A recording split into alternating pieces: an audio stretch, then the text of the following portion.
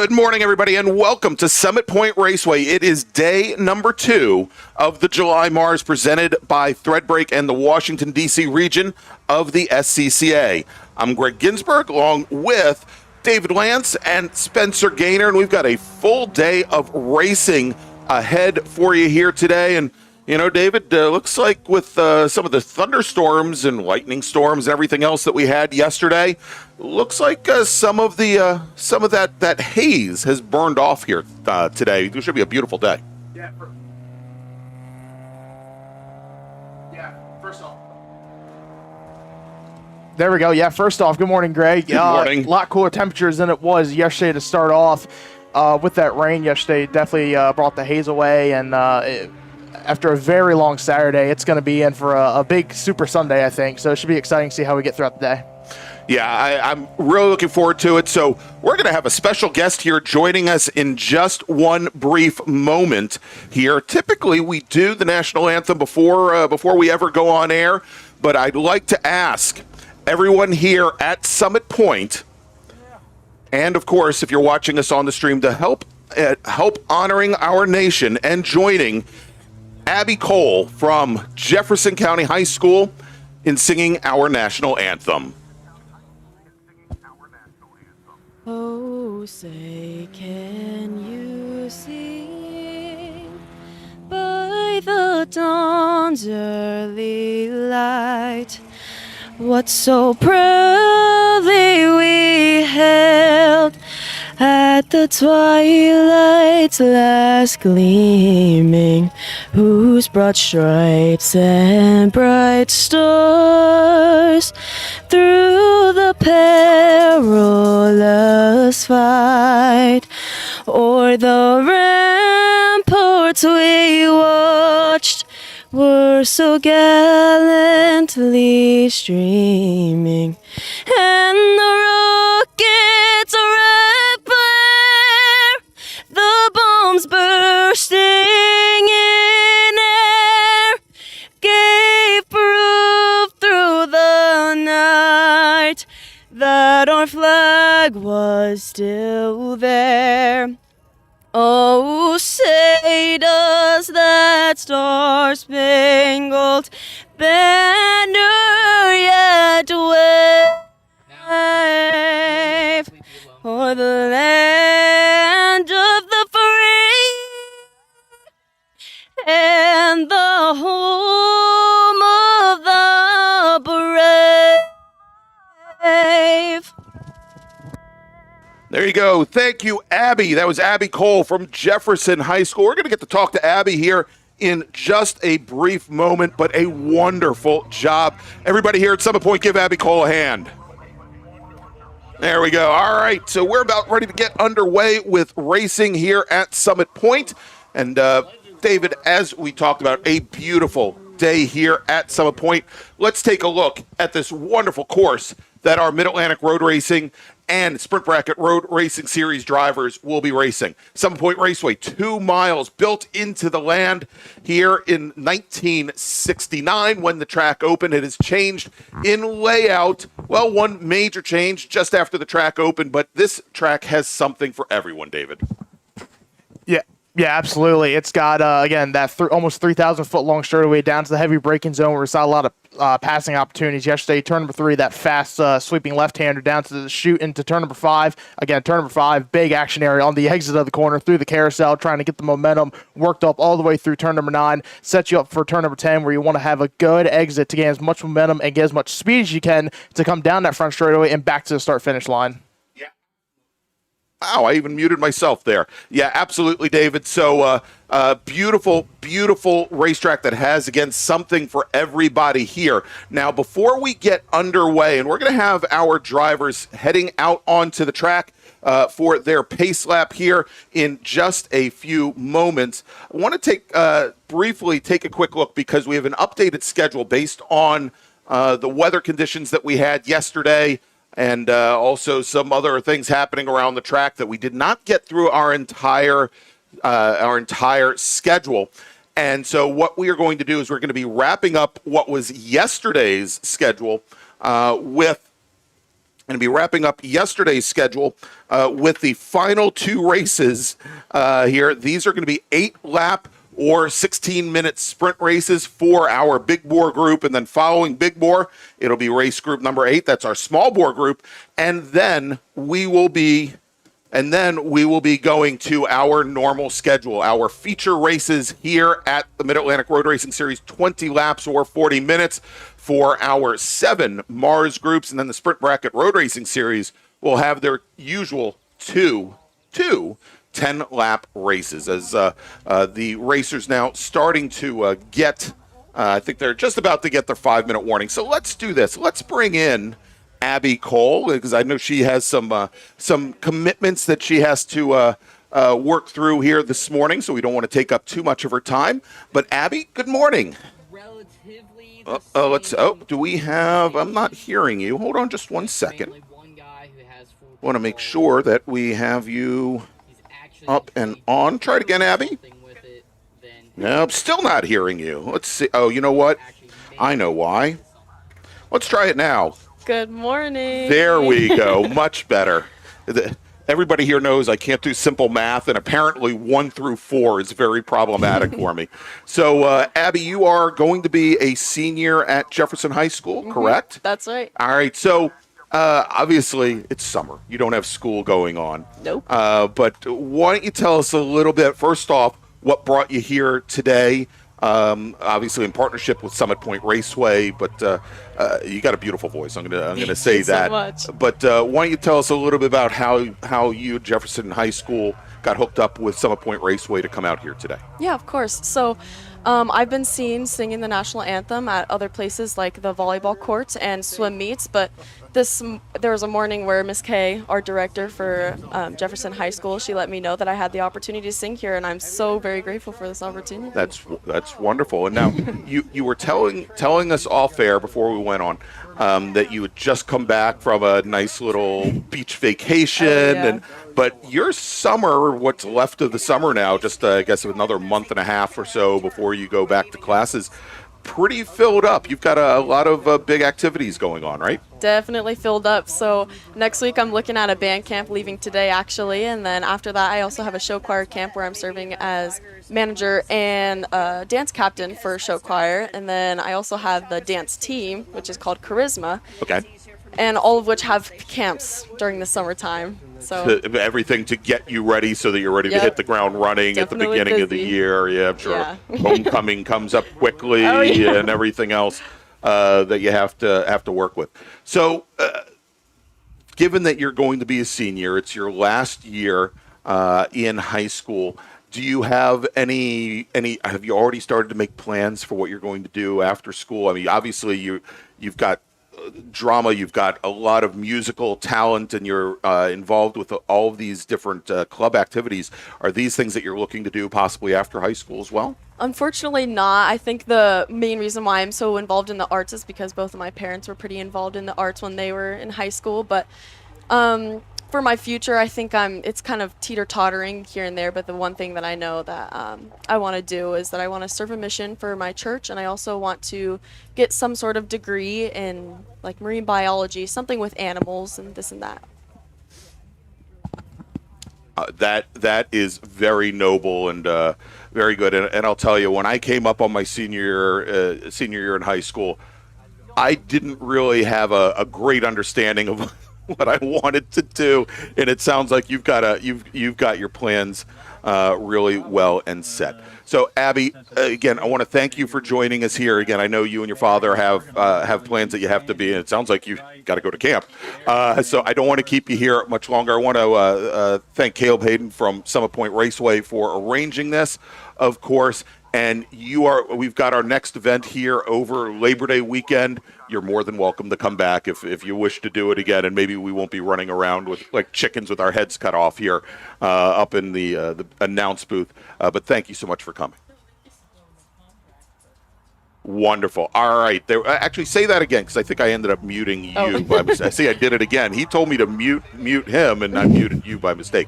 So There you go. Now that I've said everything wonderful that you said. I said, thank you so very much for this opportunity. It's been definitely a pleasure. There you go. All right, everybody. Again, Abby Cole, soon to be senior at Jefferson High School. Thanks so much for joining us, Abby. Appreciate it. All right, there we go. We now have the pace car. We now have the pace car getting ready. Oh, no. I was going to shake your hand, Abby. That's okay. Wonderful. Thank you so much. It's been a mess up here. Thanks so much for joining us, Abby. All right, we've got the pace car and the splitter up at the top of the pit road as we are now ready to get underway here at Some Point Raceway for our big bore race. And David, I think this time I actually got your microphone unmuted. So we've got the pace car, beautiful MGA driven by Tom Hoffman, now out on track with a slightly smaller field than we anticipated. Heading out on the pole today for probably his first of 4 races possibly today. Corey Markovitz out of Martinsburg, West Virginia, driving that beautiful white 911 GT3 Cup car. And then on the outside of the front row in a Ford Mustang, it's the first of our Touring 2 racers here today. We've got 3 Touring 2 racers, and on the outside of the front row, driving the number 40 Mustang out of Annandale, Virginia, it is Christopher Harris. Chad Fisher in his Touring 2 Chevrolet Corvette Z06, the bright yellow machine. Hard to miss him there in the field. Chad, a rookie here in the MARRS series, will start in 3rd position inside of row number 2. Then we got Mike Herbert.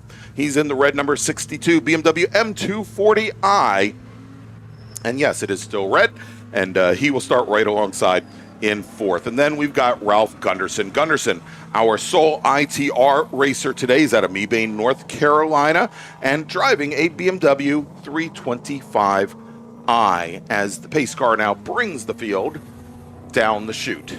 Yeah, we were supposed to have a 6 car that was on the grid. Shelby Martin in number 50 making his road racing debut. Unfortunately, we saw the issues that they had with that car yesterday in qualifying, and they tried to get out for the bracket race yesterday. Steve, his father, in that car. Unfortunately, I know they've had issues with the oil coolers and the engine, so they were on the grid and unfortunately didn't leave. And then when they got going, they made the right-hand turn back into the paddock. So hopefully they can get those issues resolved, or hope for later today. Yeah, it would be great to be able to get the young Mr. Martin out on track here a little bit later today. And that car was somewhat just trouble struck yesterday. So hopefully that number 50 machine will be back out. All right, as the pace car lights are out on the MGA, bringing the field up the hill again. This is going to be an 8-lap race. So David, before our racers get to the start-finish line and the green flag, let me make a call to the grid for our next group. Attention in the paddock. Small bore racers, race group number 8, please head to the grid. Your race is next. Small bore racers, race group number 8. Not a lot of time, this is a short race. Please head to the grid now. All right, starter is looking over the field as they come out of turn 10. Very nicely formed. And let's take a look. Green flag is in the air, and we are racing once again here at Summit Point, our first of 10 races today. That's right. See, I can do simple math. 10 races here. This is a continuation of yesterday's schedule. This is the first race of the day, and our next scheduled for 8 laps or 16 minutes, whichever comes first. Corey Markovitz jumping out to an early lead. We saw him in the bracket race yesterday afternoon, where he finished up as our first car across the line and taking the win in his bracket. He's looking, of course, he's the only GT2 car here today. He is looking to have a nice and maybe a calm weekend. if you could have a calm weekend behind the wheel of a GT3 Cup car. Yeah, no doubt about it. But behind them, we see the black Mustang, the yellow Corvette, and the red BMW. That is the Chris Harris, Chad Fisher, and then Mike Herbert machine. Chris Harris making his first ever road racing debut here in the MARRS series. This is a former Phoenix Performance Mustang. I know. I thought it was. Yep. So he's out here for the first time. Did the driver school in a Touring 1 Mustang. So a little bit kind of a little bit down on power and everything, a little less air on this touring tube, but already off to a good start. Chad Fisher there in that yellow Corvette in the 39. We saw him at the June MARRS. Had some issues that weekend, just I think was battling some gremlins in the brakes and was working on the front end, but looks like he got that car back out, already off to a solid start. He's only about a couple car lengths behind the Chris Harris machine. You know, and it's funny as we're talking there about Chad Fisher, who he says he's 44 going on 16. I mean, who is it? He harkened back. We were talking to him over the little bit earlier this weekend here, David, and he's telling us how there's a bit of a difference between that Phoenix-built Corvette that he's behind the wheel of right now and his first introduction to motorsports, which was at just short of 3 years old in a little 60cc Yamaha three-wheeler, you know, those little ATVs of death. Maybe you don't know, because I think probably by the time you were born, they had already outlawed those things in the United States, and everything was a four-wheeler. But big change there. Yeah, you couldn't get more different than that as we see the field there. It looks like Chad is keeping really close to Chris Harris here. Again, it's a Ford versus a Corvette. Where we've heard this before. Right. You know, it's not like it's the first time we've heard this, but this is a fun bout. I know they were near each other time-wise in qualifying. Mm-hmm. But again, it's 8-lap sprint race today. I think you got your race coming up later today. Just kind of, honestly, for this, use it. You want to win, but kind of use it as a test session. Maybe you're going to get a good understanding of what the track's going to probably change to later today, or at least have a better understanding. So it's a little bit different dynamic than we usually have on normal weekends. Yeah. So the temperatures right now very balmy, nice, 76 degrees. Unfortunately, there's a lot of humidity with that 76 degrees. May not bother the fuel injected cars that are out here right now all that much. Certainly with our next race group, when we see some of the carbureted cars, they may have some challenges. But you're right here, David, is Chris Harris and Chad Fisher were very, very close during qualifying yesterday morning, where the weather conditions were actually maybe a little similar. I think the sun might be beating down on the pavement a little bit more this morning. Chad Fisher's going to go off at turn number 5. Oh, They're yes, trying to make it move to the outside. I think just lost a little bit of grip. Couldn't get it slowed down in time. Went through the grass there. So we'll see if he comes back out through turn 8 possibly, or he got it turned back on through turn number 6. It looks like he will. It's a long, difficult run if he wanted to come all the way across the island there, but he is back out on track. And so, David, of course, we had, this area here out by Summit Point and the whole metro area, they have not had a lot of rain over the past number of weeks. And for those of you that were with us for our broadcast yesterday, we got a pretty substantial downpour yesterday. And so a lot of the rubber that had been built up on the track surface that would lend additional grip to these racers, that was all washed away yesterday. And I think this just may be an issue where Fisher was expecting levels of grip under braking going into turn 5, which is one of the 2 real threshold braking zones here at Summit Point. He's probably expecting a level of grip that he just did not get this time down. Yeah, and I had the same thoughts too. We're basically on a green track. This morning we had the 2 warm-up sessions go out for closed and open wheel cars. Not a lot really went out. So, I mean, they got about 15 minutes each, but the first group only had about 3. Second group had about 4 or 5 cars maybe. So, not the most amount of grip laid down from the rain yesterday. And again, when that track's wet, basically all the grip just washes away from the previous day or whatever's been built up. So you basically go in and it's not really an ice rink, but it's definitely a lot less sticky than it was yesterday. Definitely not an ice rink. And I'll tell you, having driven cars around here with snowbanks on the sides of the track where it actually was an ice rink, at some points, definitely not like that. But yeah, I mean, it's just not the grip level. Now, we would expect also, and this is something that these racers should expect, we're going to see them a little bit later today, probably for this group, somewhere right around 3 p.m.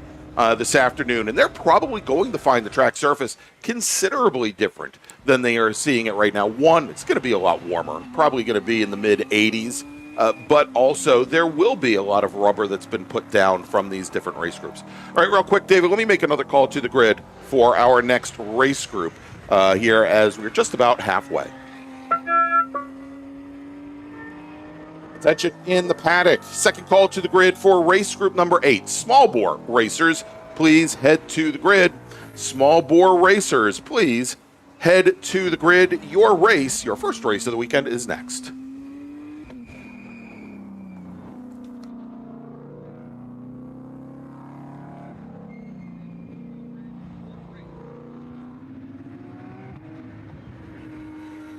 All right, as we are now just past halfway here in this race, and Corey Markovitz, your leader right now, just reset the fast lap at a 120.594. And so to give you some kind of feeling for where this stands, this is about half a second off of his best qualifying time yesterday morning. So again, a lot of time lost here on track. Chris Harris now resetting his personal best lap at a 121.7, and that is actually about 0.2 of a second faster than he's run previously. As Chad Fisher now is going to be coming across the line to complete his 5th of 8 laps. He also resets a personal best, and I'll tell you, David, he's doing his best now to make up for lost time and lost grip, as he was almost 0.6 of a second faster than Chris Harris that last time by. The downside is he's got 11 seconds to make up, and so 0.7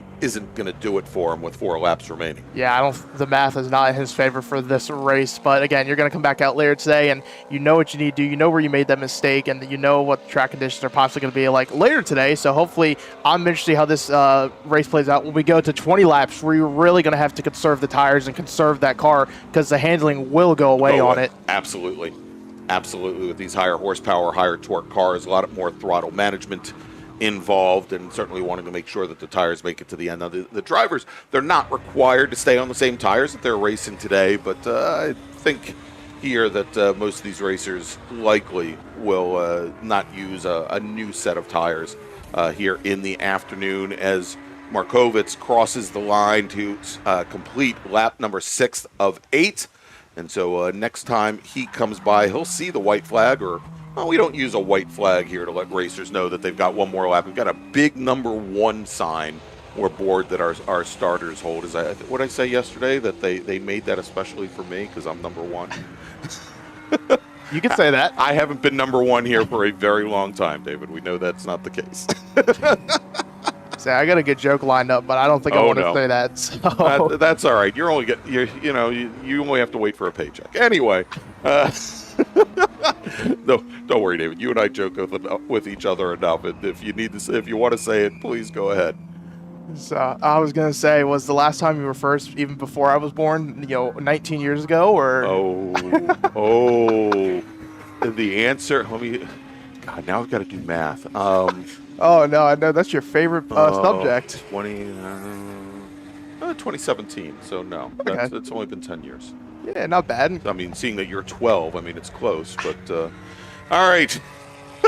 We're having fun this morning. Yes, we are. All right, as is Corey Markovitz, who crosses the line. He now does get the 1-to-go board.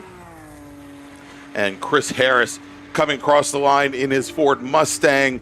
Harris, second car across the line. More importantly, he leads the rest of the T2 machines. Chad Fisher coming now onto the front straight and towards the start-finish line. He will start his lap second in T2. Mike Herbert currently a little bit further back in the field. Ralph Gunderson a lap down in his ITR BMW 325i.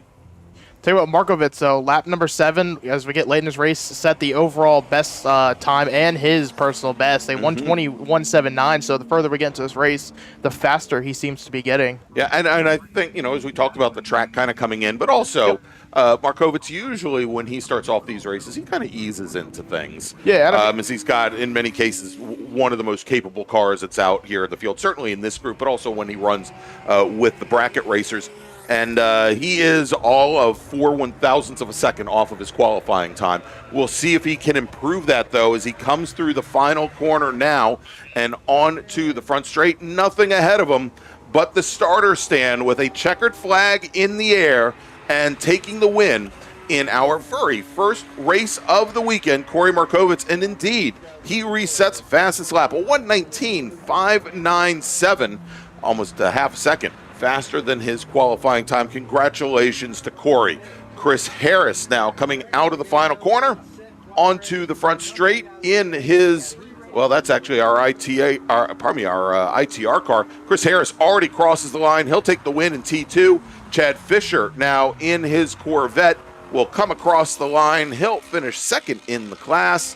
And then Mike Herbert will finish third. There's Mike working his final lap, and Ralph Gunderson, we just saw him come across the line. He's going to finish a lap down from the rest of our racers. All right, so that's going to wrap things up for our first race of the day. We've got one more shorter race to follow up from yesterday's schedule. So why don't we do this, David? Why don't we take a quick break?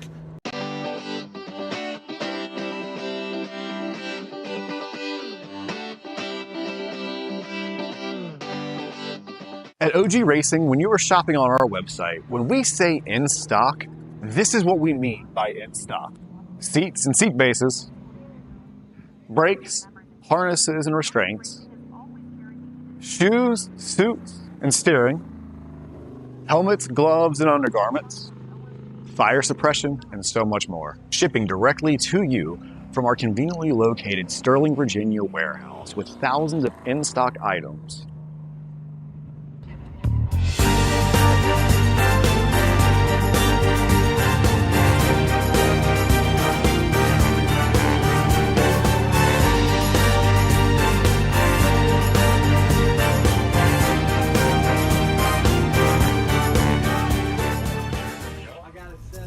RP Performance is the only premier race shop in the region that specializes in both street and track Mazdas and is located right in the heart of racing at Summit Point's Gasoline Alley.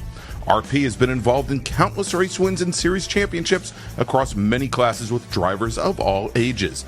Not just a full-service shop, RP has been helping drivers with their individual racing and other track event needs for over 30 years, providing trackside support, arrive and drive packages, as well as race car transport services. And they're known for its help all attitude. RP Performance is your go-to for getting cars back on track for that positive experience at Summit Point when you're ready to pack it in. For more information about RP Performance, come talk to them here in the paddock. Call them at 304-728-6749 or email them at Brett, that's B-R-E-T, at rpperformanceracing.com.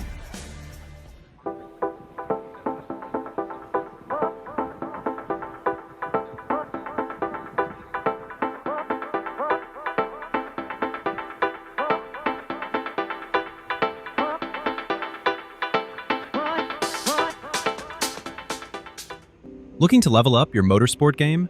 At Courage Motorsport, we've got everything you need, from high-performance parts and racing equipment to expert driving instruction and even our own Courage racing gear. Whether you're a beginner, a pro, or looking to kickstart your motorsport career with training in both the business of racing and securing sponsorships, we've got you covered. Check out our gear, grab a shirt, and represent your passion. Email us at trackready@couragemotorsport.com or visit couragemotorsport.com and get ready to hit the track.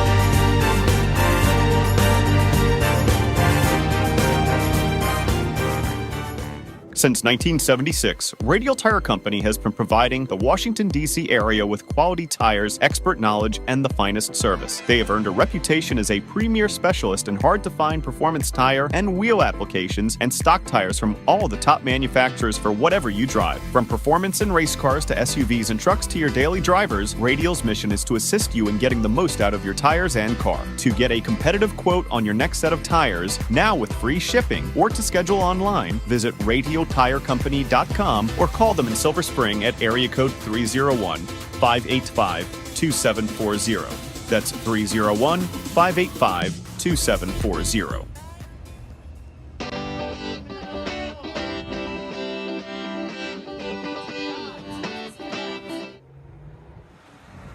It is the July MARRS presented by Threadbreak and the Washington, D.C. region of the SCCA.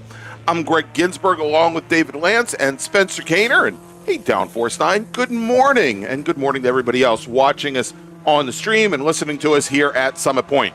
Next up, it's our final short sprint race held over from yesterday. And it is our newly constituted small bore group. We'll talk about a little bit of a change that has been made now here this weekend. And let's run down the starting order. Starting on pole, former GT Light national champion, racing now in F production in his Toyota TRD Goodyear Carbotech Toyota Tercel, Graham Fuller. Starting on the outside of the front row, the first of our Legends cars today, it's Tyler Reynolds in his 1934 Ford. That's the 170 car. Then starting third, it's Bob Connor, the second of our Legends cars, also in a 1934 Ford sedan. That's the Crosby's Crab Company machine, the Burgundy number 9. Starting third. Starting fourth today, driving the number 22 F Production Mazda Miata, the Overstreet European Motors machine of Stephen Bessett. Josu Arrieta, first of our SPU racers. He's driving the number 124 Super Impreza RS. That's the Insane Ways Motorsports machine, and he starts fifth. Starting sixth, Hudson Williams, also an SPU. He's driving the number 01 Volvo 262C. Then we've got the F Production Mazda Miata, the Euro Motorsports and Windsor Custom machine of Richard Ura, starting seventh. Tom Gann will start eighth. He's in the number 49 Alkin Marisso Racing Windsor Customs Mazda Miata. Our GT Pinto pole sitter will start ninth. He's in the number 11 Cork Street Tavern Ford Pinto. That's the number 11 car, while Ray Siebert Heath is in his F Production Mazda Miata, the number 8 RHR and LLC Windsor Customs machine, starts 10th. Starting 11th, also in F Production, it's Spike Benning. He is in the Angry Sheep Motorsports Mazda Miata, while Drew Erie in GT Pinto starts 12th. He's in the number 16, Ford Pinto.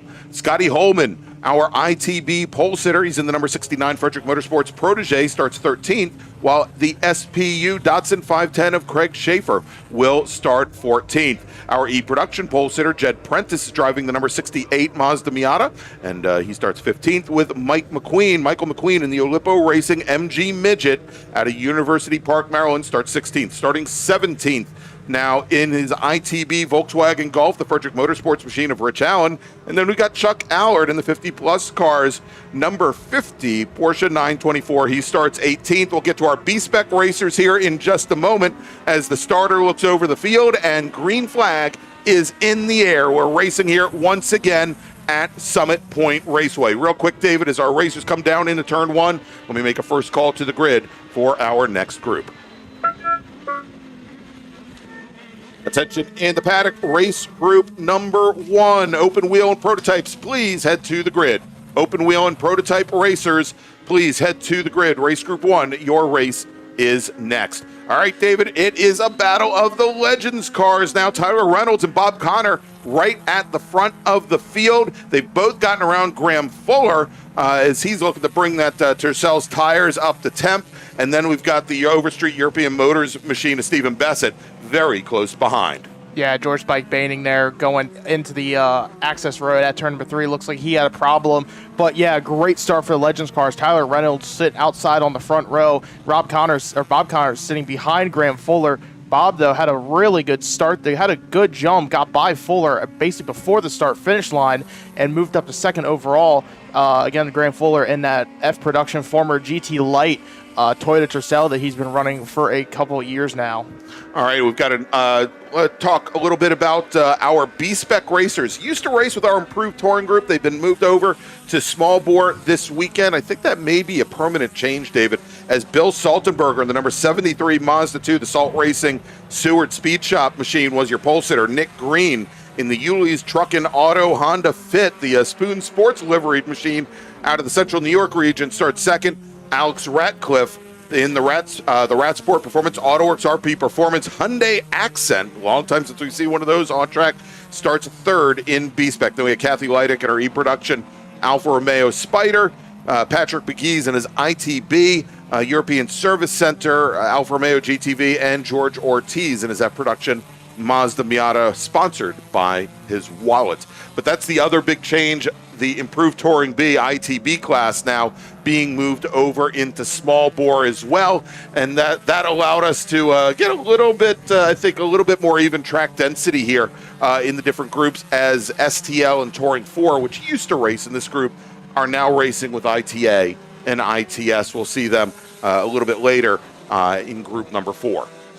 Yeah, it's a little bit of shuffle now. Looking at the battle with the B-Spec. So on our screen right now, behind this yellow car, that black and white, what is it? A Mazda 2. Sorry, Yeah, Saltenberger's Mazda 2. Yep. Yeah. So Saltenberger's Mazda 2, he's that kind of front car in line that's behind the yellow. They're just going by the flag stand right now. Behind him, Alex Ratcliffe and that black Hyundai Ascent, and then that blue and yellow Honda Fit of Nick Green.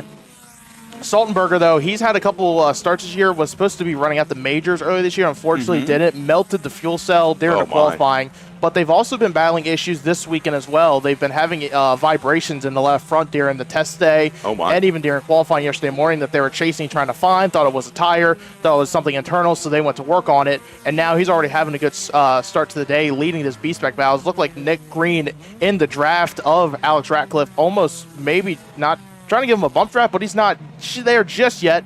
As look, he was possibly trying to make a move down to the inside, past the front, going down the front straightaway, but he will stay in line. Yeah, and he's going to have to stay in line there as a Jed Prentice in a Z Production Mazda Miata sticking to the inside. I think Prentice had designs on getting past both of those B-Spec cars, was not able to do it, and he now follows them down the short chute out of turn 2, going into turn number 3, and that's where he will stay, at least for the time being. And I think good move there not to insert himself right into the middle of that B-Spec race, which has been so close at the moment.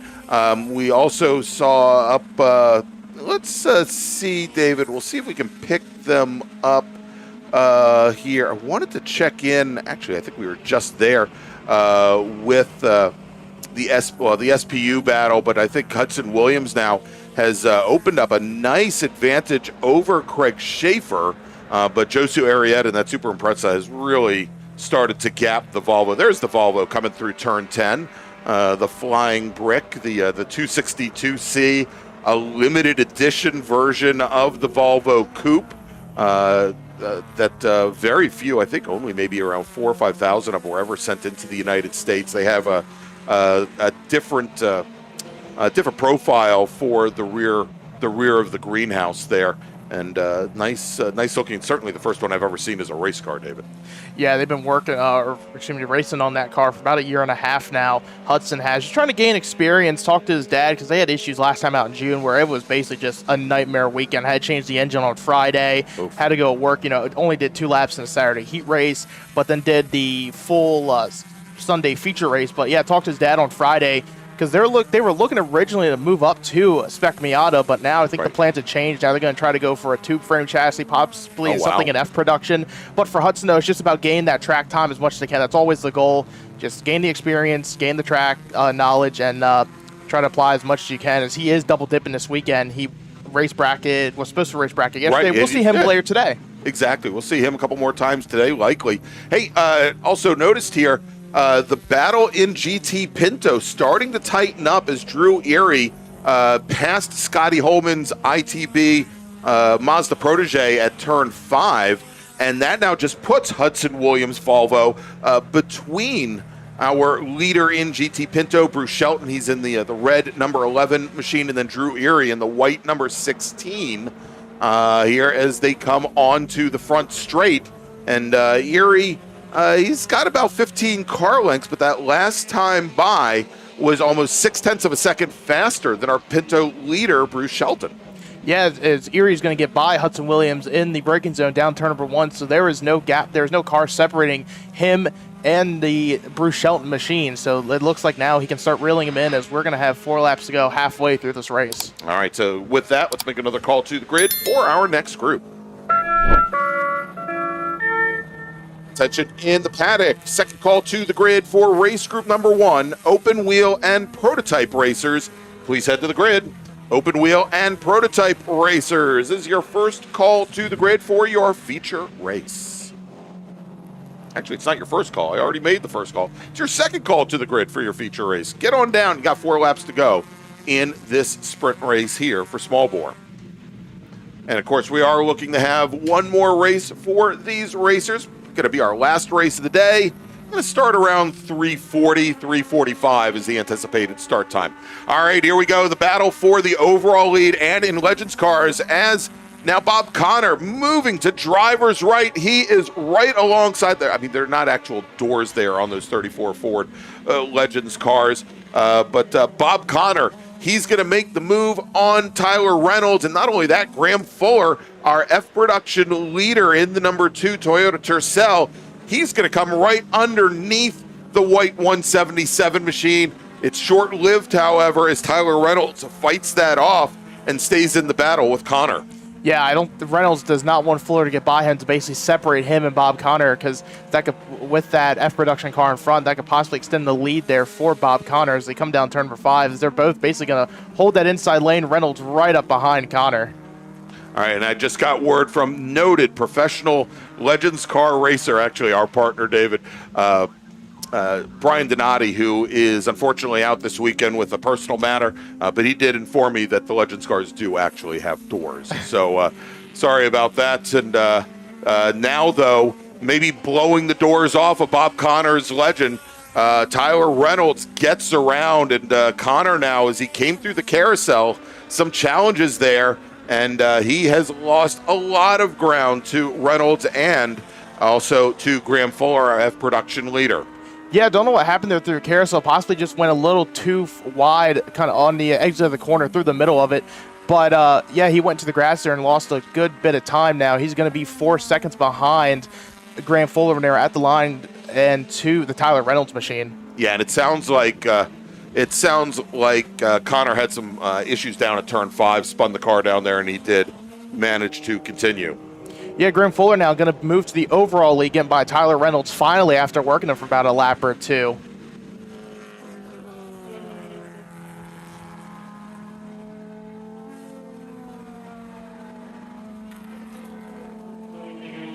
All right, and we've had a couple of drivers apparently going off at turn 5 from what we're hearing from the corner stations right now.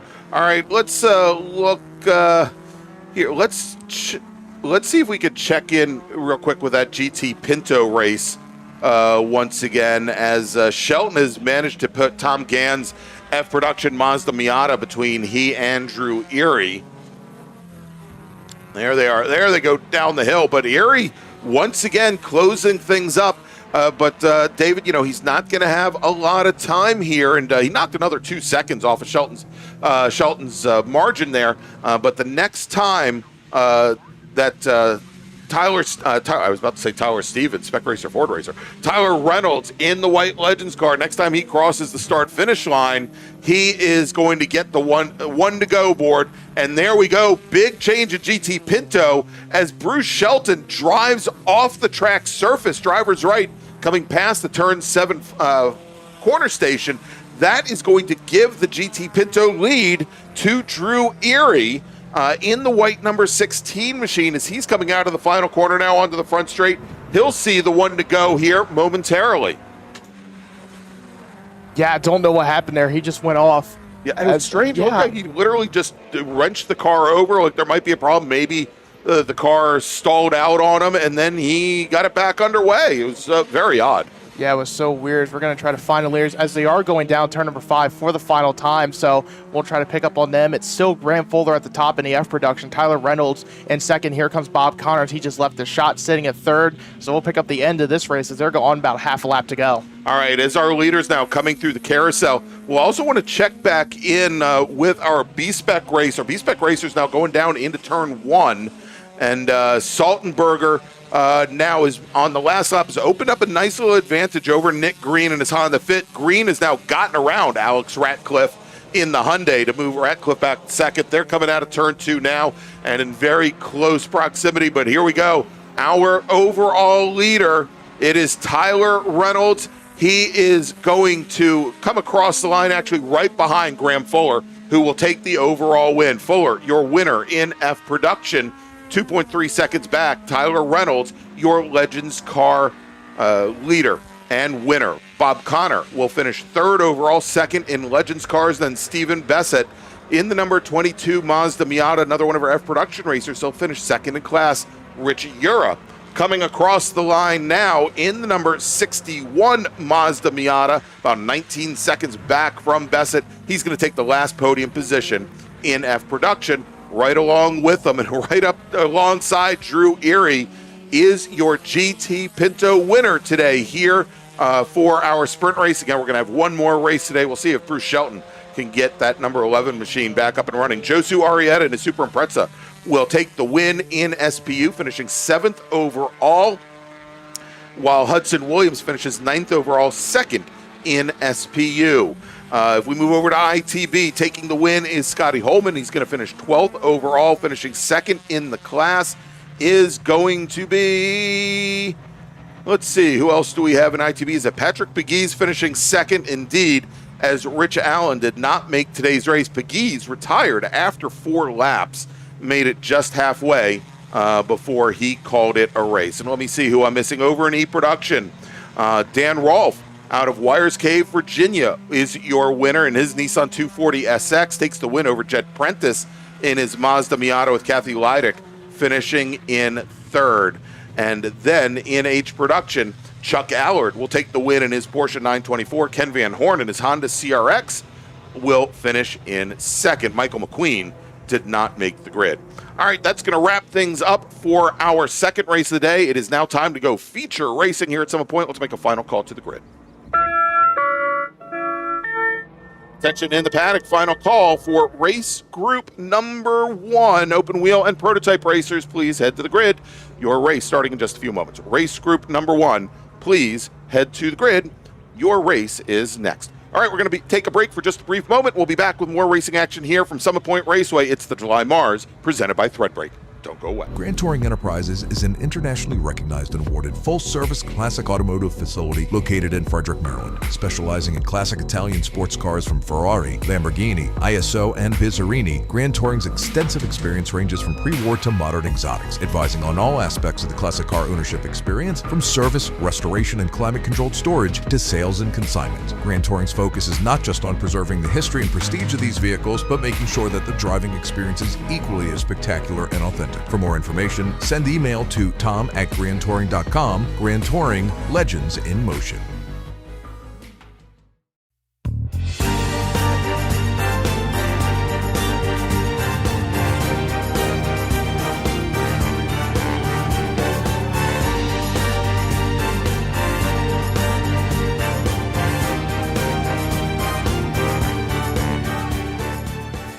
The Spring Hill Suites Winchester is an all-suite property that features spacious suites, an indoor heated pool, complimentary hot buffet-style breakfast, a 24-hour fitness center, and complimentary Wi-Fi. Whether you're traveling in a group or flying solo, you'll find it easy to get comfortable in our spacious suites. We're conveniently located just off of Interstate 81 at exit 317 in a shopping center with many shops and dining options. Discount rooms are available. To book your suite today, call 540-431-3330. From the paddock to the workplace, great hats make a lasting impression, and Threadbreak is here to help you make yours. Threadbreak creates premium custom embroidered hats for race teams, businesses, events, and brands. Every hat is embroidered in-house, made right here in the USA, ships free, and is ready in as little as 2 to 4 days. Whether you need a small run for your crew or a large order for your company or event, Threadbreak delivers quality craftsmanship with low minimums and attention to every stitch. Bring your logo to life at threadbright.com and wear your brand with pride.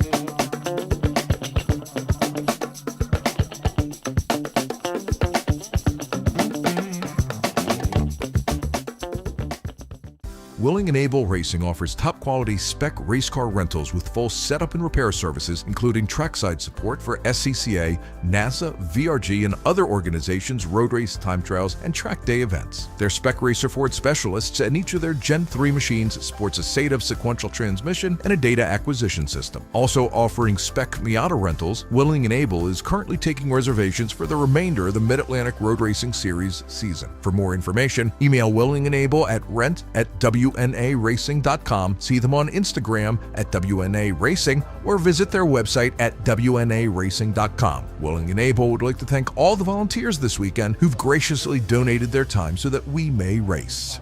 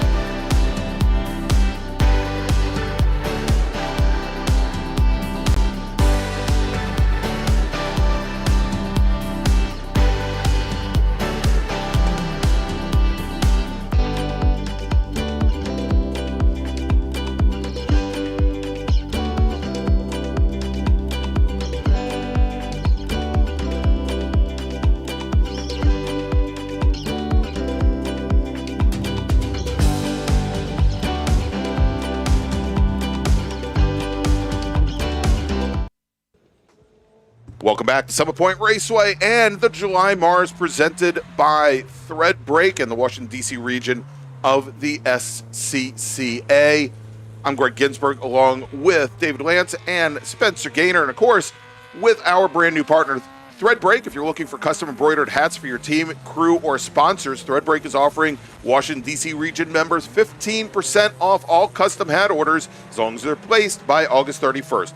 Visit threadbreak.com, fill out the custom order form, and mention that you're a Washington, D.C. region racer or a team, and get started today at threadbreak.com. David, let's run down the starting order for today's first feature race of the weekend.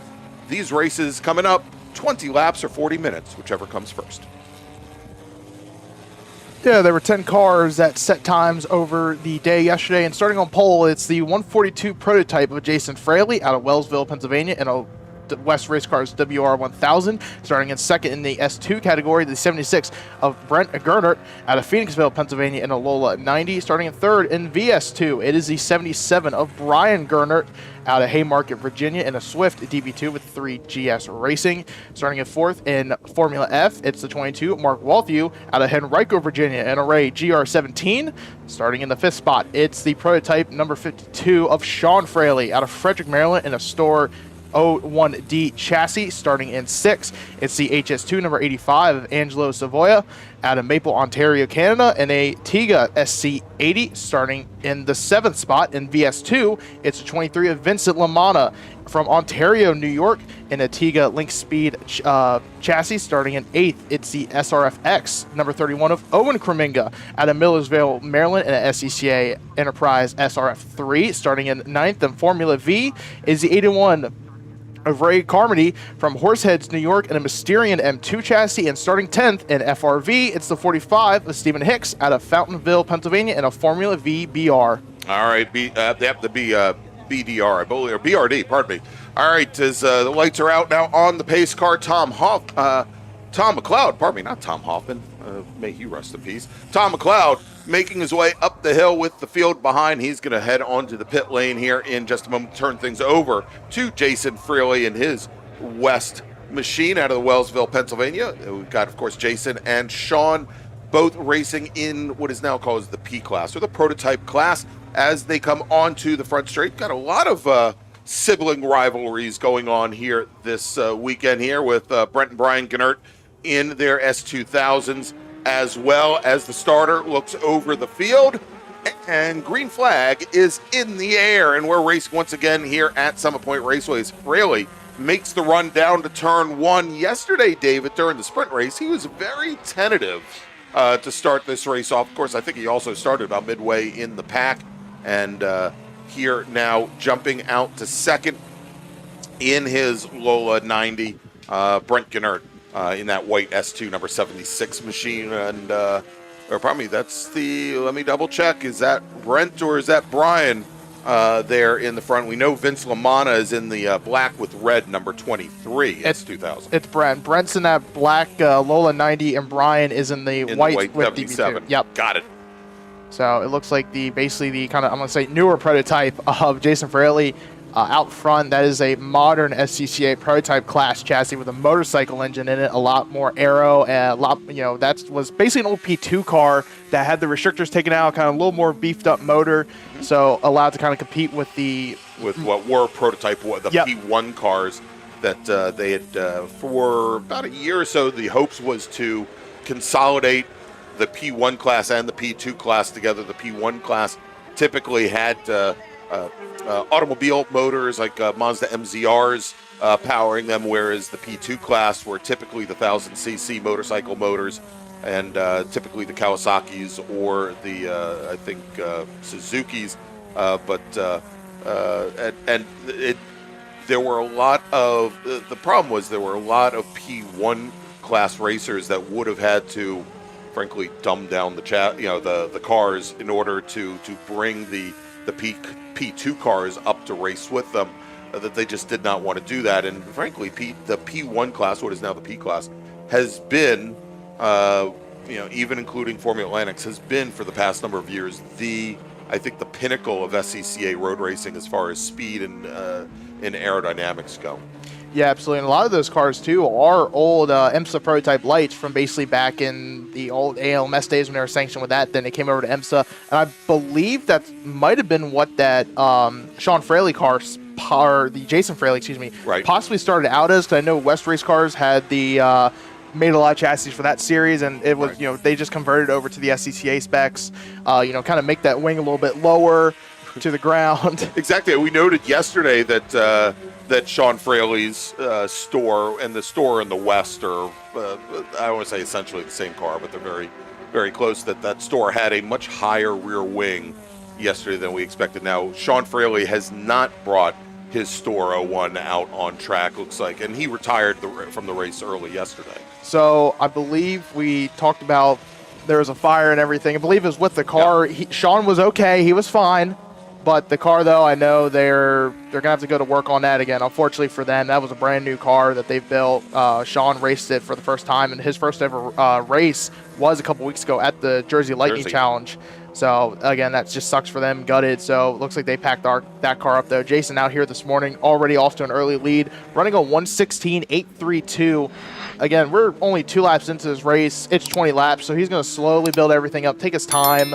Not really try to push anything early on, but we're already about 3 seconds off from his fast time yesterday set in the first race. Okay. All right. And, and we talked earlier today, about, where we stand as far as track conditions and how things are a little bit different. And it's somewhat of a reset for these racers, especially since the last time that this group was on track was, about 11 o'clock yesterday morning. And they were basically the second to last session that was in the dry. Right. So, a completely different track from what it was yesterday of probably about 20 hours ago, 20 hours ago. So, But we're looking right now as they come down turn 1, basically the Sports 2000 America cars. Brett and Brian Gerner. Brett leads in the S2 category and was the only car in the S2 category. He is at a 119.407 and sitting about 2.2 seconds behind. It's Brian. He's running about a 121.121 now. As you see, Vincent LaManna there, he just set his personal best at a 122.677 on lap number 3.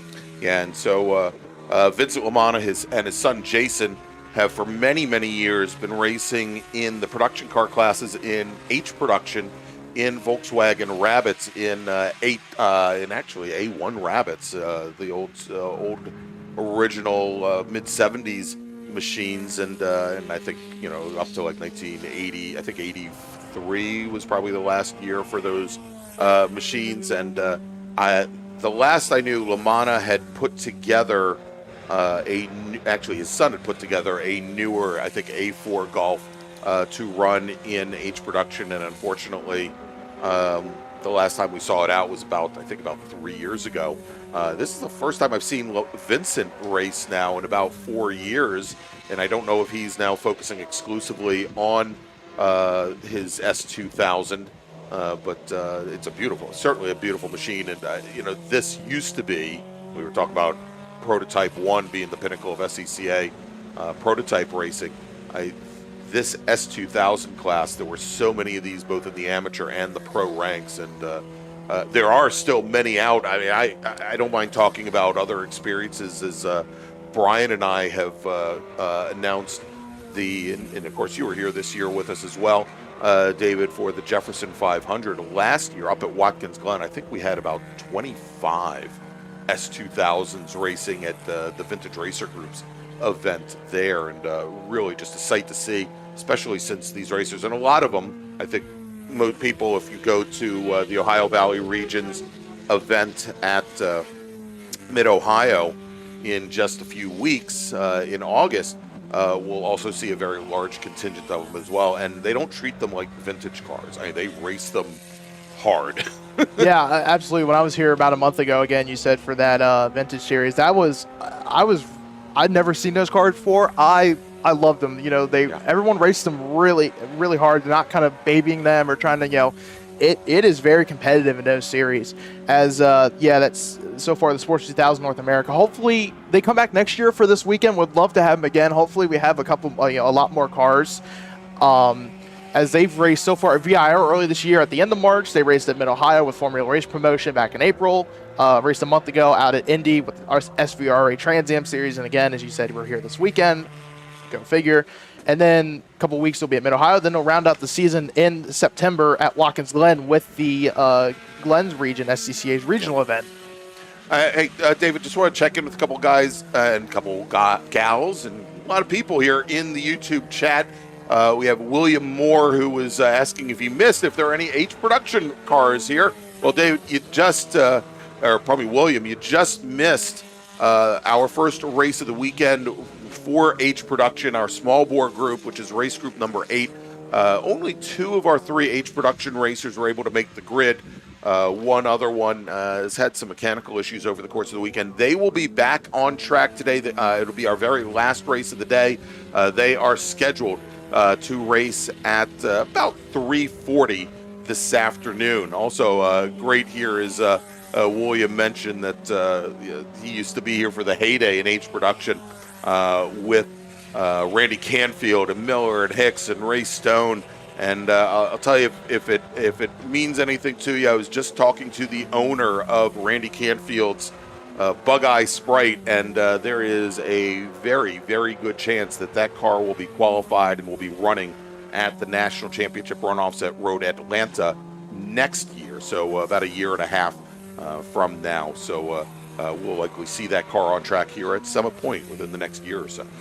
Yeah, definitely. Hopefully we'll see him out here as we're kind of watching a little further back in the field. Looks like Stephen Hicks, he did get on track. It looks like he might have been, I know he didn't show up on timing earlier, don't know what happened there, but he's back on track. This is his first time here at Summit Point as we're watching the Brett Gerner machine, but Stephen Hicks in this Formula V. FRV category, Greg, I know you kind of briefly mentioned about it. A little bit different with the specs than what we usually see in the normal Formula V, where it's a little bit wider tires they're able to use, couple small, slight changes they're able to make with those cars. But we talked about the the Sports 2000 North American Series so far with some of those events. Brian Gerner, that we saw in that the black Lola 90 chassis, he swept the VS2 category back at, he swept the S2 category at VIR and won the Mid-Ohio Race 1 that weekend in April. So he is already 4 wins on the season in that category. Brian has swept the VS2 category at Mid-Ohio, so they've had some pretty successful seasons going on. And then we talked about the Vincent LaManna there with all of his experience. 64 years old from Ontario, New York, though. He's racing for 35 of those years, as you said. Been doing 125cc shifter karts for 6 years, but had that other experience with that HP Rabbit. Also did some Formula V racing, some CSR, and obviously now in this S2000. And that Tiga that he races is one of the oldest cars in the class, in the series basically. Been highly developed by him over the past couple of years, kind of make it comfortable for him, and been working on that. And it's I know he didn't have a good outing yesterday, as he pulled off, only did 2 laps out of 15, but so far a better start today as he's completed 7 laps on the day, as we still have 12 to go. That's right.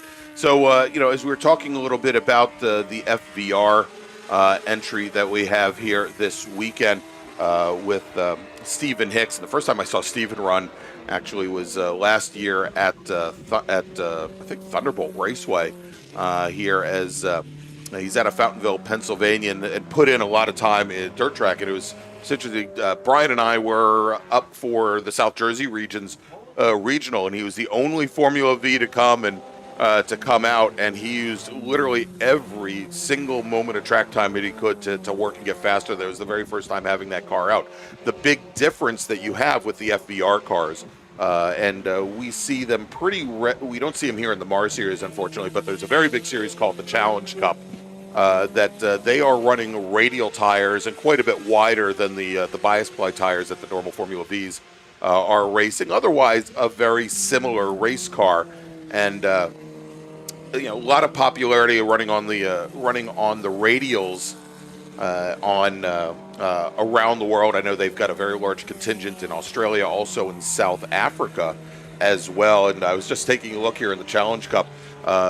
Ray Carmody's son, Trevor, who I've interviewed during the Hoosier Super Tour, actually interviewed him up a couple weeks ago at Watkins Glen. He actually leads that Challenge Cup series right now, and there are a lot of SCCA racers that typically run in it as well. We've got the Farnhams, we've got Jeff Filipkowski that runs as well in that series, and I think they're going to be also in the next couple of weeks, actually next weekend, and probably why we don't have many of them here.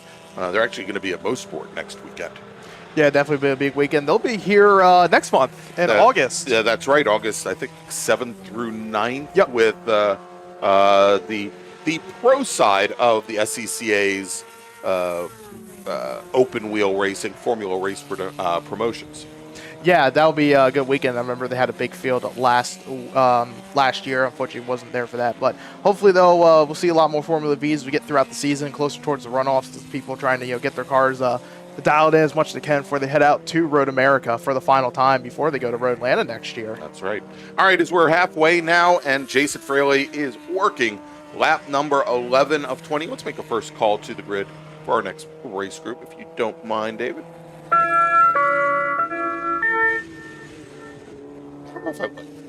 By the way. All right, first call to the grid for race group number 2, Spec Miata. Please head to the grid. Spec Miata racers, please head to the grid. Your feature race is next. Greg, if you don't like the new tones, why did you change it? Come on now. It's been so many years. We've been using them since 2019, I think. It was time. Is it time to go back after this weekend? Man, we'll see. We'll see. I've got a couple weeks to figure it out. There you go. So we're just about to get halfway through as Fraley comes down the front straightaway, passes the Mark Walthew machine in that Formula F. Mark Walthew currently sits 5th overall at a best time of 1:22.5. Fraley, though, just got the bay halfway to go, 9 laps left, but trying to see how far he is back. Coming, Let's because I'm trying to find the Owen Kreminga machine. Don't know if he's basically coming into turn 8 because he's in the green Spec Racer Ford. Right. And so Owen, we were talking yesterday. I think still in high school. I think he's a senior in high school this year. He is racing the car that his father has raced for many, many years. And Owen had been splitting time with his dad, where Owen would race here in the open wheel group in what we call SRX. Yeah. Essentially, while his dad would race the main Spec Racer Ford Gen 3 race. But I was very surprised yesterday when the Spec Racer Fords went out to take the green, and Owen was behind the wheel. He's looks like he's got the full weekend. Yeah, definitely. And like I said, he's double dipping here, so you get that extra little bit of track time throughout the day. And ran in the rain. He had a really good run too. He did. Finished 5th. Yeah. So don't know how much rain experience he really has. I'm sure not a lot with being newer to road racing. Right. But I mean, he ran probably. He was the first guy outside the 131 range that the top 3 were racing. So he was a pretty good showings yesterday. And again, going to get that extra track time today. You get to get yourself familiarized more with the dry track, see how the conditions are before you go out later this afternoon. I believe, after lunch, there'll be group number 6. So the schedule, hey, here we're going to do, we're going to bring up the schedule real quick, Spencer, here. And so we're now into feature racing. We are going to, the Spec Racer Ford Gen 3s, they are group 6. And they will roll off somewhere right around about 2:20 this afternoon if we're able to keep the schedule. All right, let's go back to the action, Spencer.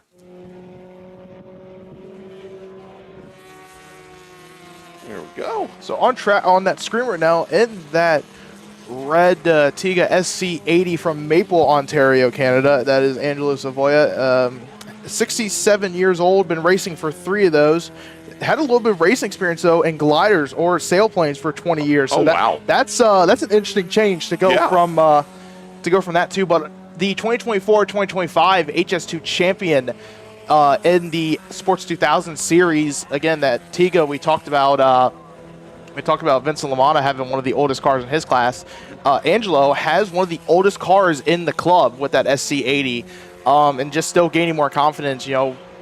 It's going to take when you get a new car, it's not going to be immediately. You're going to take some time. You're still going to try to develop it to your liking and your driving style, but gaining more confidence with each race and the help of his fellow racers there in the Sports 2000 paddock.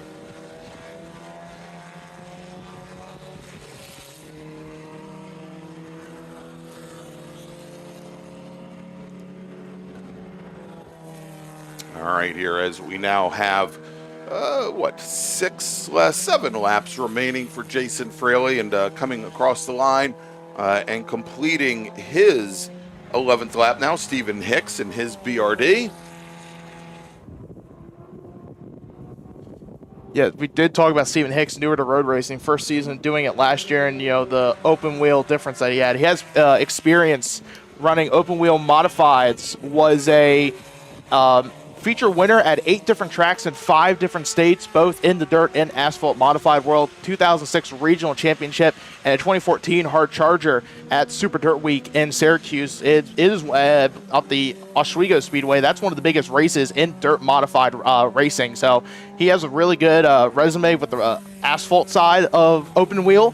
On the road racing side, still a little bit new, trying to gain familiar with it. Again, we raced a lot up in New Jersey, first time down here at Summit Point. So already having a good weekend so far. Again, just trying to gain as much experience as you can. Running in his own category, again, the FRV, so his only car in that class. But I'd say second in the Formula V group. So, again, he also is improving on his time. Yesterday, his best time was a 1:34.2.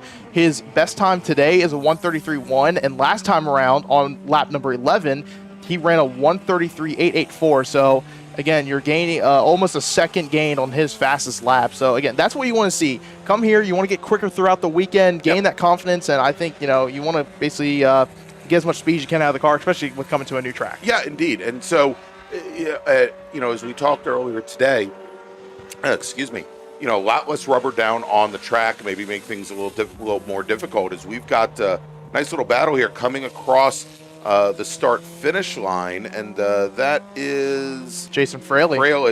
Jason Fraley there coming across. He's looking to put another car a lap down here, but didn't make it easy for him coming across the start-finish line. And I guess that's Brian Gennard in this is that in the 77 machine. Because then they also had to get around the Stephen Hicks machine too, so you got to then get around another out-of-class car. It's way slower. But Gennard moved Fraley all the way to driver's right to the white line at the very edge of the pavement. Really wasn't going to give him any quarter. I honestly, knowing that you've got a faster car coming up on you, I might have made it a little easier for Fraley there. But to Fraley's credit, he didn't he didn't back down from it. No, we've seen Jason Fraley here again for over the past year or so, building up, getting more experience here with this WR1000 chassis. And there's just so much of a speed difference going down the front straightaway because these Sports 2000s, again, they use a 2-liter Ford engine. They weigh about, I think dry weight is about 1,300 horsepower. That's the minimum, 1,300 pounds, excuse me. Where they want to basically be minimum weight-wise. They'd be putting the biggest streak of tires down behind them if they were making 1,300 horsepower. Oh, my gosh. Oh, that's a time trial vehicle right there. Time trial, say time trial vehicle. It's quite a bit more than any recent Formula One car has been doing. Also, batteries or not. That'd be interesting to see 1,300 horsepower prototype go around. But yeah, it's I know weight wise they're about the same here. I assume with the Jason Fraley machine and these prototypes, it look like he's going to get around the Brett Gernert machine. Is he's going to point Fraley by to go to the outside lane, going to move to driver's left on that inside lane, kind of give as much room as he can to Fraley. Oh gosh, we've got somebody. It's Spike now. I don't know if that's Spike Benning, and he might need comfort after the way his small bore race just started. But says go back. Those old tones are comfort food.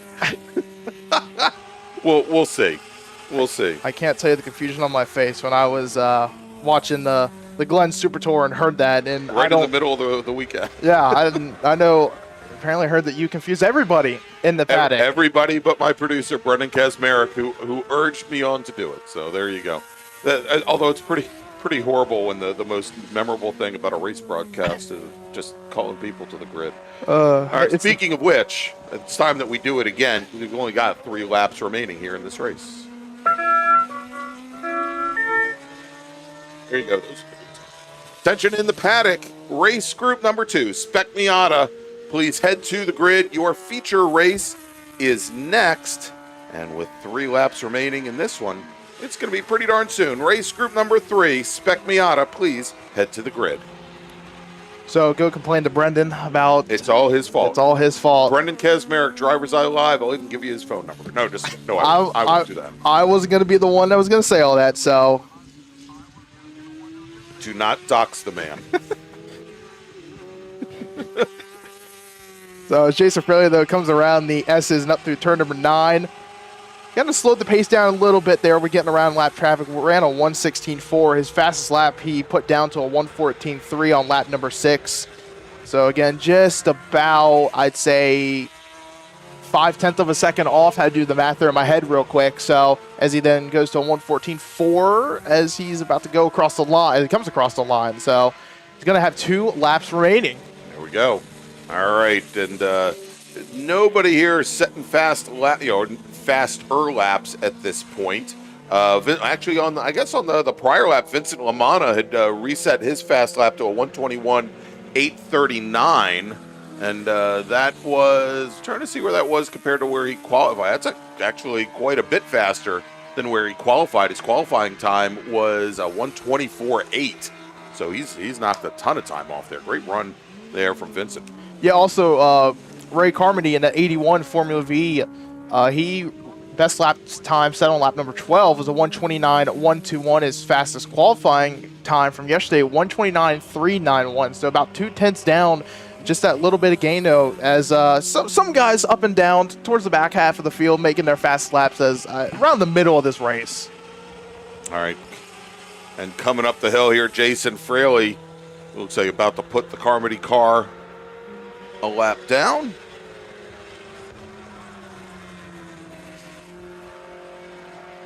And Jason Fraley now completing lap number 19. 1 lap remaining for our race leader. He's our sole prototype racer. And when I say prototype, that's the SCCA class, our P class racer in the field. Sean Fraley not making the call today. Running second overall, Brent Gennard in the black number 76. Lola 90 out of Phoenixville, Pennsylvania. Brian Gennard in the white 77 running in third. Vince Lamana in the black and red number 23. Tiga is running second in the VS2 class to Brian Gennard. And then we got Mark Walthu, our sole Formula F racer, with Angelo Savoia in HS2, Owen Kreminga, Ray Carmody, Stephen Hicks. Yeah, Brian Gernert, though, going to definitely have a way better day today than yesterday. Yes. Ended early with 3 laps to go. Had a problem with that car, so he will get the full race done. As we're going to have Owen Kreminga goes a little far off. And turn 10 will bounce through the gravel in the grass. There's a big dip there where we see a lot of if you go off there, a lot of the back ends jump up. Yeah, he handled it pretty well, straightened the wheel up, and will not create any problems other than maybe a little bit of dust in the air for Jason Fraley, who comes to the line and takes the race win with checkered flag in the air. All followers will finish here. So Brent Gennard running second overall in his Lola 90, coming onto the front straight now, and will crest over the hill in just a moment, right behind Ray Carmody. And Gennard will finish second overall, takes the win in the S2 class. Brian Gennard will finish third overall and takes the win in VS2 over Vincent Lamana. Then Mark Walther will finish fifth, our sole racer in Formula F. Angelo Savoia will finish sixth overall, our sole HS2 class racer. Then Owen Kreminga, he's got one more lap to go here, as he'll have an opportunity perhaps to shed some of that gravel before Dad has to break out the shovel in the paddock in just a little bit. Then Ray Carmody has already crossed the line. His race is now done, as is Stephen Hicks. So with one racer remaining, and that is Owen Kreminga. There he is, coming out of the final corner, and a little run through the gravel notwithstanding. At least he only did it once while the cameras were on him. And he will come across and take the checkered flag. All right, let's make a final call to the grid for our next race group. And this one you definitely don't want to miss. There were fireworks yesterday, David, so hopefully at least we'll have some flashbangs here today. Attention in the paddock. Final call for race group number 2, Spec Miata. This is your final call to the grid. Spec Miata racers, please head to the grid. All right, we're going to take a quick break. We'll be back with more racing action, Spec Miata action, here from the July MARRS, presented by Threadbreak here at Summit Point Raceway. We'll be right back. At OG Racing, when you are shopping on our website, when we say in stock, this is what we mean by in stock. Seats and seat bases, brakes, harnesses and restraints, shoes, suits and steering, helmets, gloves and undergarments, fire suppression, and so much more. Shipping directly to you from our conveniently located Sterling, Virginia warehouse with thousands of in-stock items.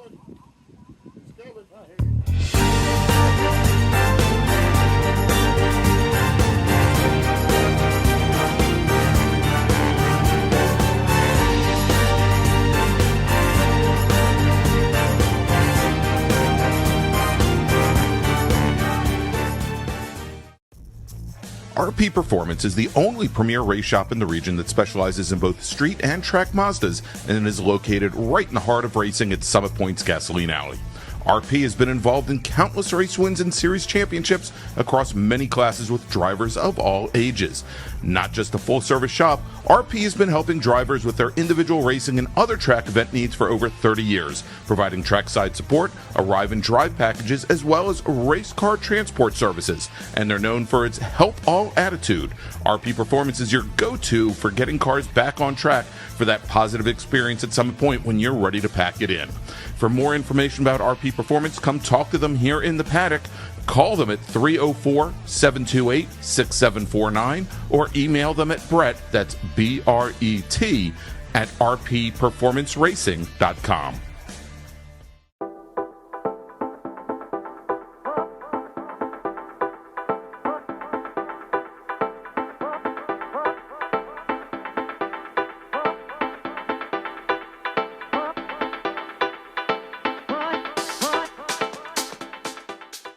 Looking to level up your motorsport game?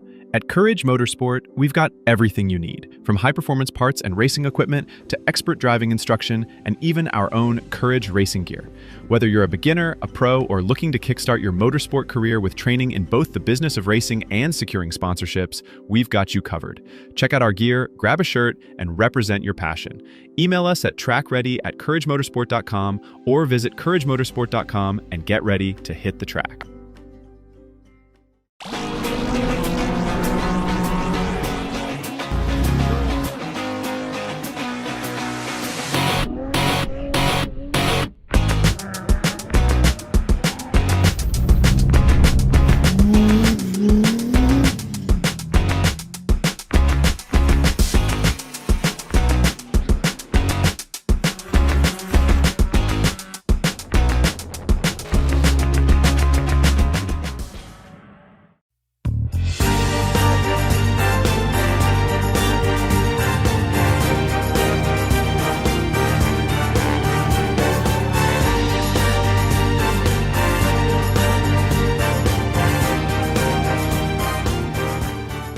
Since 1976, Radial Tire Company has been providing the Washington, D.C. area with quality tires, expert knowledge, and the finest service. They have earned a reputation as a premier specialist in hard-to-find performance tire and wheel applications and stock tires from all the top manufacturers for whatever you drive. From performance and race cars to SUVs and trucks to your daily drivers, Radial's mission is to assist you in getting the most out of your tires and car. To get a competitive quote on your next set of tires, now with free shipping, or to schedule online, visit RadialTireCompany.com or call them in Silver Spring at area code 301-585-2740. That's 301-585-2740.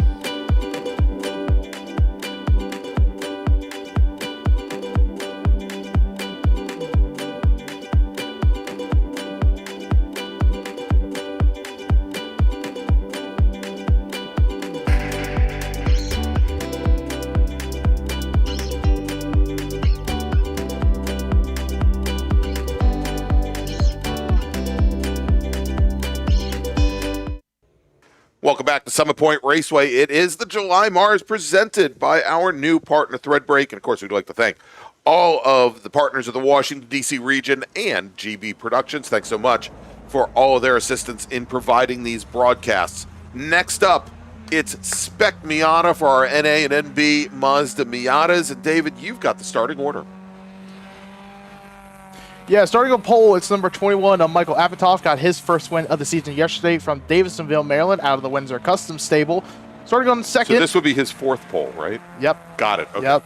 Starting on the outside of the front row, it's the 69 of Jeremy Butts from Darnestown, Maryland, with the C-Vet sponsorship out of Windsor Custom. Starting in third, it's the 63 of John Hotz from Sparks, Glencoe, Maryland, out of the Hotz Tough Racing. Starting in fourth, the 35, Chris Rawlings from Reading, Pennsylvania, with the Rossini Planet Miata sponsorship. Starting in fifth, it's the 44 Kip Gaynor out of Durwood, Maryland.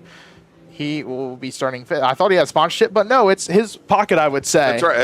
I think Spencer sponsors him. Yeah, we'll just say that. Starting in sixth, though, it's the 88 of Michael Lamena out of Oakland, New Jersey, with the Cornerstone Financial Machine. Starting in seventh, the 72 Tom Bourne out of Warrington, Virginia, out of RP Performance. Starting at 8th, the 195, John Jenkins out of New York, with the Classic Car Club Manhattan Machine. Starting 9th, the 28, David Henderson from Falmouth, Virginia, or with the BDL Motorsport. I'm the one with the foul mouth. He's from Falmouth. I have not read that hometown. I apologize to the Henderson camp. Starting 10th, it's the 08, Naif Altalali from Blacksburg, Virginia. Starting in 11th is the 81, David Gass from Great Falls, Virginia, with the RP Performance sponsorship. Starting at 12th, the 19 of Sly Stafford out of Laurel, Maryland. Starting 13th, the 49, Tom Gann from Winmore, Pennsylvania, out of Windsor Customs. Starting 14th, the 89 of Bob Cahall from Gurnee, Illinois. Starting 15th, the 78, Ted Cahall from Cave Spring, Virginia. Both of them had issues yesterday in the race. Starting 16th along it is the 50 of Lage Powers from Hampstead, Maryland. Starting in 17th, the 96, Blake Anderson from Waynesboro, Pennsylvania. Starting 18th, Jed Erdahl. And the 22 from Fairfax, Virginia. Starting 19th, the 112, Matt Crane from Richmond, Virginia. And starting in the 20th spot, the 54, Michael Cohen from Owings Mills, Maryland. All right, as the pace car now heads to the pit lane, turning the field over to race winner yesterday, Michael Apatow in the white number 21. He's got Jeremy Butts right alongside, as he did yesterday. And yesterday, Butts had a wonderful start from the outside of the front row, jumped ahead of Apatow, pushed him back. The big, as we've got, looks like maybe a little bit of contact or some oil down right at the start there. And it looks like all of our cars have managed to continue. John Hotz did not have a very good start yesterday, dropped as far back as 7th position. He's going to try to hold on now to the inside. He's actually shifted over to the outside of the front row there with Chris Rawlings. As Rawlings and Apatow battled it out for like the first 3 laps of the race, allowed Jeremy Butts to open things up until Apatow chased him back down. But now it is Apatow and Hotz, the 21 and the 63, side by side, right behind Jeremy Butts as they come out of turn 3 and head down the hill, Dave. Yeah, they're getting 2 by 2, starting single file out as they get down to turn number 4. Jeremy Butts, Michael Apatow, the Windsor Customs teammates, out of the same tent with Chris Rawlings. He had a good run yesterday until had a little bit of an excursion off track, got a little loose at turn number 10, tried to overcorrect it, and it kind of shot to the grass. He went no harm, no foul, though, but lost a couple spots. All right, here is Jeremy Butts now going to lead the field. And, so David, you were talking during, before we actually went on air today, that you were over in the Butts camp yesterday and talked to Jeremy. And Jeremy had some things to say about how he approached the race yesterday and how he maybe wanted to look at how he approached it a little bit differently today. Yeah, absolutely. Talked to him a little bit last night because he struggled a little bit towards the end of the STO race as well. And he said, I was mirror driving more than driving out of the windshield. So he said, I was making a lot of mistakes, just wasn't setting fast times, worrying more about what's going on behind me instead of in front of me. He said, if I can just drive out of the windshield a lot more than I did in the mirror, as David Gass looks like he has a bit of a brake lockup. Yeah. He's had some transmission issues on Friday it looks like that they were good yesterday, and then I think he was the one that was smoking there on the start with Tom Gam behind him. But Jeremy Butts, though, yeah, he said, if I drive out of the windshield, don't really pay attention, kind of focus more out front than out back, I can really set fast laps. I can really start to get a good, consistent rhythm and hopefully stay out front today. All right, 3 drivers not making the grid for today's race. 2 of them, David, we kind of expected. The Cahall brothers, Bob Cahall and Ted Cahall, they were involved in a lap 1 incident during yesterday morning's sprint race. And we thought considerable damage had been done to both the number 89 and the number 78 Mazda Miatas, and they did not continue. As we've got a driver now pulling off over by the turn 7 flag stand, and who is that? It's Kip Gaynor. That is the Kip Gaynor machine with the number 44 car pulling off at turn 7. Looks like his race is now run, pulled off from 5th position, right behind John Hotz. That's unfortunate, as we've got a driver now off in the gravel and coming across.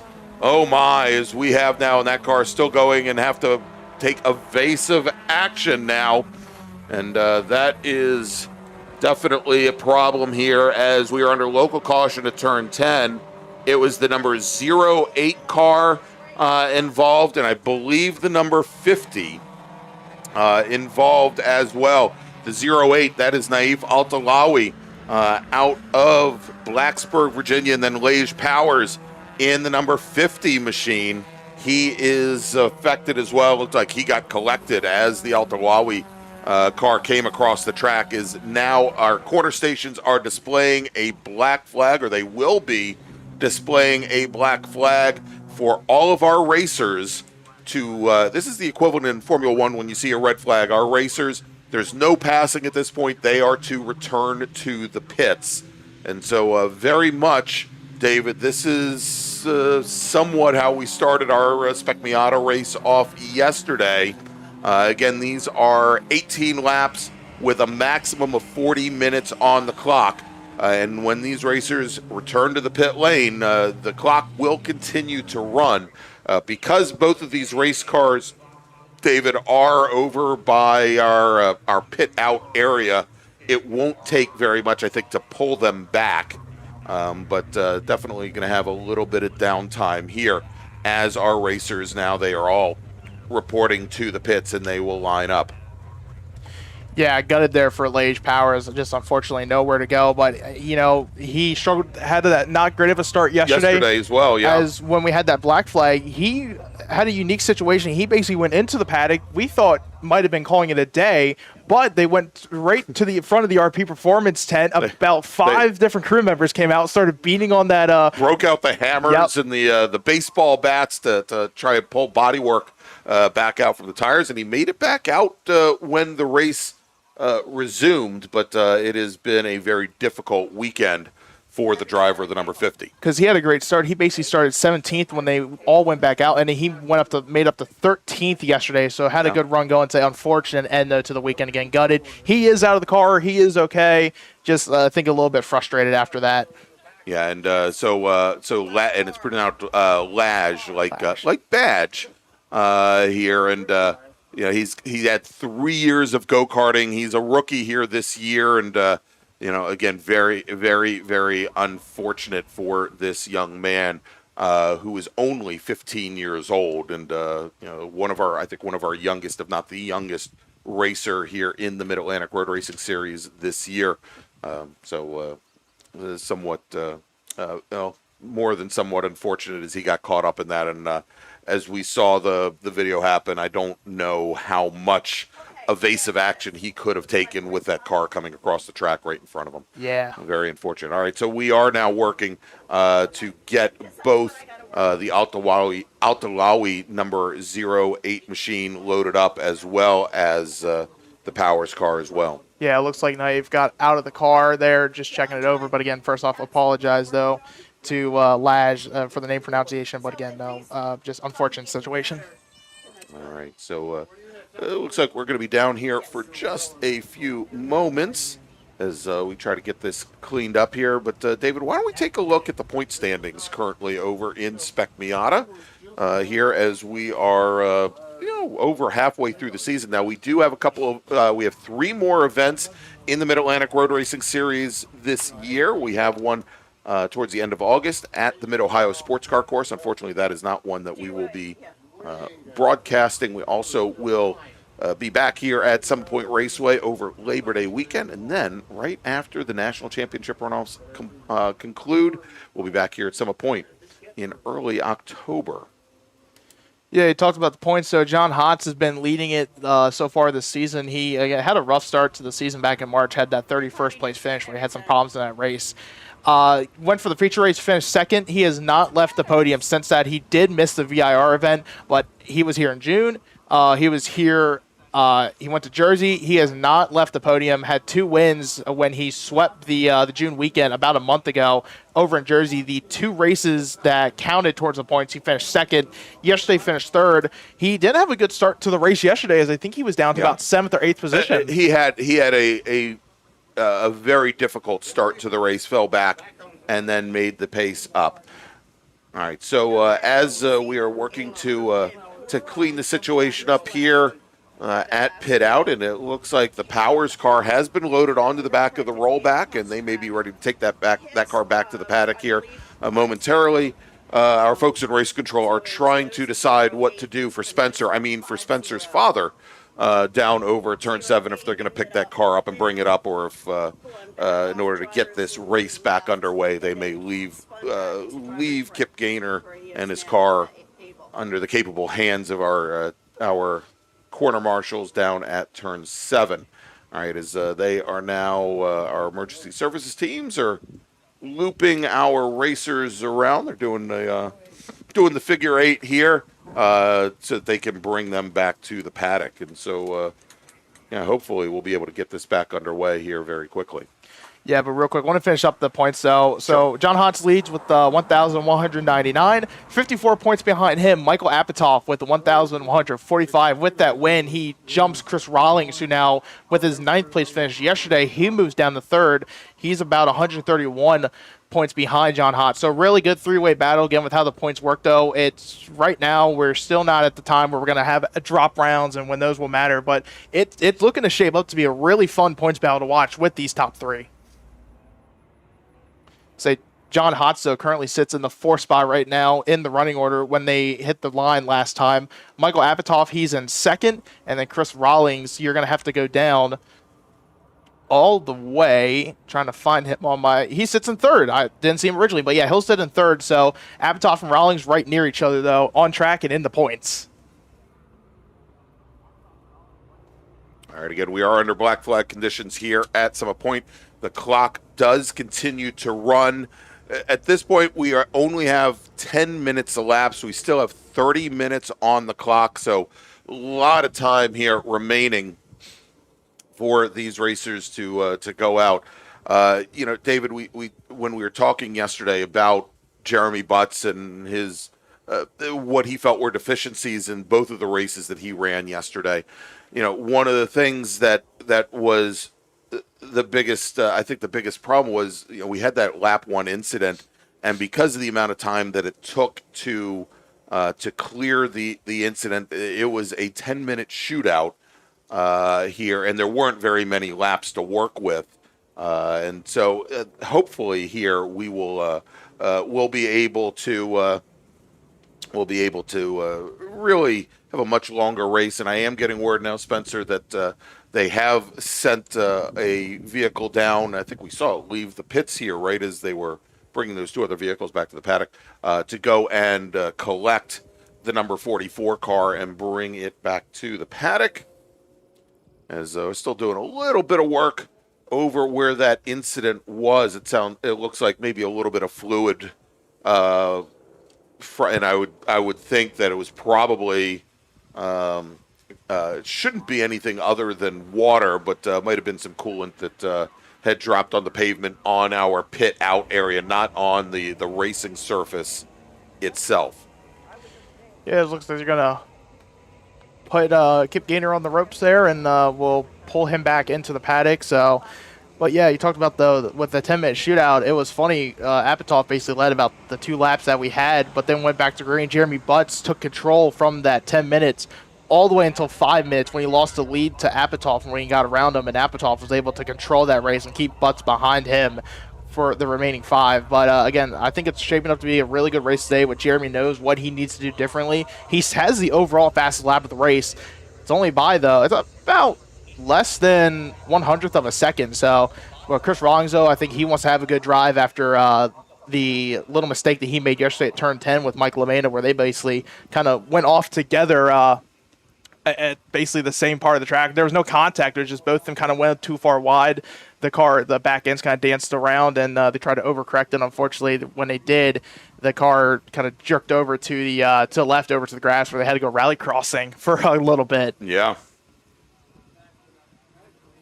All right. So from looking at it, I think most of the drivers have stayed in their vehicles, and we do have our grid workers making sure that everybody is in the correct order. Again, once that black flag was displayed there, in order to make it easier to have everybody in order heading back on track, no passing allowed under black flag conditions here in the SCCA. But in case there was a pass, I want to make sure that the drivers get put back into the correct order. And hopefully then we'll be ready to get going here. Looks like they have just about cleaned up that area right at the pit out area.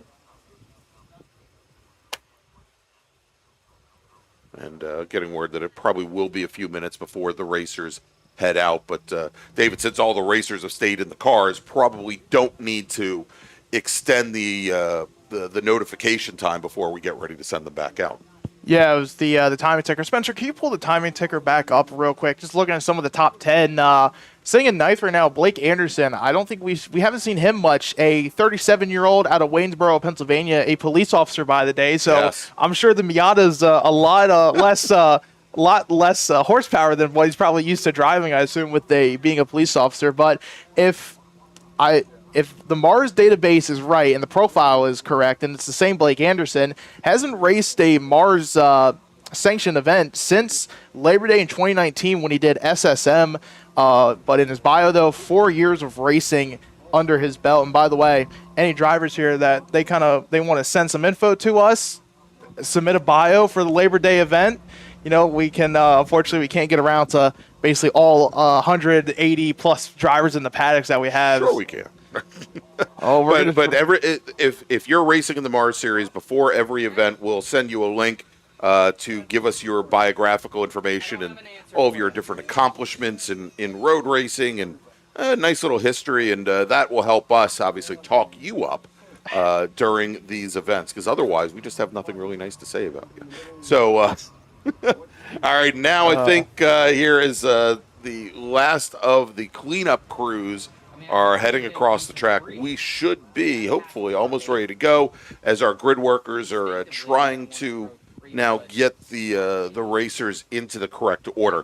Now, when these racers will head out, any kind of a restart in the SCCA will be a single file restart. They'll head out behind the pace car, the safety car, and then the starter will look over the field, make sure that the lead car, who is Jeremy Butts, is maintaining a good pace, and then we'll get back underway here again as the clock continues to run.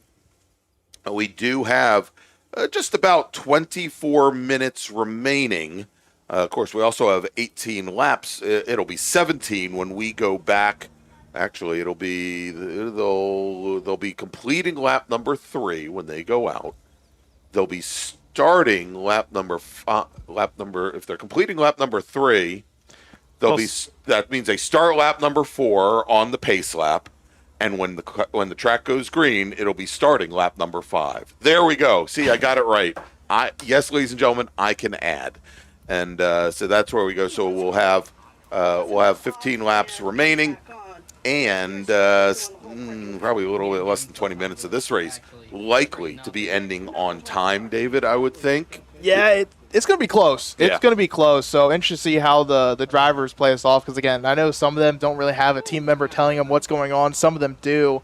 But it's going to be interesting to see how you play this out, because, again, they might not – someone might be telling on pit lane, hey, this is what the situation is going to be looking like. This is what you need to expect. But you really won't know when it's one to go until you see that one to go board. I want to thank It's Me, which isn't me, it's him, who's not me, over in the YouTube chat for joining us.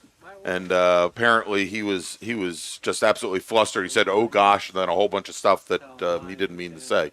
So thanks for joining us. It's me, and we should be getting underway here momentarily, as we've got another safety car out there. Maybe the pickup truck couldn't make it the whole way, but we've got a nice new vehicle here getting ready to bring and pace the field out, and it looks like we've got most of our racers in line. So hopefully we'll be ready to get back going here momentarily. Again, we are under black flag conditions here at Summit Point Raceway, and this event brought to you by our good friends at Threadbreak, and as well as the other sponsors of the Washington, D.C. region of the SCCA, like Grand Touring, like OG Racing, and Radial Motorsport. And, of course, this is also round number 5 of the Northeast Division Road Racing Championship. And all your classes here will contribute to that point series. We've had a number of drivers come down from the more northern parts of the Northeast Division to join us here this weekend. Hence Trevor Carmody coming down, or probably Ray Carmody coming down to race with us, and a number of other racers as well. Thanks to EV for their quick response to that, because that was a heavy contact. So it looks like a lot of the doors on the car are starting to close and drivers trying to shut them, so we should be close to getting back going here. in a few moments' time. Again, it's going to be Jeremy Butts will lead the field back to the green. Michael Apatow in second. Chris Rawlings sits in third at number 35. John Hotz, the points leader, will be sitting in fourth. Sitting fifth, Michael Lamena. And 88, John Jenkins sits in sixth. Seventh, David Henderson having a good run today. 2 spots better than what he was yesterday. And Sly Stafford sits in eighth.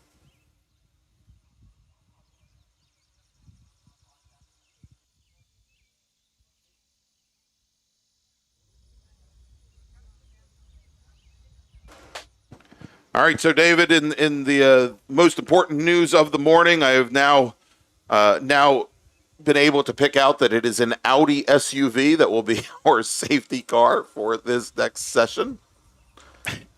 I hope Graham knows how to drive something with more than 100 horsepower. I think we're on what, pace car number 6 this weekend? 6 or 7, yeah. They're dropping faster than Spec Miatas. Oh no, let's not go there. So yeah, I mean we've had a Ford pickup truck, we had a Corvette yesterday. It was a Chevy. It was a Chevy, not a Ford. Chevy, okay, I couldn't. Yeah, we've got Tom McLeod's beautiful MGA. Oh, whole slew of pace cars. We've had everything but the Summit Point Pontiac, I think. Exactly. Maybe we should bring the Integra out. Oh no. Put a man named Greg Ginsburg. I am more than happy to volunteer to be a pace car driver. The honorary pace car driver for the IT group. That's perhaps they should allow me to do that. So, yeah, we're waiting to get word on how long we're going to be going back green again. We're hoping soon, though. As on the clock, we're just under 20 minutes to go, again, with 18 laps. It's starting to look like this race will end on time, as we're probably going to be a couple laps short of our distance of 20 originally scheduled. So, just Spencer was sharing with us, just got word from the Gainer camp what afflicted and affected the number 44 Miata. Apparently, some transmission issues with a brand new transmission had gone into that car, and unfortunately did not hold up for the entire race. As the racers now, David, have been given the 1-to-go warning, that Audi pace safety car now heading up to the top of the pit lane and heading onto the track surface with Jeremy Butts behind, Michael Apatow, Chris, who is our pole sitter, Chris Rawlings, John Hotz, Mike Lamena, your top 5. And so as our racers are heading on track, we're just just about halfway on time here. We've got 18 minutes remaining on the clock when the racers come across to start their first lap under green. It'll probably be around 15 and a half or thereabouts. So let me do this, David, if you'll indulge me for a brief moment. I am going to go and set up our ticker so that it will show the remaining time, because I don't believe that our racers are going to be able to get 18 laps in with under 18 minutes remaining. It would be the fastest Spec Miatas ever. Maybe if they had 1,300 horsepower, they could manage it, but with the 120 or 130 or so, probably not likely. Are you going to mention every single car has 1,300 horsepower today? Combined. Yes. The fruits of my mistakes. No. But no, we're... this whole group combined might get, well, again, 130 horsepower. That would be 10 cars. No. Would hit 1,300 horsepower, right? That's right? I believe so. Yeah, there you go. So we're down now to, I think 14. About, I think. Yeah, 14 racers. So here we go. Let me take the shoes off real quick. There we go. We'll take the shoes off. And 14 times 130, carry the 6, 1,820 horsepower. There you go. There we go. Yeah, interesting though, because I talked to some drivers yesterday when I talked to Michael Apatow for this race yesterday, and I didn't talk about it because we had a 10-minute shootout basically in the end. But we're gonna probably see how much guys conserve their cars throughout today so far with some of the tires and just being a little bit longer race now. Again, a little bit cooler temperatures today, but a little less grip, I'm sure, as we've only had a couple sessions, but interesting how much grip level is compared to today from yesterday. This is interesting here. As I was just watching, I think the last running is the green flag is in the air. We're back to racing here at Summit Point. I was just looking at Jed Erdahl. He was one of our new racers here at Summit Point, currently running 14th in the number 22 machine. And I thought I'd seen this car before. He says Louis Interdonato, who was a Spec Miata racer here in the MARRS series in the early 2000s. I think somewhere from like 2004 to 2010, thereabouts. Said he was bringing Jed to the regional races here and has been hooked ever since. And apparently the car, actually, it's not the old, we used to call it Darth Pumpkin that Louis Interdonato used to race. It was an orange machine. I think it might have actually been the 13 car now that I look back. But this is we had Brian Cates out in Spec Racer 4 Gen 3. Brian spent some time in Spec Miata as well. Brian's raced a lot of things in SCCA club racing.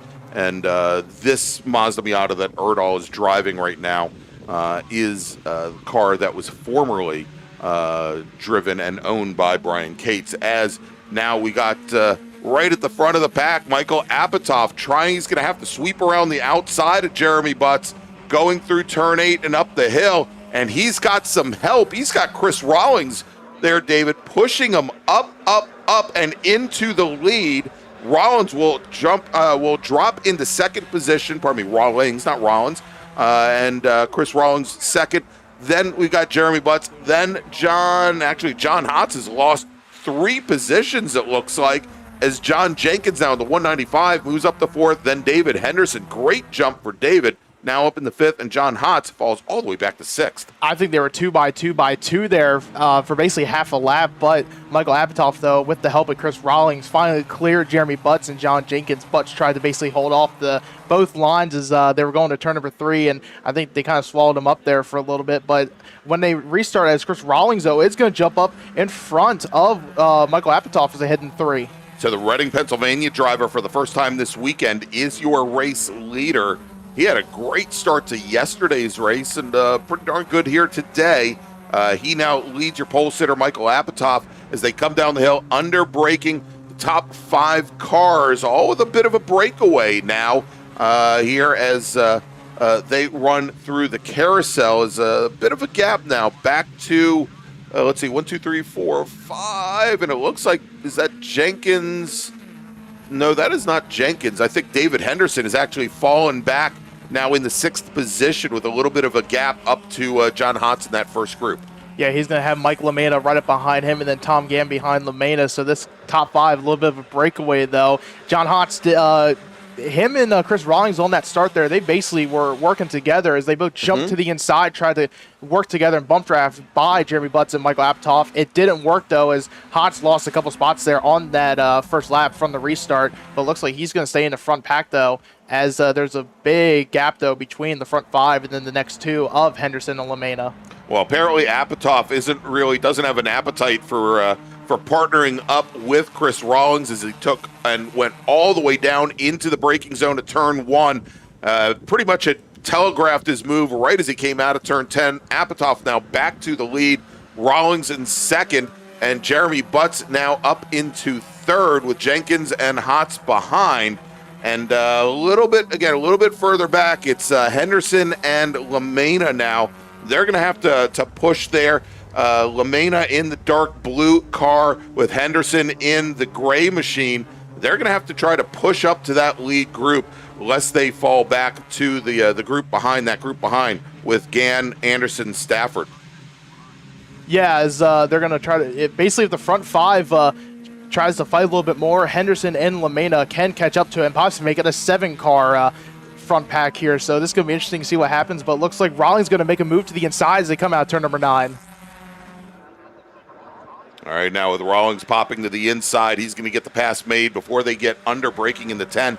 But he didn't get all the way back over driver's left, David, really compromising his entry speed that will likely compromises exit speed as well. And Apatow now taking a look to the inside. I don't know if that was necessarily to get around Rawlings there, but he really had to make it because Jeremy Butts was popping at exactly the same time, and Apatow might pull Jeremy Butts along with him. And no, Rawlings, at least going into turns 1 and 2, had a little bit of a leg up there, and we keep saying that outside lane has been so strong the past year or so coming through turn 2, and Rawlings maintains the inside position on Jeremy Butts. He's going to lead that rest of that pack through, but Apatow now, he's your leader. Yeah, going to move back to where he was at the top yesterday as Chris Rawlings powered on the inside there by Jeremy Butts. That turn 3 there, some weekends we've seen the outside lane be a lot stronger. Sometimes it's the inside lane. I think it just depends on what the conditions are like and how much grip is really on that outside. But you talked about turn 1, though, as we've said, with these spec cars, you kind of gain a little bit more momentum as you're on the throttle a little bit sooner. And it's just enough momentum, though, that you can get by whoever you're side-by-side with by turn 3. Attention in the paddock, attention to the paddock. Bracket racers, please head to the grid. Your race is next. Bracket racers, race group number 3, please head to the grid. Your race is next. Michael Apatow really opening about a 3-car length gap, though, to Chris Rawlings, and then behind him looks like Jeremy Butts is going to be about another car length, and then John Hotz and John Jenkins now working together. Yeah, and Henderson on the prior lap, David Henderson, with help from Mike LaMena, had reset the fastest lap of the race.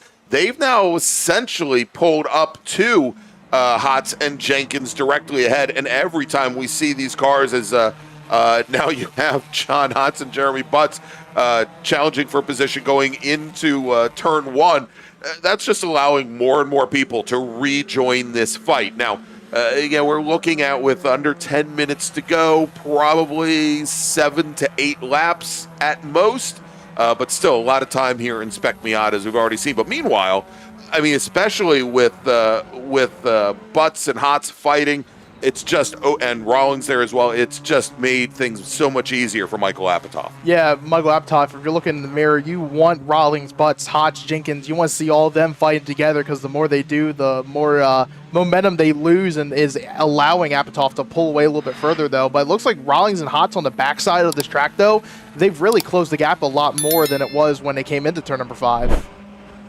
As it looks like it's separated from Apatow to Rawlings by about 2 car lengths, and John Hotz was making a move now. He'll file back in line behind Rawlings. Yeah, as Hotz tried to make a run up the hill, realized, I think, pretty early on that he wasn't going to be able to get along, not only alongside, but, with that short run, and it's very difficult in a Spec Miata to carry enough speed up the hill out of turn 8 to be in a position where you're not still door-to-door going into turn 10, which is pretty much death in a Spec Miata, because you throw away so much exit speed coming onto the straightaway that Hotz just decided, I'm getting back in line.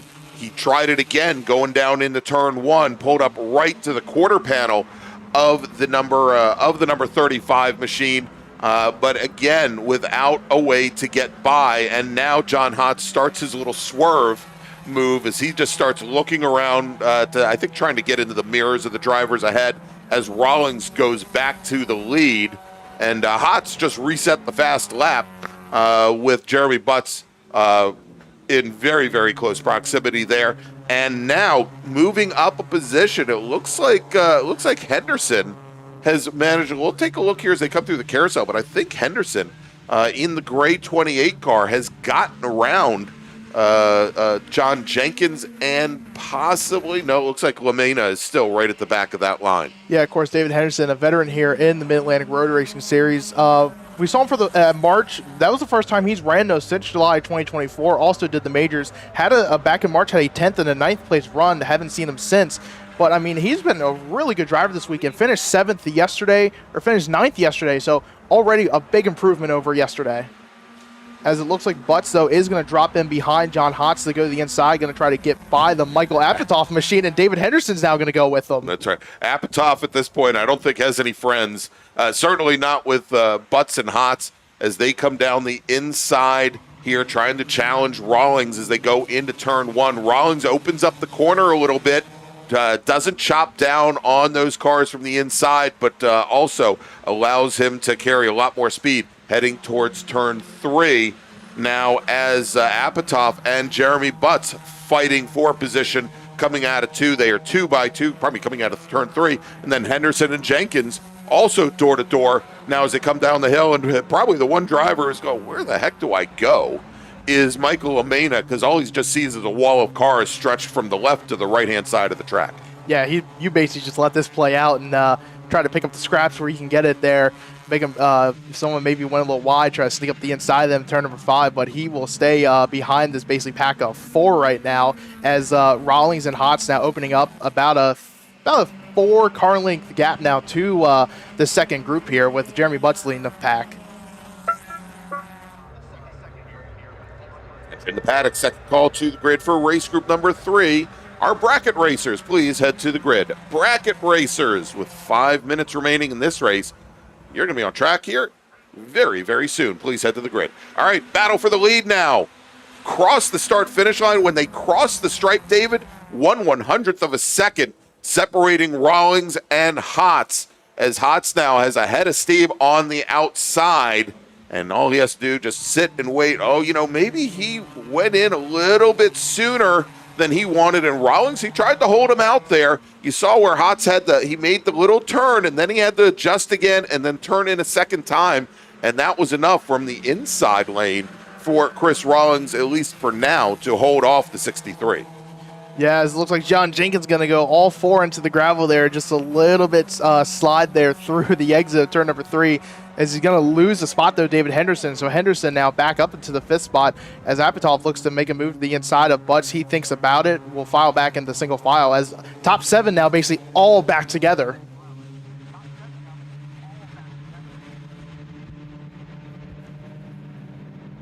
So as they are coming through the turn 8 and the S's now we got about just under 4.5 minutes remaining. So we're probably going to have about 3 laps to go at this rate, as it looks like Hotzo gonna again try to peek to the inside, gonna think about it, drop back in line, try to set up for a good run out of 10 and get as much momentum as you can to get that in the draft at 35 and maybe pull to the inside.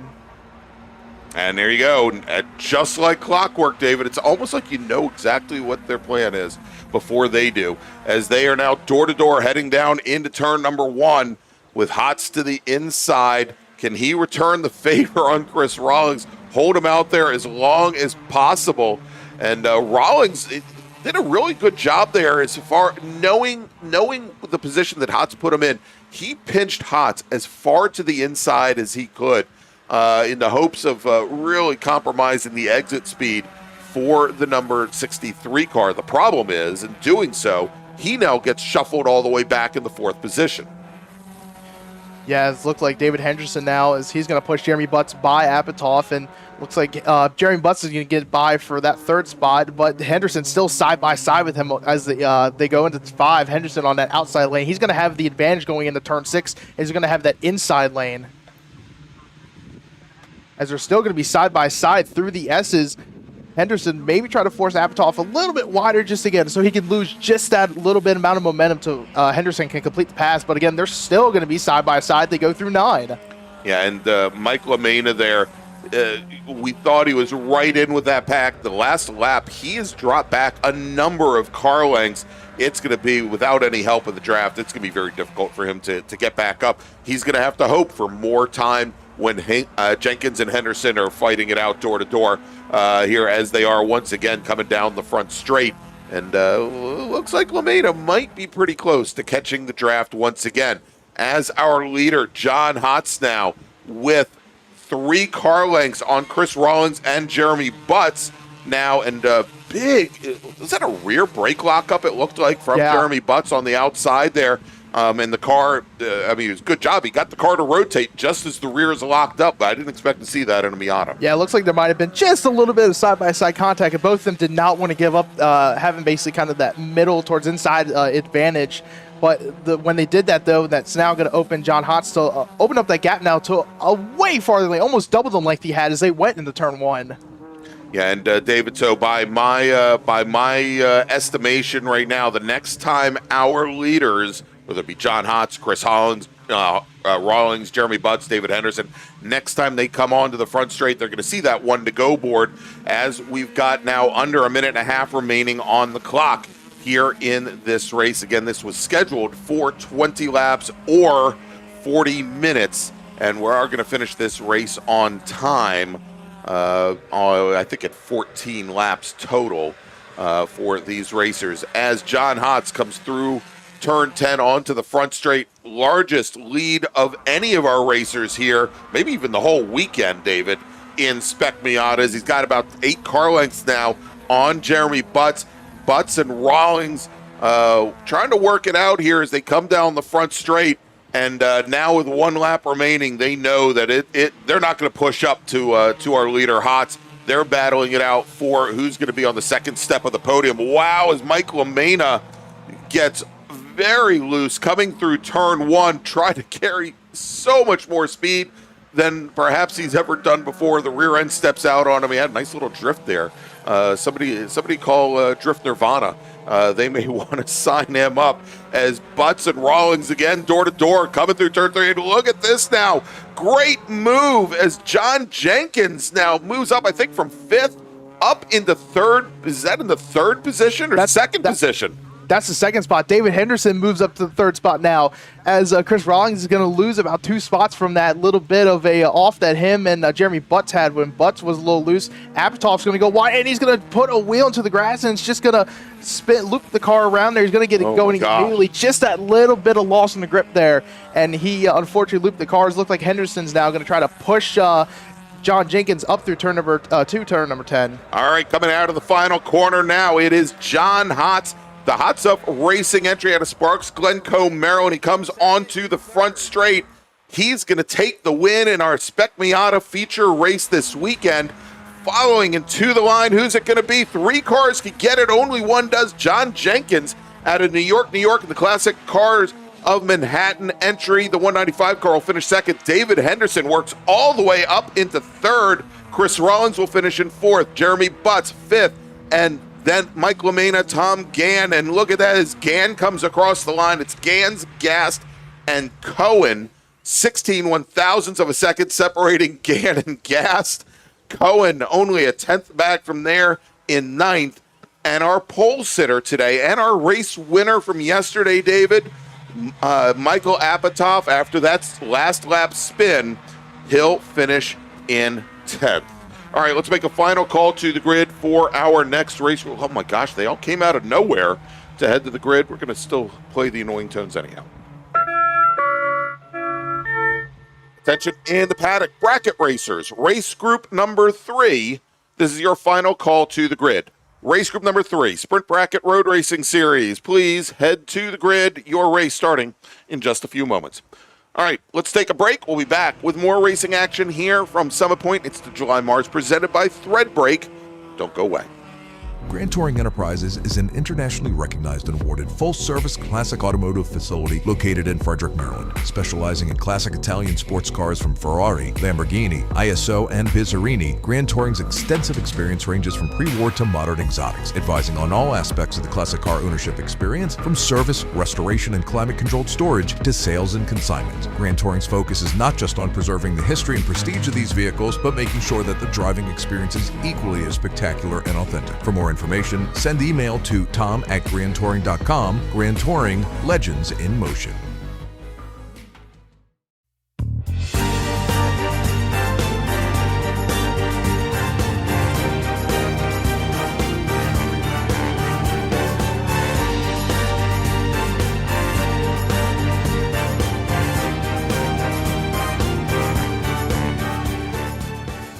The Spring Hill Suites Winchester is an all-suite property that features spacious suites, an indoor heated pool, complimentary hot buffet-style breakfast, a 24-hour fitness center, and complimentary Wi-Fi. Whether you're traveling in a group or flying solo, you'll find it easy to get comfortable in our spacious suites. We're conveniently located just off of Interstate 81 at exit 317 in a shopping center with many shops and dining options. Discount rooms are available. To book your suite today, call 540-431-3330.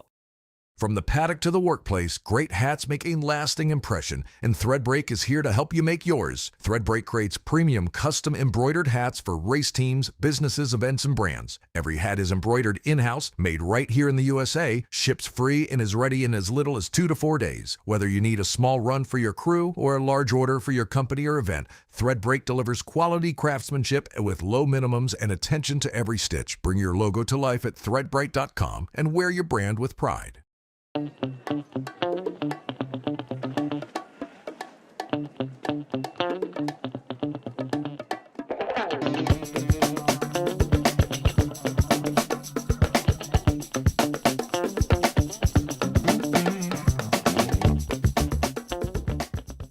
Willing and Able Racing offers top-quality spec race car rentals with full setup and repair services, including trackside support for SCCA, NASA, VRG, and other organizations' road race, time trials, and track day events. They're Spec Racer Ford specialists, and each of their Gen 3 machines sports a SATAV sequential transmission and a data acquisition system. Also offering Spec Miata rentals, Willing and Able is currently taking reservations for the remainder of the Mid-Atlantic Road Racing Series season. For more information, email Willing and Able at rent@WNARacing.com, see them on Instagram at WNA Racing, or visit their website at WNARacing.com. Willing and Able would like to thank all the volunteers this weekend who've graciously donated their time so that we may race.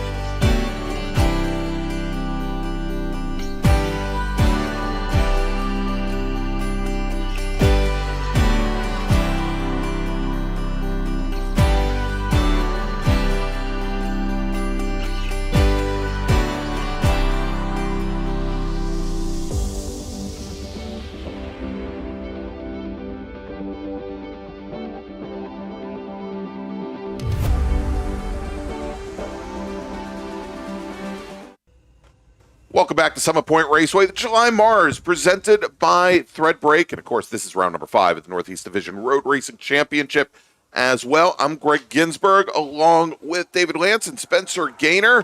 And hopefully we'll have Brian Donati back with us soon. He's got a family matter he's attending to, and I want to wish him all the luck in the world. And as we get ready now for our first of 2 bracket races today, want to remind everybody here at Summit Point our remaining schedule. So we have our bracket race now. We'll have Group 4 before lunch. So Group 4 will be up next. And actually, I'm going to call you to the grid here in just a moment. When we come back from lunch, we'll have our second bracket race of the day, and then we'll round out the rest of the day with groups 5 through 8. So as we're on the pace lap here, let me go and first make a call to the grid for our next group. Attention in the paddock. Race Group 4, please head to the grid. That's Improved Touring, ITS, Touring 4, and STL. Please head to the grid. Your race is next. ITA, ITS, T4, and STL. This is your first call to the grid. All right, so as we have our pace car bringing the field around for our second of 3 bracket races this weekend, let's take a look at the starting order. Starting on pole today in the A3 bracket, that's for drivers a minute 19 to a minute 21. It's Marshall Lytle, the Admiral, in the ML2 Motorsports BMW. Starting on the outside of the front row, in his schedule to start in his 981 Cayman. And is he out there? Do I see the car? I do indeed. Trey Harper driving the number 9 981 chassis Cayman GT4RS. So we got Corey Markovitz in his 911 Cup car, scheduled to start 3rd. That's the number 18 machine. We just saw him a little while ago in our big bore race. Steve Martin was scheduled to start 4th in the number 50 black Ford Mustang out of Silver Spring. The MRT Motorsports machine. Is that car out there? I would be very surprised if it was, and no, it is not. All right, then we got Mike Herbert in the number 62 BMW M240i out of Chambersburg, Pennsylvania. That's a 62 machine. He will start 5th. Matt Littleton starting 6th in the number 07 ML2 Motorsports BMW 325IS. Josu Arrieta for the second time today, running the Insane Ways Motorsports Subaru Impreza. He starts 7th. Starting 8th is Hudson Williams in his Volvo 262. He will start 8th. Jed Brentis in the number 68 Mazda Miata will start 9th, and Jeff Liller was scheduled to start 10th in the number 127 Mazda MX-5 out of Thurmont, Maryland, as the pace car heads to the pit lane. And that was the number 50 Mustang, trying to see if perhaps his oiling and engine issues were cleared up. And he brings that car onto the pit lane. Looks like Steve Martin, not going to take the green here today, as the green flag is in the air. And we are already 3 wide, 3 very Germanic battle here at the front of the field, as Marshall Lytle has both Trey Harper and Corey Markovitz splitting them almost in a diamond formation now, heading down into turn 1, as Marshall Lytle will take the point. Trey Harper will slide in behind, and Markovitz in 3rd. So, David, as they come through, and we want to thank Chris Graham for working with us yesterday and creating some code overnight to help us determine what brackets racers should be in. Because, as he said, you essentially, you can't go down brackets from the start of a weekend. You can go up, however. And during yesterday's first race, as it was a very damp track, we didn't have anybody move from where they had qualified. And so, Marshall Lytle, we said, was in that minute 19, the minute 21. Harper and Markovitz were in the A4 and are in the A4 bracket for drivers a minute 21 to a minute 23.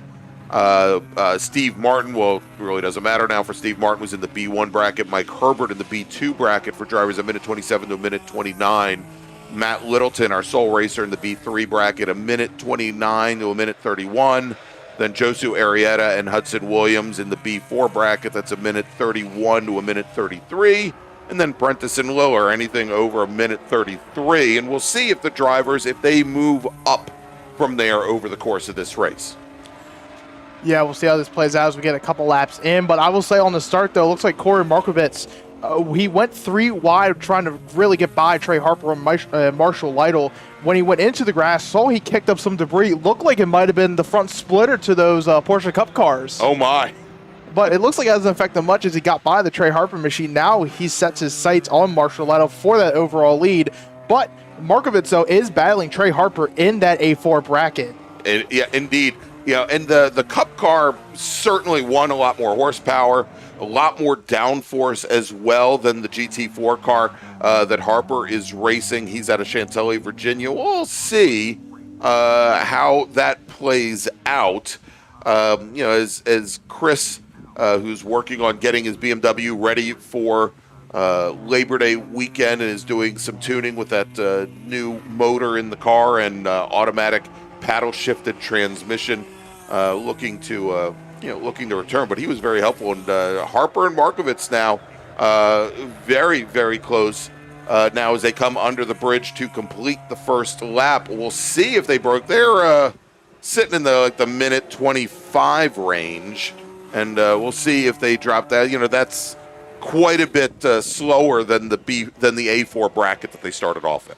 Yeah, I could tell you, though, Corey, though, he's really struggling on the backside of that track. So I believe that was the splitter that kind of got kicked off when he went through the dirt in the grass and it bounced through there. So you can really see it because it's really pushing into the corners. Trey Harper really catches up to him, but then when he gets through the corner, he starts to run away again. Yeah, and so what you'll likely see is Markovitz trying to open up the corner a little bit, maybe turn in a little bit later, try to straight line it, not waiting a little bit on entry so that the front wheels aren't as loaded up. I would expect maybe as this even a 10-lap race goes on, like when we see him come down into turn 5, may enter a little bit more from center of track than all the way on the left-hand side like he did this time, which, if anything, is going to make that push a little bit worse. But yeah, you can see the very quick transition over coming through turn 7 to turn 8, where it's that quick right left. The nose just doesn't want to set. Yeah, and again, that's the result for not a lot of downforce going onto that nose or under the nose, basically, and it's almost becoming a brick to turn into the corner. Yeah. So it's he's still got 2 races to go. I'm sure they'll hopefully try to get that repaired after this race, and we'll see him back out for the second bracket race, but also for Big Bore. All right, well, let's watch this little battle going on right now. Matt Littleton in the silver 07 BMW 325. Hudson Williams, who we saw a little bit earlier today in the small bore race, in his Volvo 262. And then just ahead of him, that's Josu Arrieta in the Insane Ways Subaru Impreza. But good little fight. We'll check them as they come across the line. By the way, Marshall Lytle completing lap number 3 at a 120.6. And, that puts him right in that A3 bracket territory, but it's no faster than he qualified. He qualified at a 119.613, and he wouldn't break out of that bracket until he hits anything faster than a 119 flat. And at this point, even if he does, if he doesn't break out, okay, so, Harper or Markovitz get a little bit faster. He's got so much position on track. It should be, as long as he can keep the car running. And again, Chris told us yesterday that, this car is under development too, and it's only the second time he's had this new chassis out. You don't want to, what do they say about counting chickens and hatching things or what have you? So I will say last time around, Josu Arrieta broke out from the B4 bracket. He now leads the B3 bracket, which is timed from a minute 29 to basically a minute 30.9. He leads Matt Littleton right now, so broke out last time around. And he is about a couple car lengths ahead, so he's basically got a clean track, a little bit in front. We're going to come up with Josu a little bit in front, but it's enough that he can gain a lot of speed and actually use the draft sometimes, a little bit of the draft from Josu. As Josu, though, we've seen him new to road racing this year, first season. We've seen him in bracket and making the move this weekend also to SPU. So, possibly using bracket as a way to gain some experience, gain some confidence in racing, learn a little, hone your craft, and then you move to small bore and try to find a class for your car. All right, well, Hudson Williams now breaking out as well. He now moves up to the B3 bracket. And unfortunately for him, he's got both Arrieta and Littleton directly ahead of him. So he is now battling those two cars directly ahead here in this race. And with lap times now in the 130, I mean, they're all right at the top of that bracket. I don't think any of the three of them are at risk of breaking out. But Hudson Williams with a 135.83, he's right. He's basically the second fastest of those three cars, and he's drafted right up to the back of the BMW. Yeah, see how the BMW in front of him gets through the section, because it could probably slow up this lap. But if you maybe try to work around him about the next lap and a half, get a little bit more open track to Josu, and improve your lap time some more now to move up in that B3 bracket, as he's going to use a little bit of the exiting, I'd say not even curves, kind of that exit strip, I'd say, on the off at 9. But he's going to lose a little bit of a gap, though, to Littleton, though, as they come into turn number 10. Yeah, the disadvantage, or the place where that Volvo just doesn't have a strength, is at the bottom half of the course. The Volvos have traditionally had a very good straight line speed and a good amount of torque. The problem is that car, based on the width of it and the suspension design, it lumbers a lot once you get through turn 5. All right, real quick, David, let me make another call to the grid for our next race group. Attention in the paddock, race group number 4, Improved Touring, ITS, ITA, ITS, Touring 4, and STL. This is your second call to the grid. Race group number 4, ITA, ITS, STL, and T4. Please head to the grid. So we see Hudson Williams now, as Matt Littleton did get by Josu Arrieta, so he's got open track in front of him, a lot of space to work with. Got about, sitting behind the Mike Herbert machine, they're about almost 3 seconds back, as here comes Jed Prentice. He is in turn number 5 there in that black Miata. And our leader now, Marshall Lytle, coming to the shot. He's still leading the A3 bracket, as last time around for him was a 120.5 compared to his best time of 120.1, about 4/10 off the his fastest lap set 2 laps ago on lap number 4. All right, well, here you go. I didn't notice that this happened as we watch Marshall Lytle muscle that BMW around. Steve Martin in his Ford Mustang, he did rejoin the action, and here he comes down the front straight. Here, that long hood on that black Mustang, it's got some wrinkles in the front, I think, after yesterday's oiling issues, we'll say here. But there's the number 50 car coming down, and Martin right now just he turns in a 127.37, which right now is a little bit off of the B1. He's running B2 bracket times, but he's not that far from where he qualified. Martin qualified originally with a 126.862, and currently running about a half second off of those times. But I'm sure he's trying to be very, very careful. But there's a good chance. We know that his son was scheduled to race in Big Bore. Might actually have that car out this afternoon. Yeah, hopefully so, for Shelby to get his first road racing start as Corey Markovitz. So he moves back up to leading the A4 bracket over Trey Harper. Down to B3 bracket, though, Matt Littleton jumped up to the top spot over Josu Arrieta now. So a little bit of shuffling going on here late in his races. Cars start to get more open track, and time starts to drop.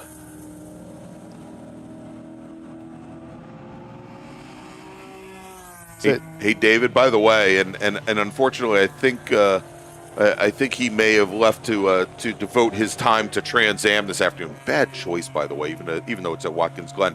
The David Lance fan club rears its head here in the chat. Let's get David in a pace car for some epic lap commentary. Oh yeah, you definitely. There we go. Give me in a race car. You definitely want to see that. I think either you or me and Tom McLeod's MGA would be just disastrous. Don't even imagine that. If I was behind the wheel or even in the car, I don't know if it could make it up the hill towards turn 10. So Marshall Lytle, that comes in the shot. He's going to get by some of the slower cars like Steve Martin, Hudson Williams, Josu Arrieta. It has 2 laps to go now, so when he comes back by, it's going to be the 1 lap to go board. All right, as they come down into turn 5, let's take a look here as Arrieta and Hudson Williams now door to door going through turn 5. This is the battle for second in the B3 bracket as Matt Littleton has separated himself out. There's Littleton in the gray BMW, then Arrieta, and as I said it, Hudson Williams in that Volvo. Unfortunately, that Volvo just not built for turn 6 and 7 down here as he gives up about 6 car lengths now to Josu Arrieta ahead as Marshall Lytle, one headlight ablazing. Maybe that's part of the test and tune and refining the equipment here. Marshall Lytle coming to the line. He's got 1 to go here, 2 miles remaining as he goes by and puts Arrieta a lap down. Yeah, as it looks like Marshall has got 1 more car, and it's the Littleton to get by. Ford's got a little bit open track to the Mike Herbert machine, though. He's pretty much been having a good weekend so far. Again, we know he was originally supposed to be in Big Bore, moved over to bracket with just kind of developing that car. It's a good testing opportunity, so hopefully we'll see him back, maybe double dipping possibly in the at Labor Day. You never know. Indeed. All right, here now is Steve Martin is between Josu Arrieta and Hudson Williams as they head down into the carousel. And there is the Markovitz Cup car directly behind Hudson Williams with Trey Harper very close. It was interesting here as, again, as this race goes on, I think, and again, this is only 10 laps, but Markovitz has done a decent job of managing that reduction in downforce at the front of the car. It'll be interesting to see as they come back for the afternoon race right after lunch, whether or not the tires, if he keeps those same tires on the car, how they do around lap 8 or 9. As Marshall Lytle comes onto the front straight and takes the checkered flag, Marshall Lytle is, for the second day in a row, your overall winner. He's going to stay in that A3 bracket as he clocked in with a fast lap time of 120.185. Over in 120.185. Over in the A4 bracket, Corey Markovitz will take the win over Trey Harper. Steve Martin is going to finish 6th overall, and he will be your sole racer in the B1 bracket. That's for drivers a minute 25 to a minute 27. Over in B2, let's take a look here. Mike Herbert will now, looks like he'll finish 4th overall in the red number 62 BMW 240i. And he will wrap things up in the B2 bracket. That's for drivers a minute 27 to a minute 29.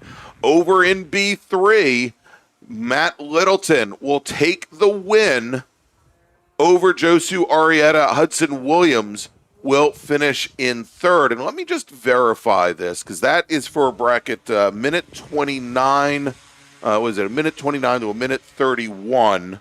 Hudson finished in the 130s, Arrieta in the 130s, and Matt Littleton at a 129.777. And Littleton turned in his fastest lap of the race on the very last lap. Jed Prentice will be our sole racer in the B5 bracket, as unfortunately Jeff Liller was not able to make the grid today. All right, next up, it is improved touring. Well, let's ring the bells here. Next up is improved touring A, ITA, ITS, STL, and touring 4. And we'll have them on track here in just a few moments. Gonna give some of our racers who may have been in this bracket race group, as well as our Spec Miata racers who plan to be running in STL. Going to give them a few minutes to get things ready. But when we come back, one more race before lunch here at Summit Point. It is the July MARRS presented by Threadbreak. Don't go away. At OG Racing, when you are shopping on our website, when we say in stock, this is what we mean by in stock. Seats and seat bases, brakes, harnesses and restraints, shoes, suits, and steering, helmets, gloves, and undergarments, fire suppression, and so much more. Shipping directly to you from our conveniently located Sterling, Virginia warehouse with thousands of in-stock items.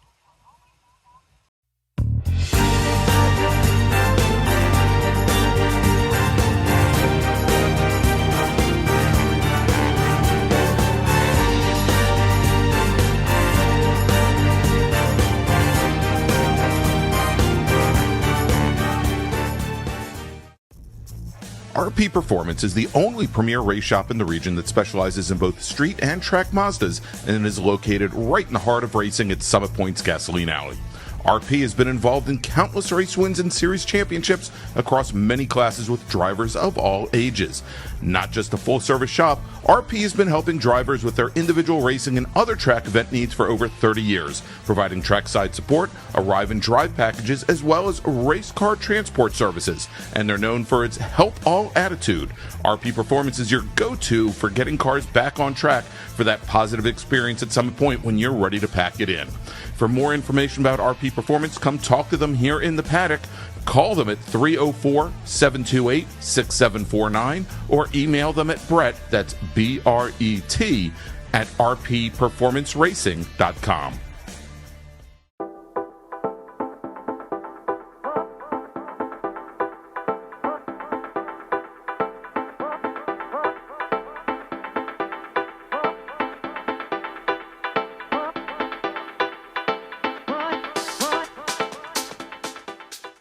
Looking to level up your motorsport game? At Courage Motorsport, we've got everything you need, from high-performance parts and racing equipment to expert driving instruction and even our own Courage racing gear. Whether you're a beginner, a pro, or looking to kickstart your motorsport career with training in both the business of racing and securing sponsorships, we've got you covered. Check out our gear, grab a shirt, and represent your passion. Email us at trackready@couragemotorsport.com or visit couragemotorsport.com and get ready to hit the track.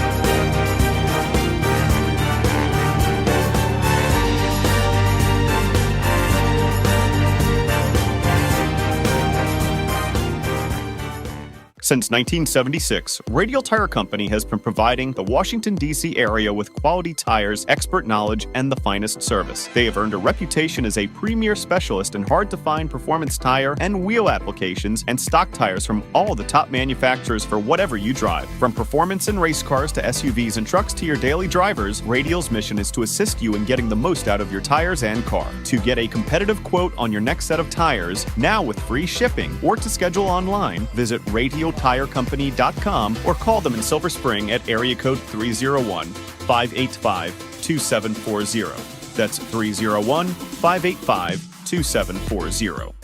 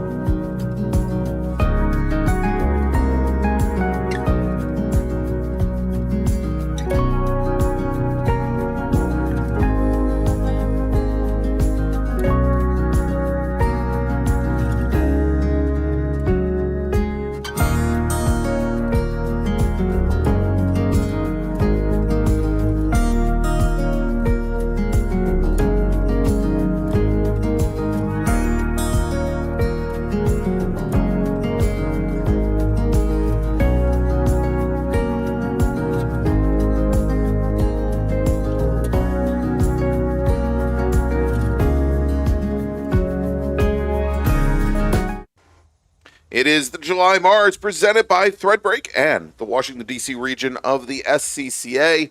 I'm Greg Ginsburg along with David Lance and Spencer Gaynor. And we've got one more race, gentlemen, before we head to a well-deserved lunch. And it is, of course, my old stomping grounds, ITA, ITS, Touring 4, and Super Touring Light. And of course, you all know I drove a Super Touring car before there actually was an STL class, raced an STU. Very first STU race at the runoffs. All right, we got our starting order now, or I've got our racers heading out for their pace lap. David, why don't we run down the starting order? Yeah, starting on pole in STL, it's the 182, a Ted Cahall from Cave Spring, Virginia, and a Mazda Miata. Alongside him, it's the STL number 69, a Jeremy Butts from Darmstown, Maryland, and a Mazda MX-5, that is an MC Miata. Starting in the third spot, it's the 32, Deacon Greenfield from Bristow, Virginia, and a Honda CRX. Starting in the fourth spot in STL, it's the 178 of Bob Cahall from Gurnee, Illinois, and a Mazda Miata. Starting in the fifth spot, he will not be making a call for this group. It is the STL 08 of Naif Altalouis from Blacksburg, Virginia, and a Mazda Miata. Starting in the sixth spot in STL, it's the 21 Michael Apatoff from Davidsonville, Maryland, and a Mazda Miata. Starting in seventh on pole and touring forward, number 1 of Daniel Freeman from Pawleys Island, South Carolina, and a Scion FRS.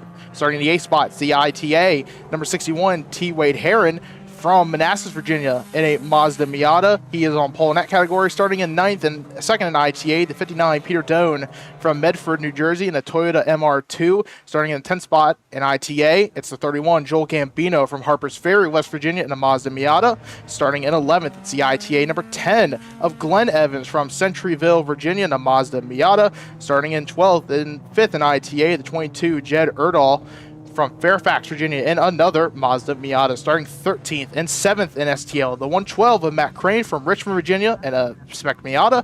Starting at 14th ITA, it's the 43 Kyle Colby from Elmira, New York, and a Honda CRX. Starting at 15th, the ITA number 142 of David Colby from Glen Rock, Pennsylvania, or from Utica, New York, and a Honda CRX SI. Starting in the 16th spot in ITS, it's the number 53 of Tannen Hipschman from Glen Rock, Pennsylvania, in the Mazda RX-7, starting 17th, and second in touring 24 Alex Cumming from Bristow, Virginia, and a Mazda RX-8, and starting in 18th, and third in touring 4, Jeff Littler, and the 127, the Mazda Miata from Thurmont, Maryland.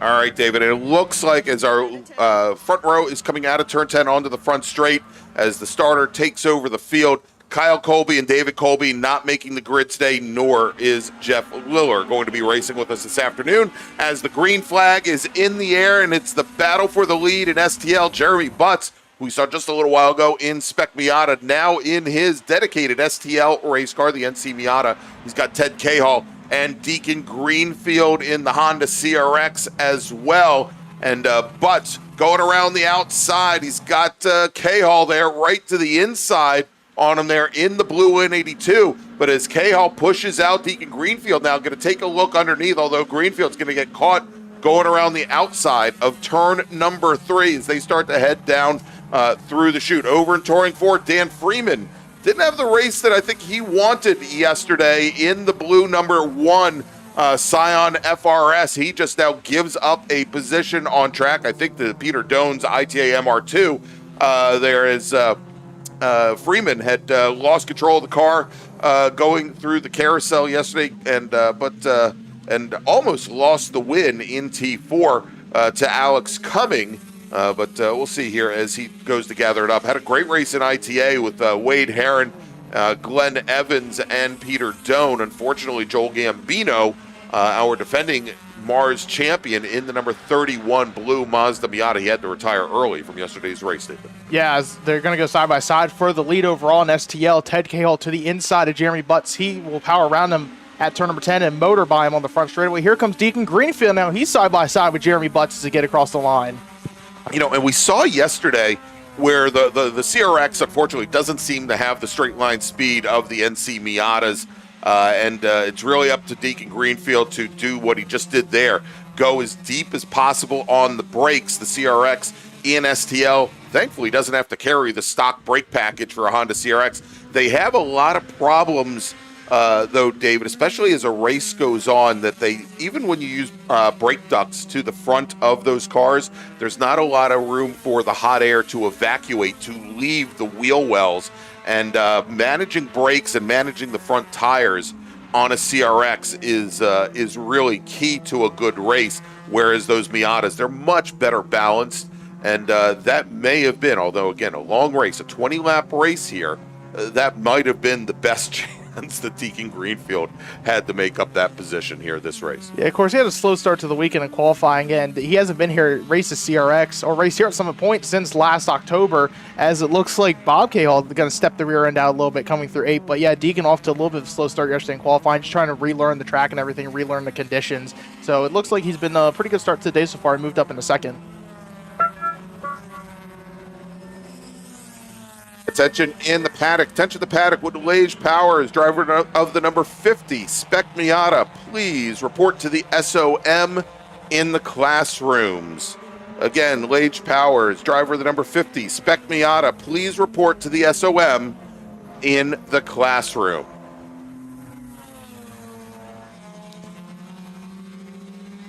So it looks like we have a good battle here in the ITA with basically top 3 all together. Peter Doan and there's a big brake lockup from the 112 and Matt Crane, as he just got done with the SM race a couple groups ago, as he had a pretty good result there. But again, big brake lockup. But yeah, in the ITA, Peter Doan, Joel Gambino, really good race yesterday. Peter Doan took second place, and T. Wade Heron had the win. He currently sits in third behind him. Joel Gambino is in a great points battle, though, for the ITA with Glenn Evans, as both of them are separated by 5 points coming into today. That's it. With Joel Gambino, again, not having a great race yesterday with a 7th place finish. Glenn Evans finished third. So again, this is another one, a points battle in the MARRS series that's really starting to pick up as we're halfway through the season.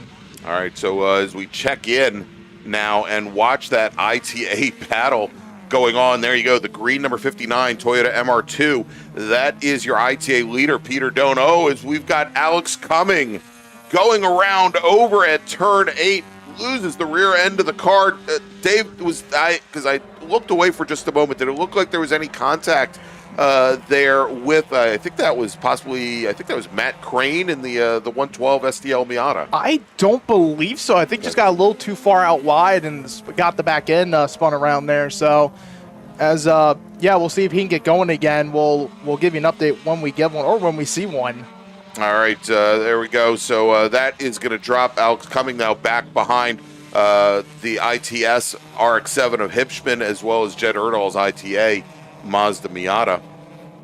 But as we were checking in here, there we go, coming out of turn 2, it's Peter Doan in the green 59 MR2, and now taking a look to the inside, Joel Gambino going for the lead. Again, Gambino, our defending MARRS champion. We'll see, and the 31 still looks a little bit off of its normal pace, and T. Wade Heron takes advantage now of Gambino's miscue coming out of turn 2, and Wade Heron now takes over second position in the green number 61. Yeah, it could possibly be there. Joel Gambino playing the long game, trying to back up the corner, save some of the tire life for the end of this race and start moving to the front. I'm sure he's thinking about the championship in the battle that he's had. Basically, you want to finish in front of Glenn Evans. That is the goal right now. Indeed, and so Evans in that white number 10 machine, currently sitting 4th in the pack, or actually is it 4th or is it 5th? Again, simple math, I'm getting there. Currently sitting 4th. Now, what we'll want to watch the Doan machine, the MR2, because I think we're going to start to see him get very defensive against Wade Heron in that Miata. We say it time and time again, the MR2, in that one in particular, lots of straight line speed, but the tires always seem to go away mid-race. And Wade Heron, with a great draft down the front straight, he's now going to take over the lead. Over in ITA yesterday, Heron was your winner. Peter Doan finished in second and had the STL entry of Altawali. Let's try that again. Altalawi between he and your winner, Wade Heron. Of course, the 08 machine not going to be out on the track here and is not out for this race. Yeah, T. Wade Heron. I know he's already got about 2-3 wins on the season. He's looking to sweep this weekend. He won yesterday over the Peter Doe machine. Has first ever MARRS start last fall during the Labor Day Spectacular. Had 4 podiums out of 6 starts last season. I mean, he's already backed up with a great season so far. His lowest finish is 6th, and the next lowest finish is 2nd with those 3 wins that he has. As looks like now they're starting to get a little spread out. Peter Dono's really been he fall back a lot there as he moves behind the Glenn Evans down into the 4th spot. Yeah, I'm not sure where we are there. You know, again, we've talked about the problems with pace, and I don't know if it's heat soak also in the engine as the car, besides having tire issues, seems to lose power on a long run. This is, and I'll tell you what, let's pull up the temperature. We'll push that little button and see where we are. Only about 80 degrees. It's about where we were last June when we saw this as well. And I mean, it doesn't bode well for that car if we go into Labor Day and it's 10 degrees warmer. Now, as the number 10 machine, taking a quick look to the outside of Peter Doan. It's a slight little bit of contact there. He was trying to move to the middle, and Doan was right there. He wasn't moving. So, but Glenn Evans going to move to 3rd spot. Peter Doan, and then Michael Apatow, coming off a pretty disastrous Spec Miata race, trying to muscle his way through as well. So Doan now has to concern himself with an out of class car before he can even get up to Glenn Evans. Yeah, looking at the times right now for Peter Doan, he ran a 132.1. Glenn Evans, Joel Gambino, and T. Wade Heron, they're basically in the 130s, high 129. So Peter Doan, he could possibly have an issue, or you never know, possibly saving the car. But I think with how quickly he's falling back, though, there might be a slight issue he's trying to nurse. All right, to come through the line and across the line, completing lap number 6, it is Cahall and then Greenfield. Let's see, Spencer, if we can check back in with Deacon Greenfield, who has gotten around Jeremy Butts for 2nd overall and 2nd in STL. There they go, coming down the hill. And Greenfield's got a nice little advantage now over Butts, which is the best thing for that car, because he'll be able to nurse those front tires in the front of that car through to the end of the race, as long as Butts can't draft up behind. Now, as small as the CRX is, David, it does put a decent little hole in the air, and the wing on the back of that car, although it's a very low-profile wing, it really disturbs the air and will put a decent-sized wake behind to make it a little bit easier for Jeremy Butts to draft back up. The interesting thing is you look at the height of that rear wing is in the Super Touring rules. The main plane of the wing cannot extend higher than the roof line of the car. And because of the way that rear hatch is designed and the slope on the hatch, you really can't make the wing, separate the wing up from the back all that high without running afoul of the rules. Yeah, I mean, just trying to basically get the wing as high as possibly as you can. But yeah, Deacon and Jeremy running about the same lap times. Deacon ran a 125.4 last time by. Jeremy Butts ran a 125.7, so about 0.3 off Jeremy Butts is from Deacon Greenfield's fast lap there. We saw yesterday too. They were really close to each other. Kind of Ted Cahall. That car is a very much STL. That is a very quick STL car. Absolutely, it is always up front. But Deacon though. Again, he's just trying to find. Again, he's out here for fun. He is out here for fun. Just had a rough go this year in the Super Tour with some SMX starts, and did the STL at Watkins Glen a couple weeks ago. Had top 5 finishes there. Had the 2nd place finish run yesterday in kind of the mixed conditions. So back to where he was yesterday, as long with Jeremy Butts coming out of that SM race. This was the same thing he was telling me too yesterday. Even in the STL group, he's like, I was more focused about what's going on behind me or around me than I was in front of me. So. It's kind of focus here, focus ahead, and start sending quick laps to then slowly catch up to Deacon, as we're going to have 12 laps to go. All right, now, again, everybody, this is going to be our last race before lunch. When this race concludes, we'll take about an hour for lunch. Then when we come back, we'll bring you the rest of our afternoon schedule. We're going to start things off with our bracket racers, and then another 4 Mid-Atlantic Road Racing Series races to round out the day. Let me see if I got that right. So it'll be 3, 5, 6, 7, 8. Yeah, 4 MARRS races to round out the day. You can do math. Barely.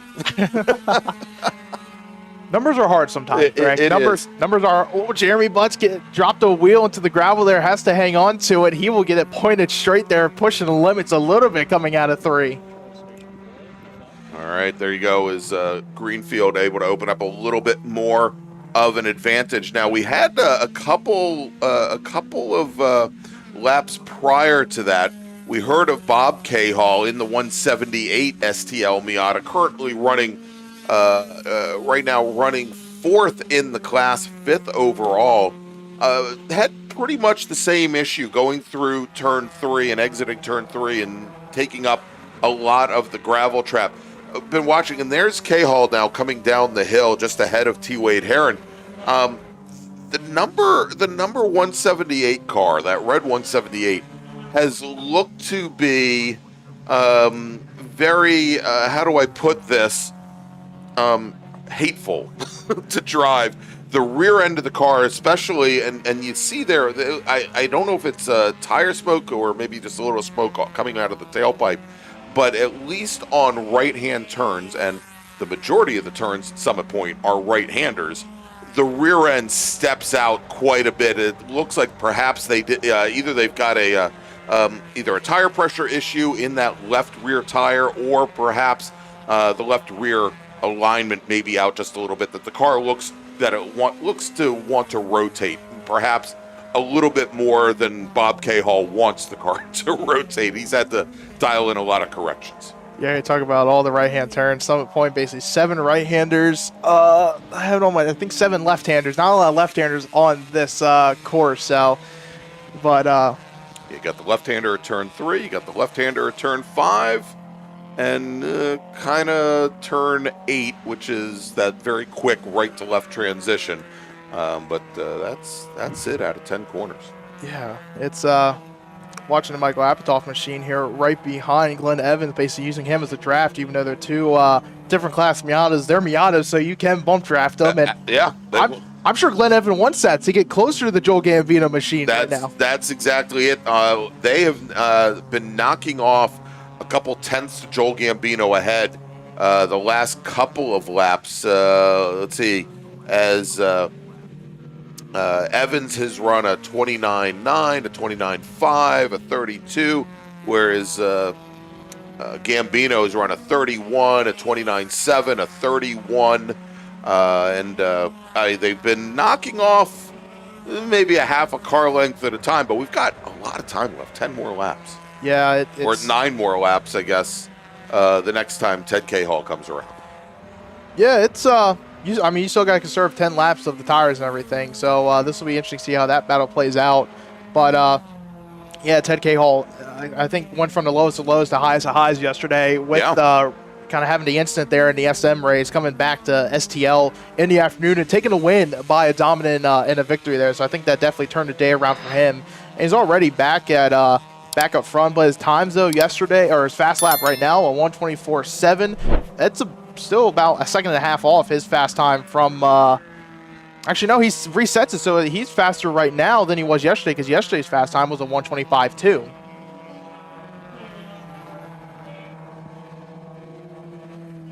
Hey there. So you continue to watch Apatow and Evans opening up these corners, throwing maybe not caution to the wind, but they are definitely taking a few more chances now than Joel Gambino. And there, as they come under braking in the 5, they've pulled up right to the back bumper of the blue 31. Looked like for a second Apatow, after pushing Evans up, maybe was ready to put himself right between those two cars. Might have thought a little bit better of it, and it might have also been that Glenn Evans positioned the car to not allow the 21 through. But now I think Evans has to keep that in the back of his mind, that Apatow might not just be willing to sit back there the whole time. Yeah, definitely got to think about that. And I'm sure he's going to try to keep him behind as long as he can, because that's a really big advantage. Yeah. That he gets over the over Joel Gambino, as right now it looks like Glenn Evans, this time around, it was about 0.4 of a second faster than Joel Gambino with that little bit of help on the straightaways from the Apatow 21 machine. Meanwhile, Peter Doan, now in that 59 Toyota, last couple of laps, he's been running about a half second, about 0.5 off of what the 3 Miatas ahead of him are doing. And, again, if he's looking to, at this point, he's trying to get himself back on the podium. He's got a long way to go in 10 laps to do it. Yeah, as the gap, though, from Doan to Evans is about 3 seconds roughly, almost about 4 seconds roughly, just over. So, again, with the math, though, again, I don't think it's mathing for Peter Doan. No. Right now. He'll probably, you don't want to say it, but I think at this point he'd probably want a full course caution to come out somewhere. That's what he's going to need. Yep. I mean, you hate to say that, but that's what he's going to need. As Apatow, again, still sitting right behind. The gap is, even with that draft, it seems like, and a little bit of help that Evans is getting, it's really not catching the Gambino. Gambino is able to extend that lead again. It's kind of going back and forth between how much they close the distance to then Gambino running a good lap and then opening that gap back up. All right, well, let's take a look. We just saw Wade Herron there, our leader in ITA, cross the line. About 3.3 seconds separating Herron and Gambino. Evans and Apatow on the last lap still actually knocked about 0.2 out of Gambino's advantage. I think the problem is that on the prior lap, they lost about 0.4. So they're trying to gain back. Again, at one point there we had Evans right on the back bumper as they tried to push a little, push that braking zone, extend that braking zone down the hill some more. Yeah, I was looking here to see the Matt Cray machine definitely getting a good draft off the Peter Doan machine. I wonder how good a Miata can push at MR2. just curiosity. It makes me think back to my good friend, and may he rest in peace, Matt Yip. Raced against him for years. He had an ITA 16-valve Volkswagen Golf, and he used to say that RX-7s made the best brake pads for his Golf. That sounds like a 8 wheels is better than 4 situation. Absolutely. The good old 8 wheels is better than 4. That's we don't see that a lot here. You see them more on the oval racing side, but yeah, it's that's a whole fun conversation. Again, may he rest in peace, and for what he would do on the track, and when he'd walk around the paddock with a coconut bra, he was he is what made SCCA road racing, and actually the fact that it's a club. I mean, Matt was a great advocate for SCCA road racing, and was the region's original chief instructor for our HPDE and time trials program. Put in a lot of time and a lot of effort for the region. It's kind of what the SCCA is all about. Just have fun, Right. Be very competitive on the track. You might want to hate each other on track, but off the track, I'm sure everyone is good friends in the paddock. Everyone, it's definitely a really fun, laid-back community, and that's what I love about club racing. It's you meet a lot of great faces here in these series, so, and a lot of great different stories too. Absolutely. So we saw a little bit of brake lock up there, rear brakes from Peter Doan. Now, as he came down the hill, it was the right rear wheel that typically with something like Deacon Greenfield CRX, you'll very commonly see at that corner right rear wheel brake lock up, because the wheel is barely on the pavement as the car is loaded all the way over to the left-hand side.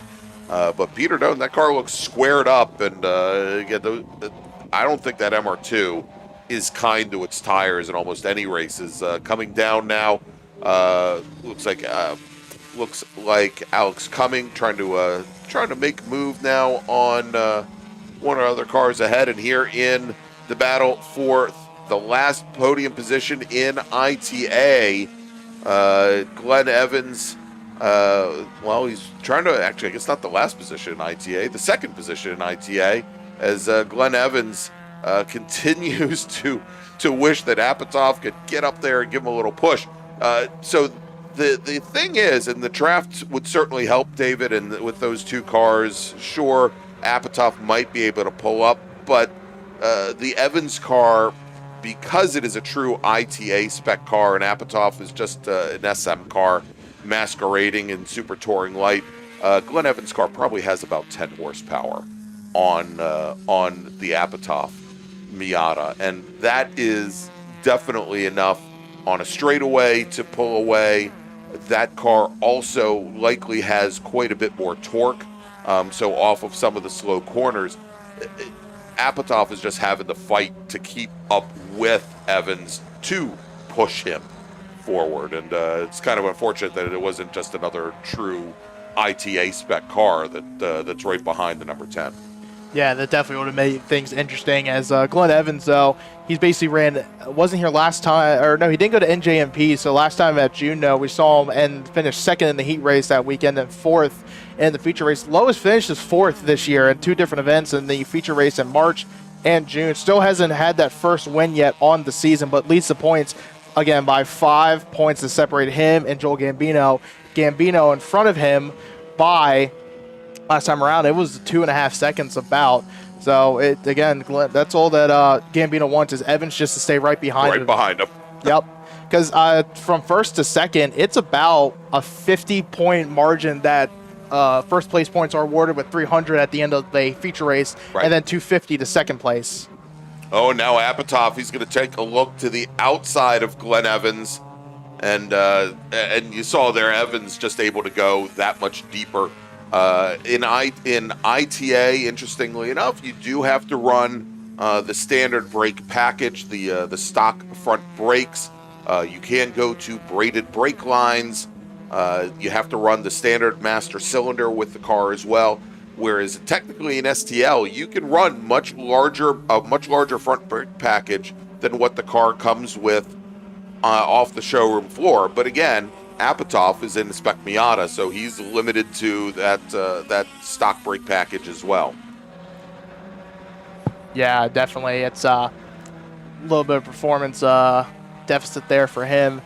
But yeah, I've kind of said about the points. I think I might have made a mistake. Basically, where they're at right now, Glenn Evans will be getting 220 points. Okay. And Joel Gambino will get those 250 points. T-Wade Heron would get the 50 points. He sits in third, though. He's a little bit behind Joel Gambino with 930 points compared to Gambino's 1,115. So, again, really good battle. Again, we're going to have, if they make a lot of the events, basically the Labor Day and October, if, they could possibly skip the middle high round if they want to. Right. They're going to have some of those drop rounds, which that'll tighten up, I think, a little bit more.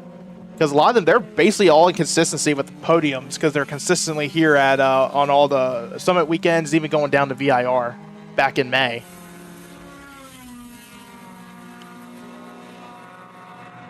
As the STL leaders, looks like Deacon's actually caught up a little bit to Ted Cahall now. Yeah, the Cahall car, the blue 182 with the wing, not to be confused with the blue 31 without the wing, is seemingly coming off the pace a little bit. Last time through, now this may be partially Cahall just kind of managing the gap to get to the end of the race. There'll be 2 laps left when he gets to the start-finish line, but Cahall was about 1.5 seconds off of his fastest lap the last time through.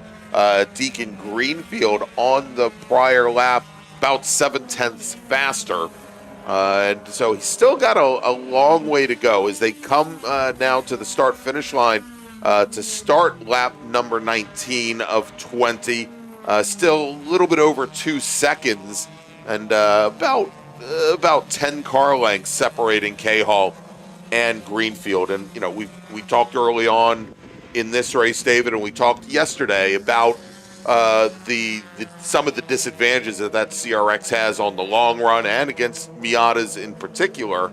And even if he's able to get up to the 182 machine here very quickly with only 1 lap remaining the next time they go by, catching is one thing, passing is another. And we saw actually early on in yesterday's race how difficult it was for Greenfield to get around some of those cars. Greenfield now has to work his way around our sole ITS entry. That's Tannen Hipschman out of Glen Rock, Pennsylvania. Yeah, it's going to hold him up just a little bit as he gets by. Completed the pass, so it looks like between 5 and 6, but kind of had the Hipschman machine. Kind of didn't know if to go towards the middle or he was going to go driver's left. I don't think Deacon thought he was going as far as he thought, and he had to kind of roll up a little bit, check up to avoid making some contact with him. But he gets by him smoothly, though. Everyone makes it out okay, and the gap's probably going to extend a little bit more now as we come to the one-to-go board. Yeah, when I was watching here, he made it as K-Hall was going through the carousel, noted, of course, that he's got Michael Apatow and Glenn Evans directly ahead of him. And I thought that perhaps K-Hall would get to those Miatas before they came down into turn 1.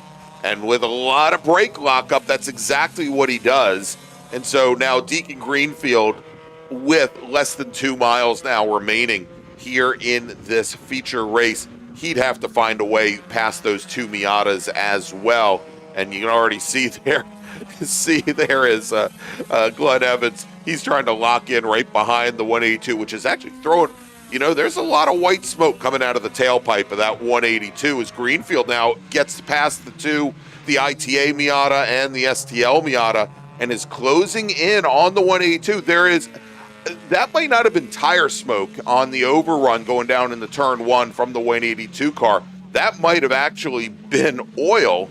Now, as Greenfield, though, has to deal with Joel Gambino, which is going to be a very difficult pass. He's also got to deal with Alex Cumming as well.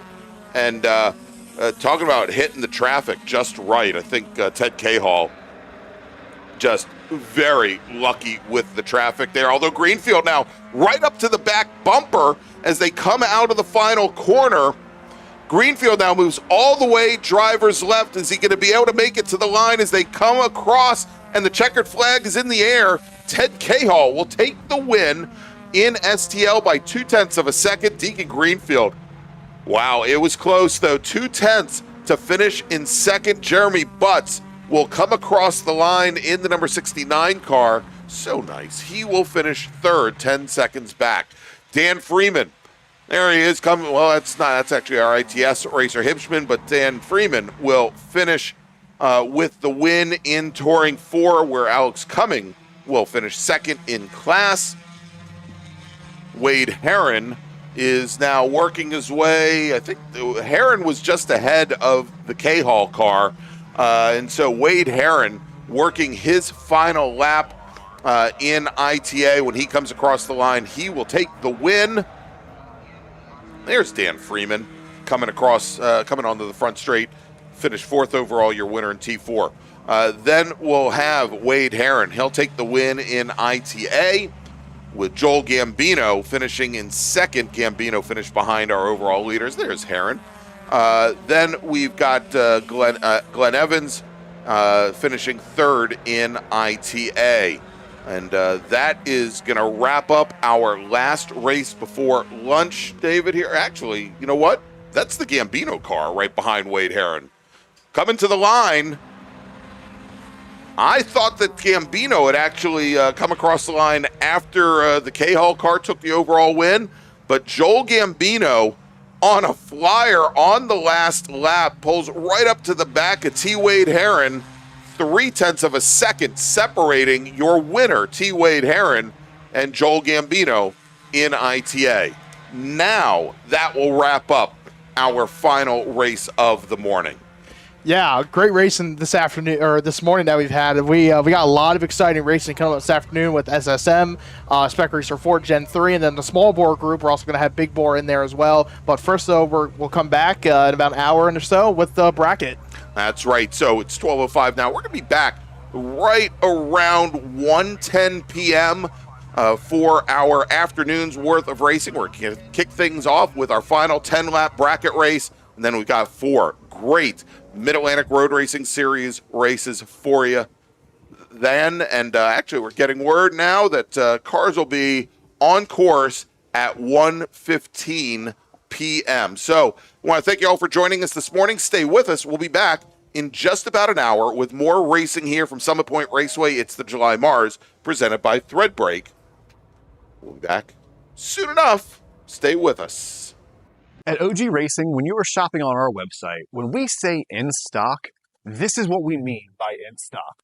Seats and seat bases, brakes, harnesses and restraints, shoes, suits and steering, helmets, gloves and undergarments, fire suppression, and so much more. Shipping directly to you from our conveniently located Sterling, Virginia warehouse with thousands of in-stock items.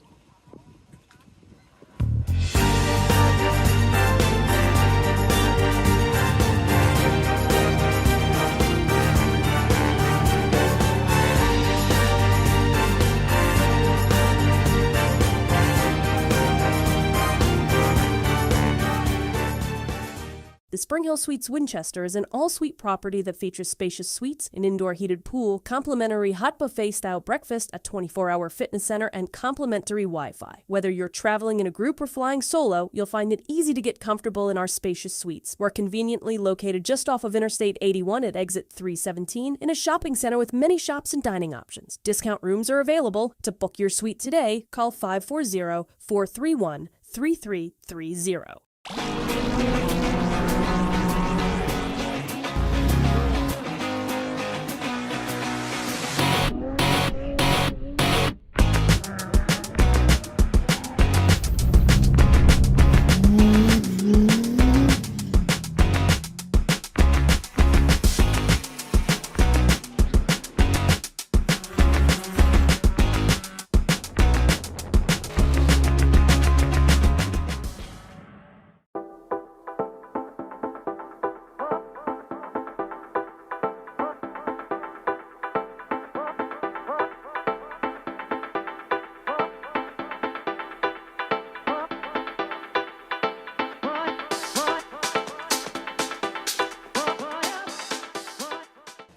From the paddock to the workplace, great hats make a lasting impression, and Threadbreak is here to help you make yours. Threadbreak creates premium custom embroidered hats for race teams, businesses, events, and brands. Every hat is embroidered in-house, made right here in the USA, ships free, and is ready in as little as 2 to 4 days. Whether you need a small run for your crew or a large order for your company or event, Threadbreak delivers quality craftsmanship with low minimums and attention to every stitch. Bring your logo to life at threadbright.com and wear your brand with pride. Willing and Able Racing offers top-quality spec race car rentals with full setup and repair services, including trackside support for SCCA, NASA, VRG, and other organizations' road race, time trials, and track day events. They're spec racer Ford specialists, and each of their Gen 3 machines sports a SATAV sequential transmission and a data acquisition system. Also offering spec Miata rentals, Willing and Able is currently taking reservations for the remainder of the Mid-Atlantic Road Racing Series season. For more information, email Willing and Able at rent@WNARacing.com, see them on Instagram at WNA Racing, or visit their website at WNARacing.com. Willing and Able would like to thank all the volunteers this weekend who've graciously donated their time so that we may race. Since 1976, Radial Tire Company has been providing the Washington, D.C. area with quality tires, expert knowledge, and the finest service. They have earned a reputation as a premier specialist in hard-to-find performance tire and wheel applications and stock tires from all the top manufacturers for whatever you drive. From performance and race cars to SUVs and trucks to your daily drivers, Radial's mission is to assist you in getting the most out of your tires and car. To get a competitive quote on your next set of tires, now with free shipping, or to schedule online, visit RadialTireCompany.com or call them in Silver Spring at area code 301-585-2740. That's 301-585-2740.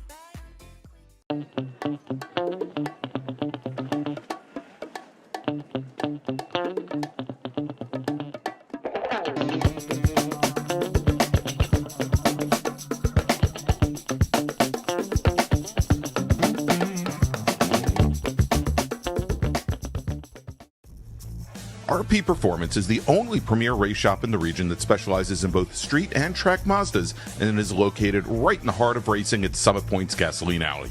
RP has been involved in countless race wins and series championships across many classes with drivers of all ages.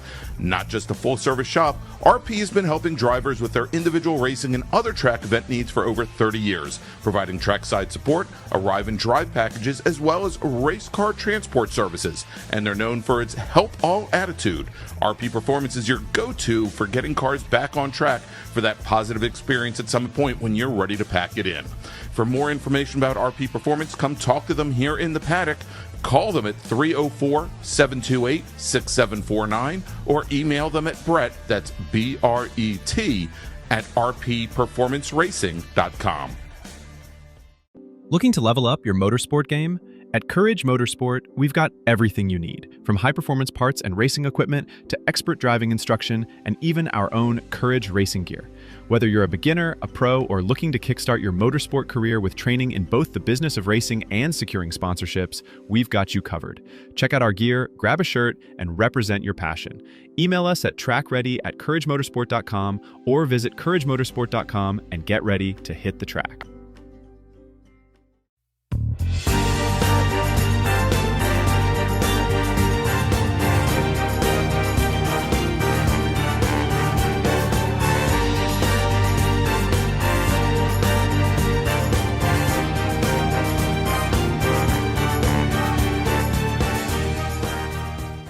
Grand Touring Enterprises is an internationally recognized and awarded full-service classic automotive facility located in Frederick, Maryland. Specializing in classic Italian sports cars from Ferrari, Lamborghini, ISO, and Bizzarini, Grand Touring's extensive experience ranges from pre-war to modern exotics, advising on all aspects of the classic car ownership experience, from service, restoration, and climate-controlled storage to sales and consignment. Grand Touring's focus is not just on preserving the history and prestige of these vehicles, but making sure that the driving experience is equally as spectacular and authentic. For more information, send email to tom@grandtouring.com. Grand Touring, legends in motion.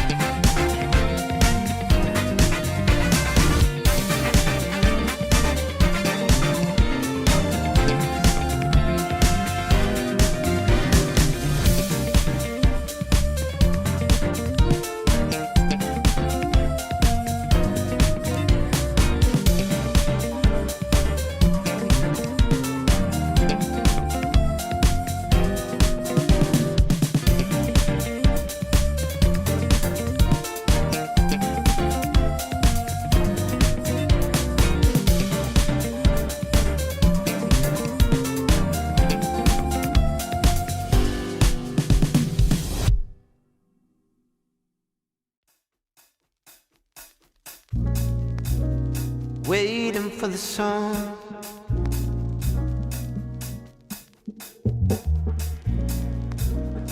Waiting for the song.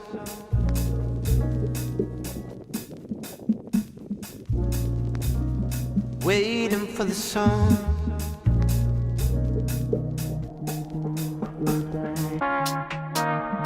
Waiting for the song.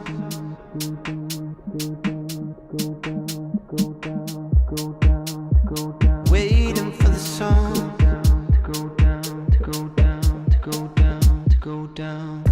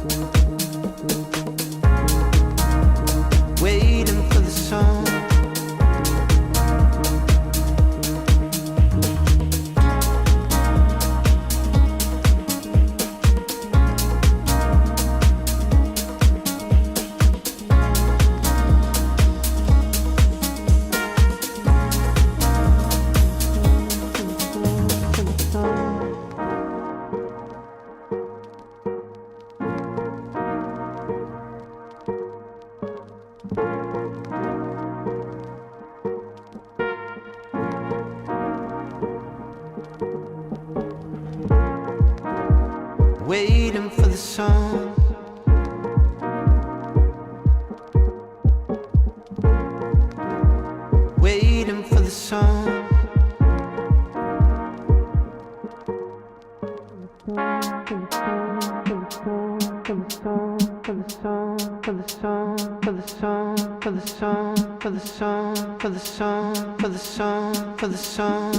Waiting for the song. Waiting for the song.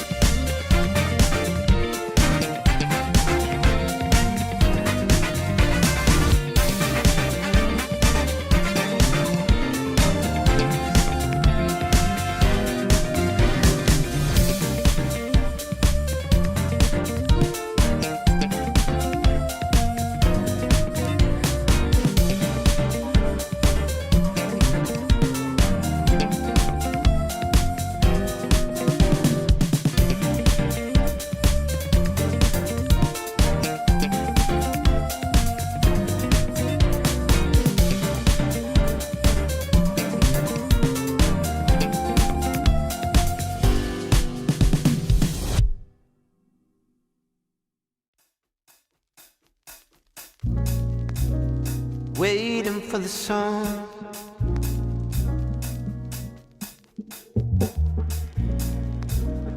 Waiting for the song.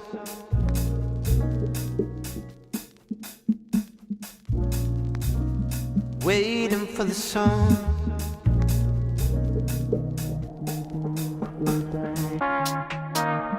Waiting for the song.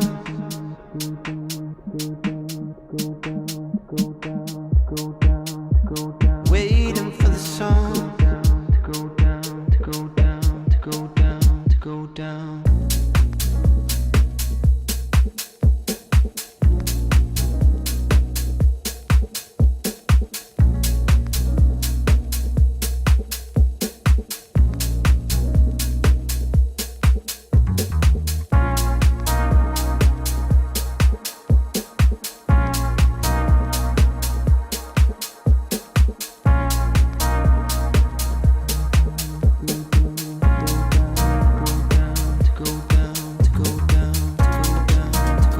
Waiting for the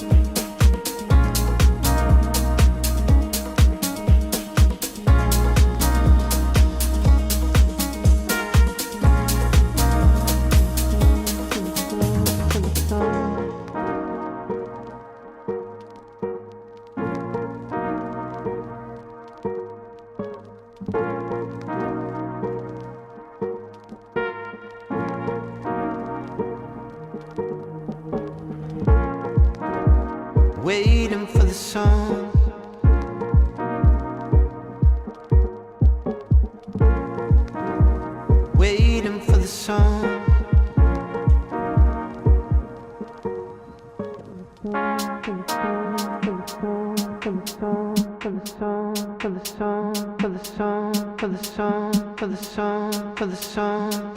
Waiting for the song. Waiting for the song.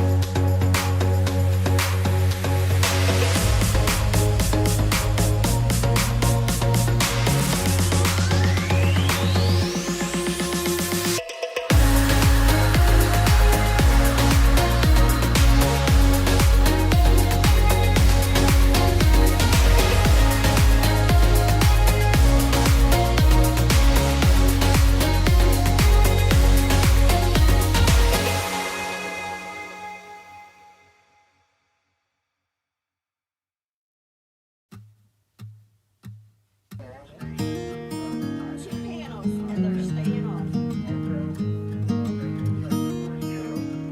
I'm off for you. And then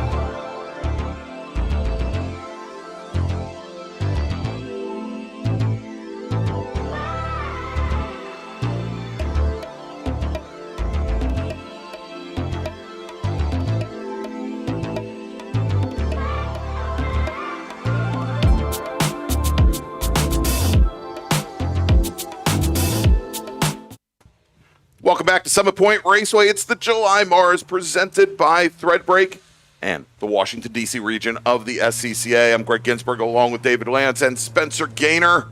And next up, it's Sprint Bracket Road Racing Series, David, for their second and final 10-lap race of the weekend. Why don't you run down the starting order? Starting on the pole positions, number 14, a Marshall Lytle from Alexandria, Virginia, and a BMW 325 IS. Starting in the second spot is number 18, Corey Markovitz from Martinsburg, West Virginia, and a Porsche 911 GT3 Cup car. Starting in the third spot, number 9, Trey Harper from Chantilly, Virginia, and a Porsche 981 Cayman GTS. Starting in the fourth spot, number 50, Steve Martin from Silver Spring, Maryland, in a Ford Mustang. He's made the call to the grid. Hopefully we'll see him for all 10 laps. Starting in the fifth spot, number 62, of Mike Herbert from Chambersburg, Pennsylvania, and a BMW M240i. Starting in the sixth spot, it's the 07, Matt Littleton from Washington, D.C., with the BMW 325 IS.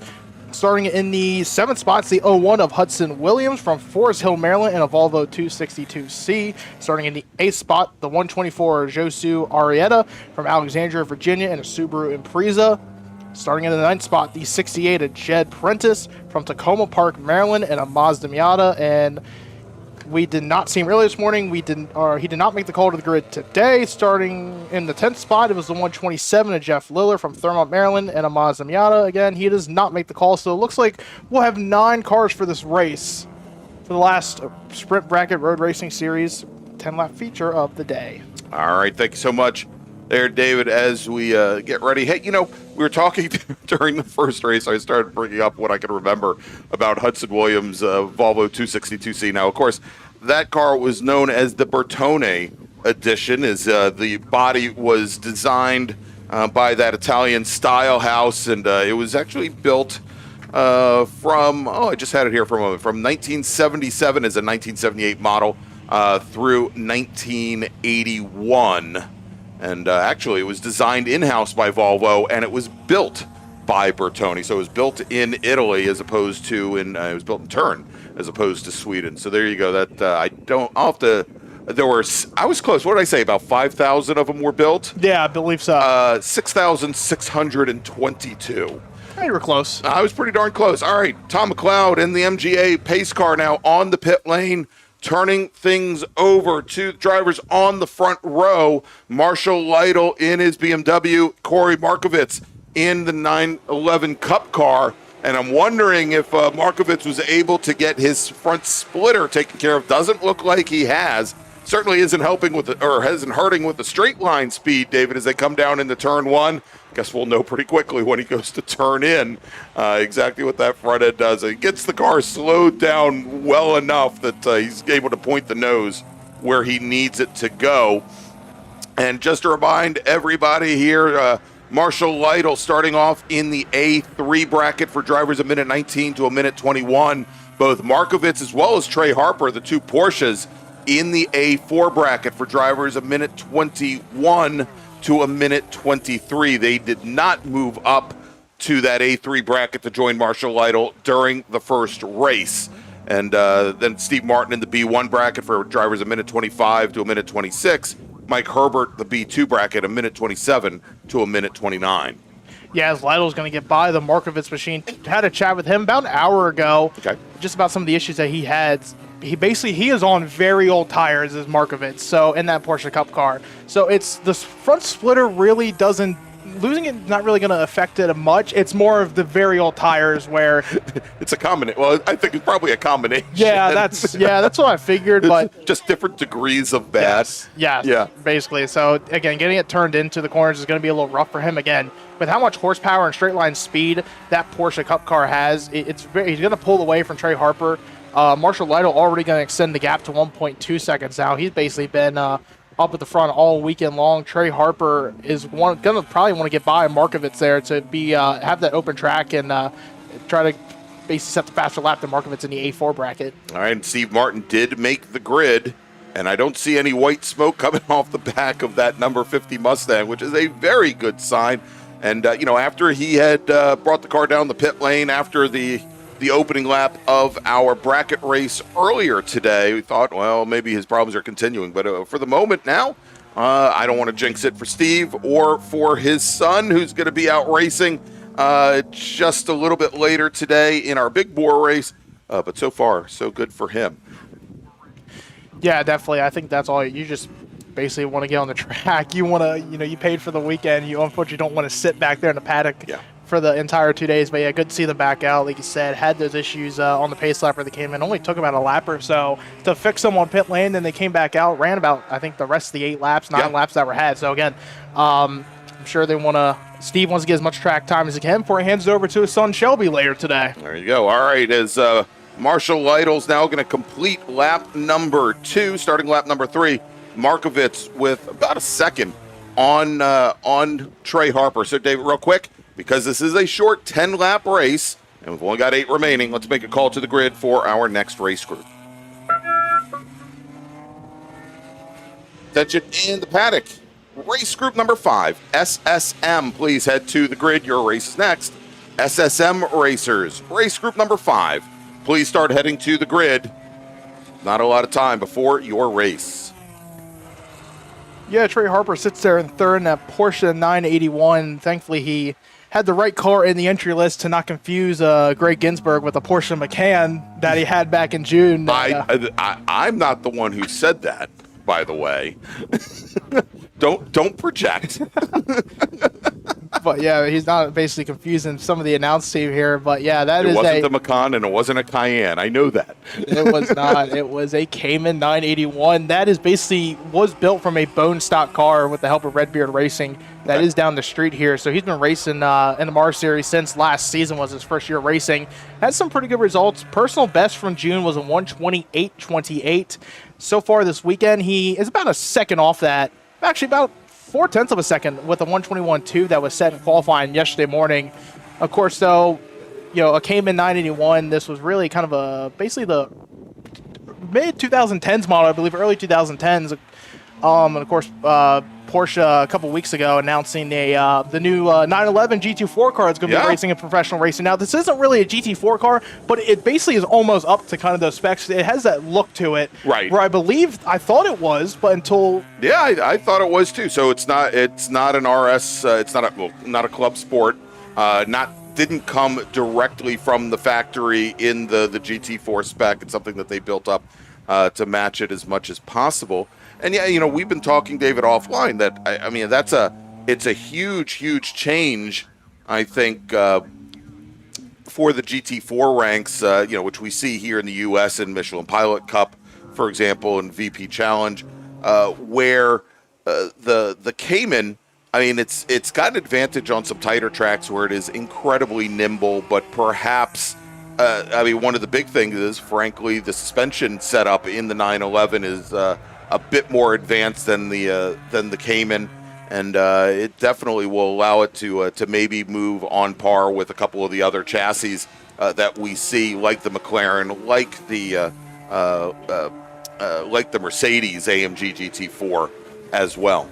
Yeah, that'll definitely be a fun car to watch. Of course, some people here in the booth do know some connections, the people that might be racing that car next year, so we'll have to find out how that drives compared to the old Cayman models. But yeah, Trey Harper so far sits here in third, and I'm still sitting second right now in that A4 bracket.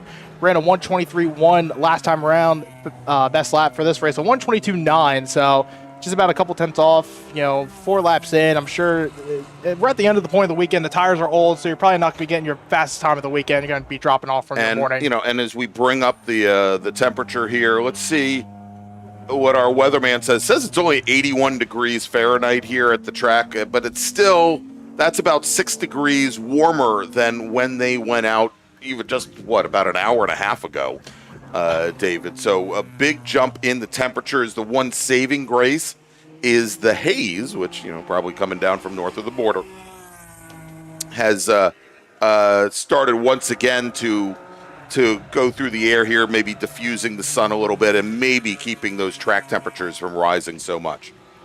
Yeah, definitely. I have noticed it is really, now that you said that, look around, it really has become a little more cloudy and hazy, because after the rain yesterday, kind of all went away. It cleared a lot of it out, but it looks like it's starting to come back. And you can see it a little bit towards the woods out behind turn 10 and even up the front straightaway here. All right, so as Marshall Lytle completes his 5th lap. We now have 5 laps remaining. This 10-lap race, David, let me make another call to the grid for the next group. Race group number 5, SSM. Please head to the grid. Your race starts next. Race group 5, SSM. This is your second call to the grid. Of course, I look at Corey Markovic's car in that Porsche 911. That's a 911.1, so that was the first generation of the 991 chassis. Again, Porsche announcing the other day now that we'll see a lot more of the 992.2 cars start coming here to the United States. So a lot of big stuff coming on for Porsche, and I laughed with the price points of some of those cars. It's kind of fun. It's like, would you rather go for a GT4 car or a Porsche Cup car? I don't know. It's because they're pretty going to be pretty comparable price-wise. I don't know. I don't know. It'd be interesting to see, but yeah, though, Corey, we've seen him run this car for a couple of years now. Started a little bit in bracket, moved to big bore in some appearances last year, and of course, we'll see. He will be out later today too. So I know sometimes he'll maybe skip a bracket race to do the big bore, but yeah, he will be going out later this afternoon. So when I chatted with him, he did confirm it. You know, and it's interesting, Dave, as you know, Brian and I do a little bit of work for the single mark club racing series that might have a number of those 911 Cup cars. Won't say who the club is, but I think you can now piece it all together. And and they had just this year introduced with the motorsport arm of that manufacturer a club racing series that was meant to be a ladder for racers perhaps to move up into the pro series using the exact same chassis and getting a lot of manufacturer support. And for the class that encompassed the Cup cars, there were 2. See, now I gave it away again. They were the 991.2s and the 992.1s, and it'll be interesting now if they introduce a 3rd chassis and what it'll do for those racers who now feel it's necessary to get the latest and greatest to increase their chances of maybe making a dent in the pros as well. But not a worry here as we jump back to a battle that we saw forming up earlier today during the first bracket race of the day, and this is for the B3 bracket for drivers a minute 29 to a minute 31. And much like we saw this morning, Matt Littleton, after a real good challenge here from Josu Arrieta, managed to move away. But we saw, especially as time was running down, David, where Hudson Williams in that Bertone Volvo in the 262C was slowly chipping away at the insane ways and Impreza of Arrieta, and we thought maybe if he had another lap, he might have been able to come out ahead of the Subaru. And once again, he's right there. Yeah, absolutely. I mean, he is right on the back bumper of that Subaru as Marshall Lytle was starting to come down, so he'll have to get by this great battle the last time around. They were basically about 0.08 of a second off each other's lap times with 132.2s for both of them. So, but Josu, though, looks like he has a little bit stronger points, though, than Hudson. Looks like he gets a lot better, I'd say does better later down the straightaways, and even on the back section of the course, looks like he got a little bit of more of a gap, though, to Williams. So if we're going to have 3 laps to go, unfortunately, with Marshall Lytle coming up, that race might be just about a lap short, but I think it'll be great, though. Hudson, though, is right in the draft as Josu when he gets onto the front straightaway, though. Yeah, and, we saw towards the very end of our morning race where that Volvo, where it kind of lets young Hudson Williams down, is down at what some of us used to call the talent section of the course. And it has nothing to do with Hudson's talent. It has to do with how big and how much that Volvo lumbers around down once you get through turn 5 and into the carousel section here. But you can see where Arrieta is he's a little defensive. He wants to hold off the Volvo just as Marshall Lytle is going to put those racers a lap down as he now is going to come down the hill. Of course, so that is also second and third right now in the B3 bracket. Josu got a really good run out of 3 and opens that gap up to the biggest it's been in a couple, about 4 laps now. So, but Hudson, though, again, we talked about a couple times so far. He's just getting track knowledge with this Volvo. That car honestly came at a pretty cheap deal for what his dad and Mark and him have had to work it with. Again, it's just a car to start with, experience, relatively cheap, and you start moving up the categories in a couple years. Of course, his dad has wrenched on some very wild and interesting Volvo. So I definitely, with the family lineage there, great way to get Hudson involved. And look, we talk about the car because there ain't nothing out here like it. And Marshall Lytle is coming around one head. What Jacob Dylan's band was it? The Wallflowers. One headlight. There you go, taking the win. It is Marshall Lytle. He's going to, on that last lap, he runs a 123 and change, so he's going to stay in the A3 bracket as the Porsches of Markovitz and Harper come across the line. Markovitz will take the win in the A4 bracket over Trey Harper, about 4.5 seconds separating them here at the finish. Steve Martin will stick to the B1 bracket in the number 50 Mustang with a final lap time of a 126.617, so right at the high side of that B1 bracket. And then in the B2 bracket, Mike Herbert.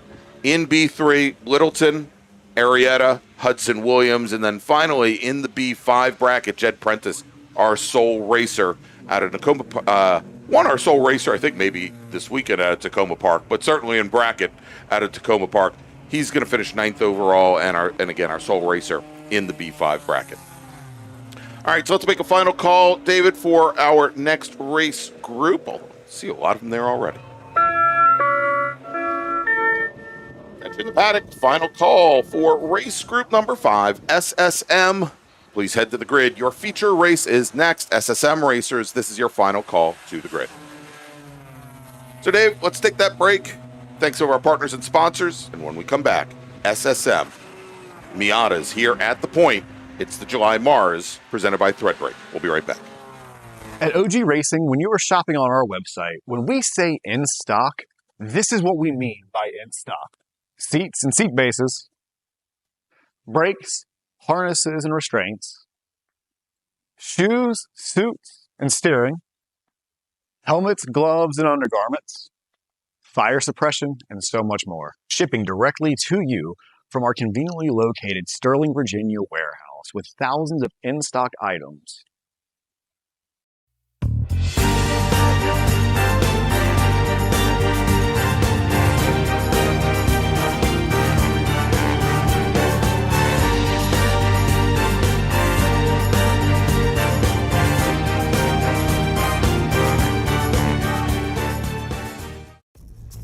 RP Performance is the only premier race shop in the region that specializes in both street and track Mazdas and is located right in the heart of racing at Summit Point's Gasoline Alley.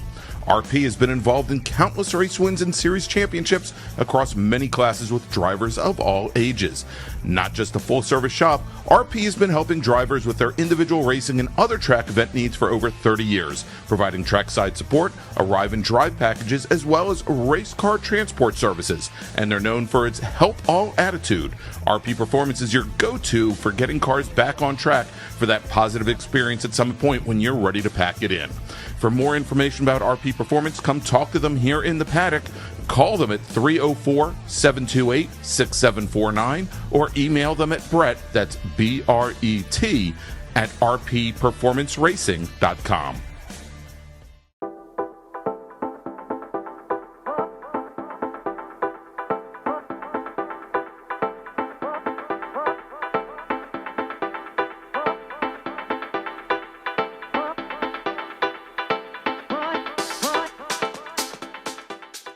Looking to level up your motorsport game? At Courage Motorsport, we've got everything you need, from high-performance parts and racing equipment to expert driving instruction and even our own Courage racing gear. Whether you're a beginner, a pro, or looking to kickstart your motorsport career with training in both the business of racing and securing sponsorships, we've got you covered. Check out our gear, grab a shirt, and represent your passion. Email us at trackready@couragemotorsport.com or visit couragemotorsport.com and get ready to hit the track.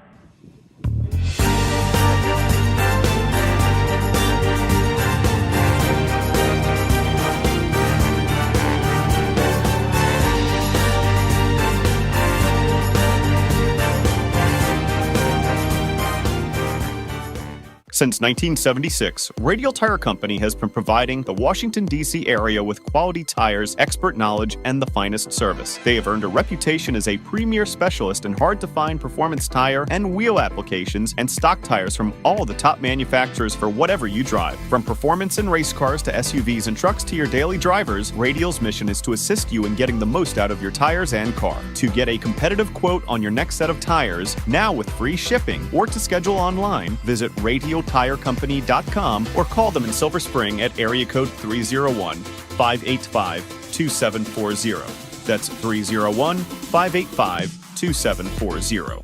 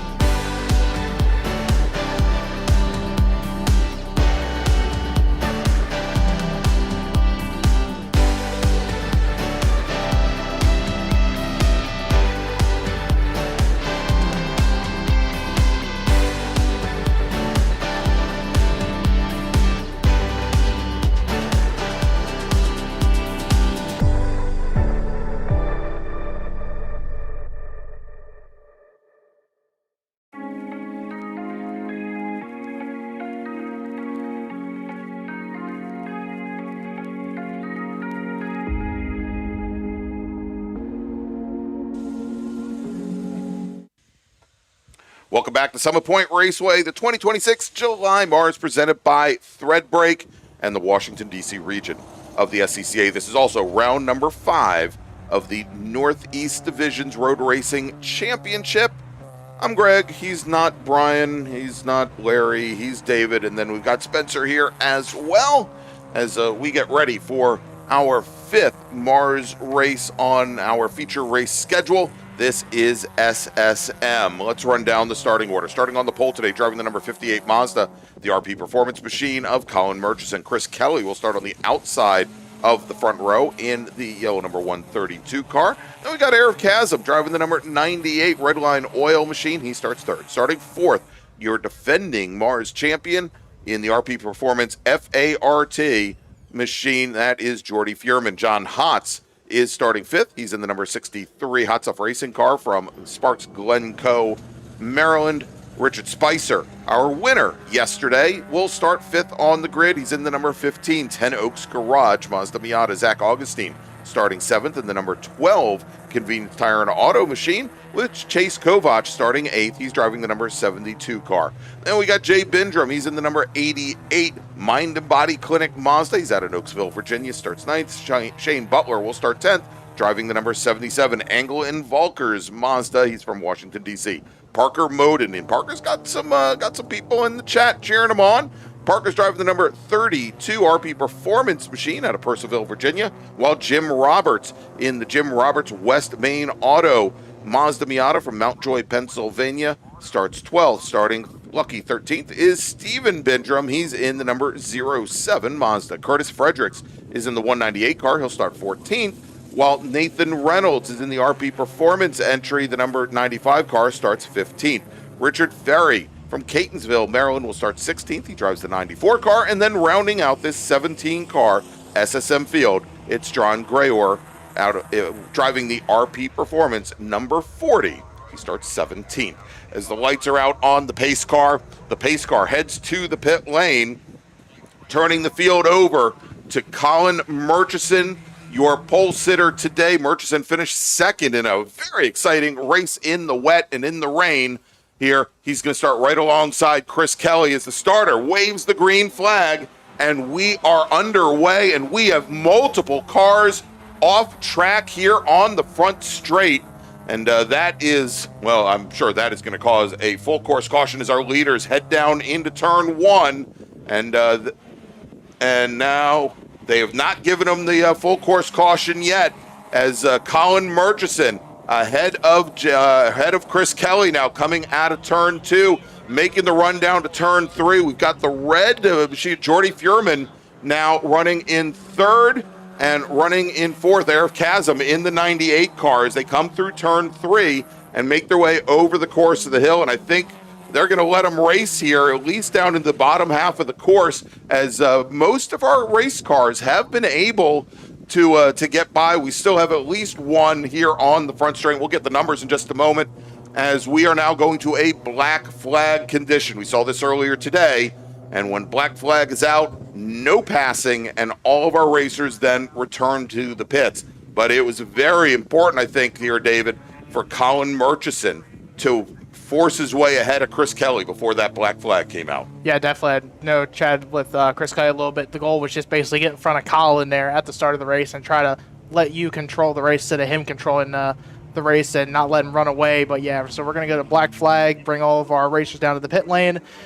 Mostly everyone did get away, though, so I believe there is still one car that that is stranded here on the front stretch. So yeah, the number, and this is bad. The number 15 machine, Richard Spicer, three-time national champion in Spec Racer Ford and yesterday's race winner. He is, I believe, the sole car remaining here, as we see, as we had a lot of action there right in the middle of the pack. And that's unfortunate for Spicer. The car doesn't look, it doesn't look too bad, but it looks like he also hit the wall here early on. So we are again under black flag conditions. There you go. Thank you, Spencer, as our emergency services team's looking to move the 15 machine back. Hey, good thing the trunk's easily opened on that car, as the cars are now lining up on the pit lane. I think as soon as we can get that car removed. There is also a yellow Mazda Miata that happens to be missing a rear bumper, because it's right on the front straight, and we'll Well, we know it's not Chris Kelly's, or is it? I believe it's going to be the number 6 of James Roberts. Jim Roberts, Jim yeah. Roberts. As the 15 of Rich Spicer, as he's going to put it in reverse, and he'll drive it back, or on reverse, going counterclockwise to the paddock, and they'll call that race done as the back bumper and back end. I say call him Santa Claus because Yeah. he's got parts for like 3 different Miata drivers right in the back of that car. But again, we are under black flag conditions here. Have not completed our first lap yet, and this race scheduled for 20 laps or 40 minutes. As we've got our teams picking up the equipment. We did not get the numbers on all of the cars that were involved. You just mentioned Jim Roberts involved and missing a rear bumper. Of course, we saw that the Spicer car was involved. The green Mazda back in the pack. David, That might be, trying to look here, trying to remember my best about colors and cars. Yeah. It could. Well, we'll find out when the racers head back out onto the track. We'll be able to pick out pretty quickly which drivers were involved. Thankfully for this, I don't think there's going to be an extended period of time for cleanup. Although somebody tell our emergency services teams there that their car is still in the way. And we've got a driver off on the side of the track as well. I don't think that's Spicer, because Spicer drove his car back to the paddock. Do we have possibly one more car? I think we have a car that's out of our vision here, David. That is still there. Obviously, there's a driver waiting for them to get the car there as well, and we'll see if we can get a car number on it here for you. But again, we are under black flag conditions here at Summit Point. Your pole sitter, Colin Murchison, appears to have taken the lead before the black flag came out. That would allow him to lead the field back out on the track to complete lap number 1. And when we come around after lap 2, hopefully we'll start our third lap under green. Let's see if we can get the numbers there. So I think the green car was the 07 of Stephen Bendrum. Steve Bendrum. Okay. So there's 3. I know there's probably going to be some that are going to have a couple battered and bruised front ends and rear ends here. Yeah. So, all right. So let's see. Can we bat? We're trying to scroll back and take a look. Just hit the back arrow a little bit. I believe it was a bump gone wrong at the start in the middle of the pack somewhere. As when the field came to the green, it looks like it might have been the pause there. The red car there. The number on it is... The red car here is Augustine. He's on the inside. Zach Augustine. As he moved over driver's left, he may have actually... There was a car behind that he may have clipped the nose of when he came over. Watch. No, maybe not. There was a blue car. It did have the 72 of Kovac. Okay. He is in that 72 car, so... Okay, that may be the other car. And yeah, I was thinking that maybe Spicer got clipped as Augustine came across, but... I don't know. So let's look at the order and let's go odd, even, odd, even. All right, yep, and there you go. There's the 07 machine getting pulled away right now, and I think that is the last of the cars. Question, we haven't heard anything from race control yet, whether or not they need to do any repair to the tire walls that are right in front of our timing and scoring team and tower. Say Kovac, just so you know, we went back to Kovac was behind Spicer on the run on the grid, so they were both lined up on that outside lane. Okay. So hopefully, though, it doesn't take too long to repair. Like I said, I believe we got all the cars off and away, and the ones that need to go back to the paddock are.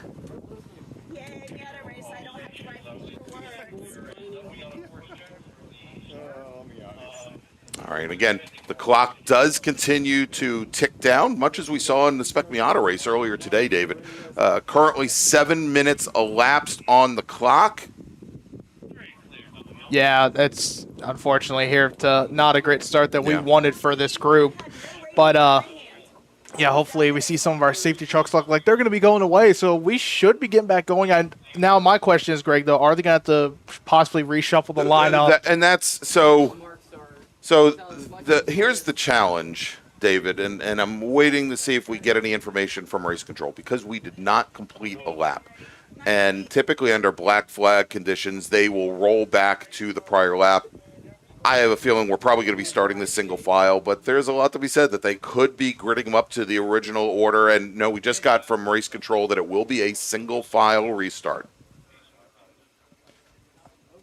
And the reason I mention this is I'm looking at the timing and scoring, and they have reset the clock to, at least at the moment, 2:40 minutes. Yep, just noticed that too when you said that. So looks like we'll start back from where we began. Yeah. Yep. Well, as soon as we get a little bit more clarity on exactly how this is going to proceed, we know that it's going to be a single file restart. I don't know if the clock will start at the time the drivers cross the start-finish line to start the pace lap. I suspect that will probably be the case. So, yeah, hopefully we get the order reshuffled. So, we'll yeah, I'll tell you what, a couple drivers, though. Yesterday's race, it was an interesting one. Basically, before they rolled out, the rain was starting to drop a little bit. We didn't think it was going to be a big factor, but it turned out it just picked up. By like lap 2, they were trying to find whatever grip is. We think almost every single racer went out on dry weather tires. Yep, basically the entire grid. There was not a single person that went on rain tires, and that, as you could tell from how much slipping and sliding there was going on through the corners, we saw Murchison. He basically had the rear end stepping out everywhere. Yes. Chris Kelly, he had that spin. We saw him bring the car in early. That was basically, he just brought it in, just cut your losses, take the drop round for this race, because he's had a lot of podiums and a lot of top 5 finishes at this point, and they're planning to do the full season. So they just said, look, we'll just save the car for tomorrow's 20-lap race. And also Arif Kazim, he was doing pretty good there in the end. I know some of the performance was starting to drop off a little bit. Didn't know if he had an issue possibly with that car, because he also brought it in basically as checker flag was coming out when he finished in the 14th spot. So again, he's done the full season. Just a couple guys kind of cutting their losses. And I had an interesting conversation with Jordy Fuhrman last night when I asked him about, basically was trying to find out if everyone went out on slick tires or not. He said, look, both Colin and Rich, they are both incredible drivers, so they are here to have fun this weekend. Jordy said, I'm playing the long game. I'm thinking about the championship. Didn't really want to push a lot yesterday to where he compromised the car for today. So he's thinking the big picture, though. So interesting to see how he races as we get further into the season. You want to be a little conservative, but you don't want to be too conservative, though. Exactly. And, we had a great run yesterday. Of course, we just saw, as we talked about, the rear bumper for Jim Roberts. Jim, who started, I think, yesterday's race in 12th or 13th position, finished 6th overall as he worked his way through the field. And it's interesting. You find that some of the more seasoned drivers that have had a lot more seat time in the wet really came to the fore yesterday, like a Jim Roberts, like John Hotz, and again, some of the drivers maybe had some bigger challenges. Arif Kazim did not do very well in the wet, and we've seen how strong he is in the dry in that red number 98 machine. So again, we'll play out here. We're still waiting to hear from race control the status of this. The restart here, and as we look out, and that was going to be the camera that I was going to ask Spencer to bring up, and I just wanted to see if we had any more of our emergency services teams maybe working the tire walls directly in front of our timing and scoring team and just upstream from our starter stand, and I don't think there are any out there. It does appear, though, David, as I'm looking down onto the pit lane, that they are looking to regrid some of the cars and get them back into the correct order, as we are going to be rolling back essentially to the starting order for this race. Yeah, basically going to reset from zero. I see one of the drivers that are getting regridded is that 32 car, Parker Moden. He had his first ever top 10 summit run yesterday in the wet. Really good performance by him for first time in the rain. Again, rookie this year. He's had a couple of top 10 finishes at places like VIR. So, wasn't able to get that at some point just yet until yesterday. So he had a good run along with Zach Augustine, who basically lead the rookie standings. So, because he leads over Luke Fedowitz, who is not here this weekend. So hopefully we'll see him back at Labor Day, because that's a really exciting rookie battle that was starting to play out between Augustine and Fedowitz. All right. Dave, we have at least a little more clarity here. The drivers have been given a 3-minute warning, so we're going to be restarting here momentarily. And still waiting to hear from race control as far as whether we are rolling things back to the initial lap or not. And I guess we'll find out whenever all of our viewers do and all of our listeners here in the paddock. So it looks like we're going to get the pace truck re-gridded back at the front of the field. So it's going to, I don't know, it feels like now we know when we're going to go racing. Feels like it's going to be the longest 3 minutes ever. So, but yeah, hopefully just get some time to get drivers kind of get more comfortable into the cars, get ready to go. So, like I said, when we get, it's basically going to be the same order that we started in. Colin Murchison leading on the on pole. Christopher Kelly going to be behind him. Arif Kazem sits third. Jordy Freeman sits fourth. John Hott sits fifth. Rich Spicer, he will not be starting in the sixth spot after the damages. Zach Augustino will move him to the sixth spot. So, should be an interesting top 5 or 6 that we got going here.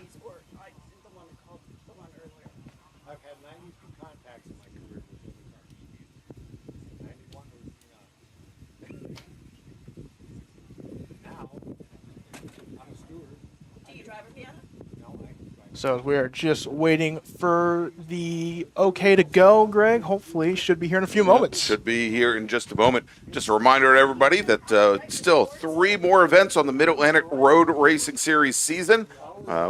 We can bring those up. Coming on up here, August 8th and 9th, the MARRS Series travels to the Mid-Ohio Sports Car Course. I think if you live out near Columbus or anywhere in Ohio, it'll be a wonderful event to go see, as you have SCCA Road Racing. It is also the H Production Invitational that weekend. I think the S2000 America Series that is here this weekend will be racing that weekend as well. Unfortunately, we're not going to be broadcasting it, but if you're in the area, definitely head on out. All right, pace car now. Safety car, pardon me. Actually, I guess we'll call it a pace car because I think we're starting from scratch, bringing the field out onto the track. And I'm not going to run down the whole grid. We've got it sitting right on the side of the screen there for you as cars come across the line. That should be the correct order. Again, we are essentially going to be restarting this race, but with a single file restart, which is definitely to Colin Murchison's advantage here. Going to be a lot easier to control the field coming out of the final corner, and it means that Christopher Kelly, he's got to make up a whole car length plus in order to get ahead of the number 58 machine, as opposed to starting right alongside him. Yeah, and of course he's got Arif Kazan right behind him. We've seen them work with each other at a couple events this year because Arif, I would say during qualifying, no, he would work with Colin a lot. But since Colin hasn't raced since March, Arif has gotten really good at working with Chris Kelly. So I'm sure both of them know what the goal is. Even Jordy, a lot of these drivers know what the goal is. Colin Murchison is fast in that car, and you want to get around Colin Murchison as quick as you can, because if you kind of take your time or everyone's battling behind him, he will run away. And we saw him do that at March, where he got out front. Basically, the top 2 and 3 were all battling with each other. Next thing you know, Colin Murchison had a 5-second lead at the end of the race. Yeah, exactly. And nobody could touch him at that point, indeed. All right, as they head down the hill, lights still on. Well, they'll probably see the lights go out on the pace car right around turn 7. That's been the point where they've been shutting them down all day. Got a word, a couple of the folks on the starter stand suggested that some of the other corners watch the hood of the Blue 72 Chase Kovac, as the hood seems to be fluttering around a little bit and may have been loosened up a little bit from the impact here at the original start for this race. So we'll continue to watch a lot of these Mazda Miatas. They don't have separate hood pins and hood latches that they use. The standard safety hood latches that come from the factory from Mazda, which in most cases are more than adequate for these types of race cars. But we'll see. We'll watch that 72 car. There he is, right in the midfield. Kovac currently sitting 8th in the line. All right, and it does look like as we check the drivers that may not be back with us, I think John Grayhor, possibly Richard Ferry, Nathan. Well, tell you what, we're going to wait until they come around and let this race restart, as the field now makes their way down the front straight, and green flag is in the air, and we're back to racing here once again at Summit Point. And the clock, it is starting and counting down from 40 minutes. So we're going to have the full complement, we think, here of laps as Murchison defends the inside. Pulling right up alongside on the outside is Christopher Kelly in the yellow number 132 machine. Not able to get far enough up. And Murchison with a great defense there, David, just waited and waited and waited before he turned in and really gave Chris Kelly nowhere to go. Yeah, and Chris Kelly, though, had to kind of fall back in line there, so he's going to have SRFx right up behind him. Now it's time for SRF to just start shoving and pushing Chris as much as you can down turn number 5. Get as much momentum as you possibly can for the entrance. And Murchison already, as they came out of 3, was able to open up about 2.5 car lengths. That is still easily within the draft of these cars. And we'll see here, and I think you're right on there. Chasm's got to push. He can't fight for position early on. And you already know Jordy Fuhrman, he's going to sit back and assess the situation. He probably doesn't want to lose any ground to John Hotz, though. We know how aggressive the driver of the 63 machine can be here. And now running wide and dropping wheels, that was Zach Augustine in the 12, and he gathers that car back up. Augustine running in 6th as our leaders now come into turn 10, into the final corner, onto the front straight. Colin Murchison will lead the field to the line to complete the first lap, and he's like a snake. He's bringing them all the way over to driver's right, then moving them back over to driver's left, and they head down towards turn 1. Yeah, I just don't think anybody's from Kelly to Jordy is all basically close enough to really create a good draft and everything, but they caught a lot of time though in the braking zone. Colin possibly maybe just slowing up that corner a little bit. Start conserving your tires at the beginning of this race. 20 laps, it's a long race. But don't forget, this was the weekend last year where we saw a 7-car pack, basically, a big 7-car battle for the lead where they were all nose to tail for the entire time. All right, and just confirmed the 3 drivers that did not take the restart of the race. Richard Spicer in the 15, yesterday's race winner out of Laurel, Maryland. Jay Bindrum in the number 88, and Steven Bindrum in the 07 car. So it is a 14-car field here for another 18 laps. Yeah, Chris Kelly, though, really starting to get close to the back end there of Murchison. Interested to see if he decides to maybe pull out and make a move, try to get around him, but I don't think he will, because I think you don't want to let Colin gain a lot of ground from a bump draft, as I see that Jordy is right tucked up under the bumper there of SRFx for 3rd. All right, and a little bit further behind, we saw there that group of 5 right at the front, and then it's a pretty long way now back, actually 6 up at the front with Zach Augustine, I think, towards the very back of the pack, and then about another 25 car lengths back to Chase Kovach with Parker Moden, Shane Butler, and Richard Ferry right along with them here. But there is a huge gap there back to our top 6. Yeah, the gap though from the Augustine to the Kovach machine is 5 seconds there, and a lot of those with Kovach, Moden, Butler, they're all basically separated by about a good length to each other. So that's not what the spot you want to be in, because they're just going to lose this this front pack more than they already have. As it looks like the Hotz machine is starting to fall back just a little bit as he came into turn number 3 though. But again, the more these guys battle, the closer that this group of 6 will possibly be together. All right, Chris Kelly taking a quick look to the inside, the driver's left. I think he's noticed a pattern, and I've noticed it too here, David, as Colin Murchison comes down the hill out of the chute. He has, in order to open up turn 5 and carry as much speed through there as possible, he's got the car almost 3/4 of the way over to driver's right, and it leaves a huge chasm, or big hole, driver's left going down into the braking zone of turn 5, and more importantly, for the drivers behind, especially if they want to take advantage of it, it allows them to carry a lot more speed, get on the brakes earlier, or probably get on the brakes later going into 5. Yeah, and just see what Chris Kelly can do there as he starts to study what Colin Murchison does. Maybe you start trying to pick where, you're way stronger than him, where he can make those passing opportunities work. So it's, again, still early on. You're going to have a lot of time to try and find those spots, as you almost have to time these passes very perfectly, because if you don't time them right, you can really lose a lot of spots and a lot of time, especially when the top 6 are all right together nose to tail. Yeah, indeed. And, David, before we had our first race of the weekend yesterday, you and I were talking that you had been discussing with a driver in this race. We're not going to say who he is. That was lamenting that perhaps he did not have the speed that some of the regulars here at Summit Point had, and I think a lot of that comes down to seat time and knowing the track and knowing when a driver does something ahead of you that might not be to his benefit, that you can take advantage of it. And I think Chris Kelly, he's still kind of learning that here this weekend. Oh, did I say who that was? I'm sorry. Well, there you go. But no, again, it's just, he's had a lot of good showings though this year. We've seen he's works a lot on the sim, uses as much as he can.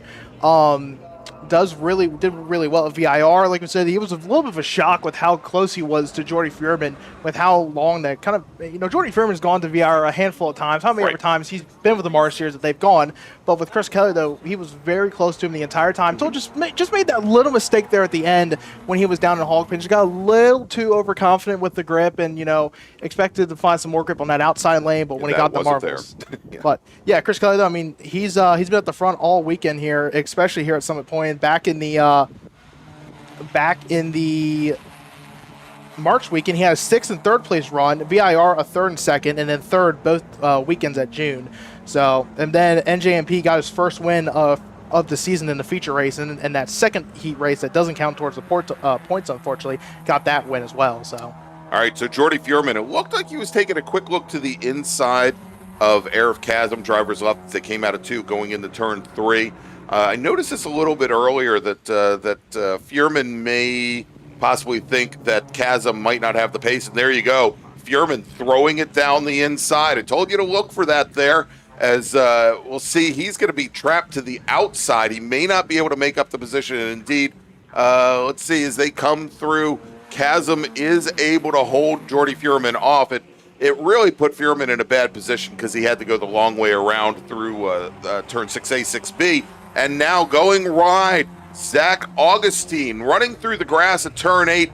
That's going to take him out of touch with our leaders. What was a group of 6 is now 5, as Zach Augustine all in a place all by himself. Yeah, just that slight little mistake there, as it looks like we're going to have a move here. It looks like Jordy Fuhrman right on the back end, going to be pushing Arif Chasm down the front straightaway, going to try to get by Kelly and Murchison, as Kelly then tried to go with him. He's going to move to the outside. Colin Murchison on the inside, 2x2s ahead down turn number 1. And as they go through, interesting move there is both of the red cars, Chasm and Fuhrman, moved over to driver's right. You then had Chris Kelly go to defend that because those 2 cars might have been able to push right past the yellow 132. Then when Kelly moved back over to driver's left, you had Jordy Fuhrman follow him through in the hopes of getting around the 98 car. Neither worked out as I think Fuhrman planned here, as they go down, and they're right back to where they were when they came out of turn 10 just a few moments ago. Yeah, kind of the gaps were opening just a little bit there, but as they all go back into turn number 5, it all tightens up again. But that's kind of what you don't want to do, though. You don't want to allow Colin to get these leads. But some guys think that they have the better car and they should be in front of the other, and it's just going to create those games, though, of losing momentum with each other. All right, a little bit further back in the field, we're looking there over at, let's see, I think we had Richard Ferry, Parker Moden, and Jim Roberts, who did bring the car back out, and Ferry taking a look there to the inside of Moden, and I think got the pass done here now as a little brief breakaway with Murchison and Kelly. I think the important thing here, David, is they have not they've been moving around and trying to figure out a way how to leapfrog one another and maintain their pace. They have not, with everything that they've tried so far, Murchison has not been able to get away and to break that draft yet, and he's nowhere close to breaking it at this point. Yeah, absolutely not. As basically, again, all these 5 are basically all under a blanket for the entire. They're almost on a rope together. Yeah. That where some of them might get strung back out, but immediately they're going to get pulled back in with the help of that draft. But it looks like they're all going to stay single file as they come down turn number 5.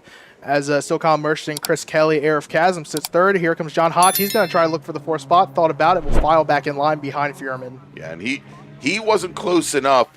Here's the interesting thing in watching John Hodson, and we'll see where this changes, but it affected that move that he just made, and I think that was more just to alert Fuhrman that he could make that move if he wanted to, is John Hotz has been laying back just a little bit from the 4 cars ahead.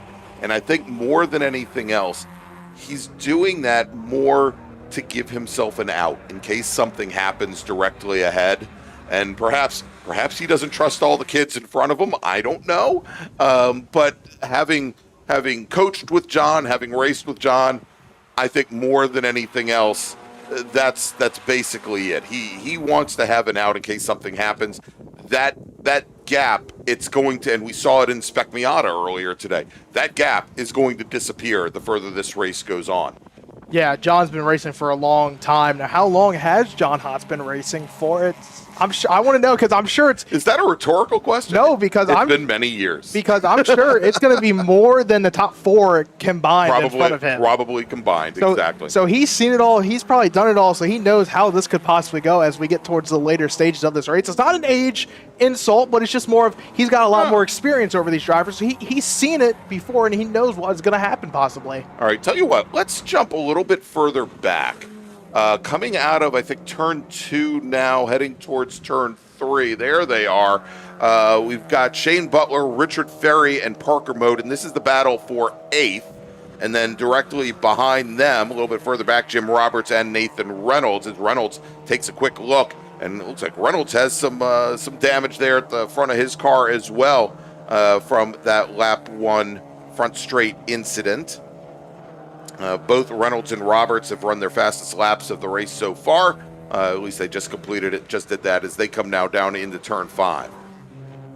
Yeah, Jim Roberts, though, yesterday, as you said, started 12th originally, and then, started 12th and then finished in the 6th spot, so had a really good run in the rain. So just a couple spots back, though, unfortunately. Started originally 12th on the day, 1 spot gain, but again, he has that damage that was involved in that opening incident, I'll say. So, but he's Nathan Reynolds right behind him as well. So unfortunately, though, they're kind of next guy in front of him is Parker Moden, who's 5 seconds ahead. So a lot of people may ask, well, what's the difference between SSM and Spec Miata, which we saw earlier today? SSM, 1.6 liter motors only, the earliest of what they call the NA Miatas, whereas in Spec Miata, they can be the 1.6 liter motors, the 1.8 liter motors, both with fixed timing, and then also with the variable valve timing as well. Not fixed timing, but without the variable valve timing of the 99 and 2000 cars here. And they do a great job in Spec Miata of trying to balance all of those different types of cars across multiple series together. But here in SSM, just the earliest 1.6 liter motors. They get dyno tuned. They are really and not only dyno tuned, but sealed and with very, very limited changes that you can make, right down to the spark plugs that you use in these cars. And I was watching this as they come down in the 5 now, as we watch Jim Roberts and Nathan Reynolds. Reynolds, who I think got caught up in that early lap 1 incident. You watch now at the damage in the front, and it looks like both of the headlight buckets are bent up on the outer edges, opening up a pretty big gap, allowing the car to bring in, I hasten to call it cool air at this point, since it is, about 81, 82 degrees. There you go, 83 degrees, says our own personal weatherman. But that airflow in there is something that can be picked up by the air intake and possibly bring in slightly cooler air than what has been circulating underneath the hood of that car. Yeah, absolutely. I know some of the things, too. We talked about some of the spec parts they can use. They have to use the same Bilstein shocks along with the same iBox sway bars. So, right. Yeah, basically everyone's kept to very, it's almost kind of a little more cost-effective for these drivers. But yeah, as a matter of fact, those Bilstein shocks were part of the original Spec Miata shock package and shock and spring package. And in the past number of years, Spec Miata has moved on to a much more expensive Penske shock. But that has opened the opportunity for the SSM racers to buy the older shock packages from the Spec Miata racers. Yeah, real quick, Spencer, let's go back to turn number 10. as the leaders start coming to view. So we just see here, we have a 2-car breakaway now. That group of 5 now becomes basically a pack of 2 with Colin Murchison and Chris Kelly breaking away. And then now just about a second behind, it's John Hotz and Jordy Fearman. So don't know what happened there, because last time we saw them, all 5 were together. Now Kelly and Murchison are on their own. It looks like Kelly possibly trying to make a move, but nope, he will stay in line. Maybe just trying to take a little peek, get Murchison to look at his mirrors, maybe force a little bit of an error to where he goes deeper in the braking zone and miss the corner a little bit. Exactly there. Just get him a little bit off of his game now as they move through. Of course, John Hotz now has gotten past both Jordy Fearman as well as Arif Chasm. Chasm now falling back into 5th position as Fearman had also managed to get around the 98 machine. All right, real quick, I've got to make a couple of announcements here. Attention in the paddock. First call to the grid for race group number 6, Spec Racer Ford Gen 3. Please head to the grid. Spec Racer Ford Gen 3. Please head to the grid. Also, the following SSM drivers need to see the operating steward at impound at the end of this race session. You should also bring your in-car video. Richard Spicer, driver of the number 15 SSM. Jay Bindrum, driver of the 88 car. Stephen Bindrum, driver of the number 07 car. See the operating steward at impound and bring your video. They're going to want to see it. All right, David, let's jump back to the action. Yeah, just under halfway to go, as we're going to have 8 laps remaining in this race. It's still Murchison. He's basically led this entire race. But here we go, though. John Hotz, Jordy Fearman. Jordy's been given a really good bump to Hotz down the front straightaway, and they are now right to the back bumper of Chris Kelly. Yeah, exactly. That gap that was there just a lap ago, all it took was for Kelly to move out just a little bit, to shade, and give a bit of a challenge to the 58 car, and that brings everybody else right back into the battle again. And see what I said about John Hotz being able to close up here when he needs to. He does, and he will, as they come down the hill, and all 3 of the cars directly behind the Murchison car, they do not choose to go down the inside. I think they may be waiting a little while for that move there, David. Yeah, absolutely. I've talked a little bit about John Hotz yesterday in the SM race. When I talked to him Friday, he has basically admitted he is not a great starter, a little bit slower on the start, takes a little bit to get everything up to temperature and start to get that rhythm going. But when it comes to late in the race, though, he will start to move up through the field. Right. But also during the Friday test day that we have here at Summit Point, during the morning session, he made a slight ride height adjustment to the SSM car that changed the handling just that little bit to make it a lot more comfortable. But as opposed to racing on the bump stops possibly. All right, now moving over, Chris Kelly takes a quick look to the inside of the 58 machine, and that was a little bit of an offensive move, but he also had John Hotz follow him over, and Hotz now, can he push past the 58 car? There you go, new race leader. It is Christopher Kelly in the yellow number 132 machine. Can John Hotz follow him through that fast lane? It is Murchison to the inside. He's going to go deep on the brakes. It's going to be tough coming here through the very tight turn 3. Murchison retakes the lead. John Hotz now, can he sweep around the outside on these drivers? No, as Jordy Fearman takes over 3rd. John Hotz gave him a lot of room there where he moved almost all the way to driver's left, I think, in case possibly they were going to drop a little bit more. And swing and end up yanking the car over to driver's left. Again, the wily veteran also with some self-preservation in mind there. Yeah, I was going to say, you talked about his self-preservation. Now, with all this battling going on, Arif Chasm, last time he was 1.1 seconds behind Jordy Fearman in 4th. Chasm right to the back bumper of that 4th place car. That is now John Hotz.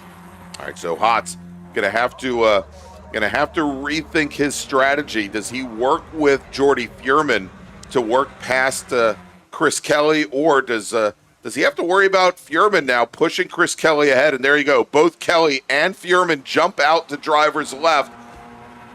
Fearman not up to the back bumper, though, the 132, as they come down Chris Kelly, though, he's going to have to just wait, hold the brakes as long as possible to make that outer run for Murchison as difficult as possible. And now Murchison falls back into third position.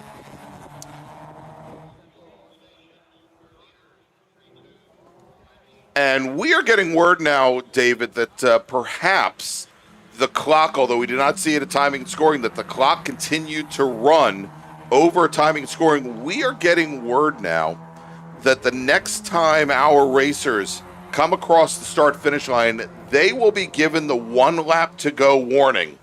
And that is not necessarily something that Colin Murchison or Chris Kelly knew. I'll bet you now if they had crew listening to the flag net, they definitely know now. And Murchison was able to work his way back around.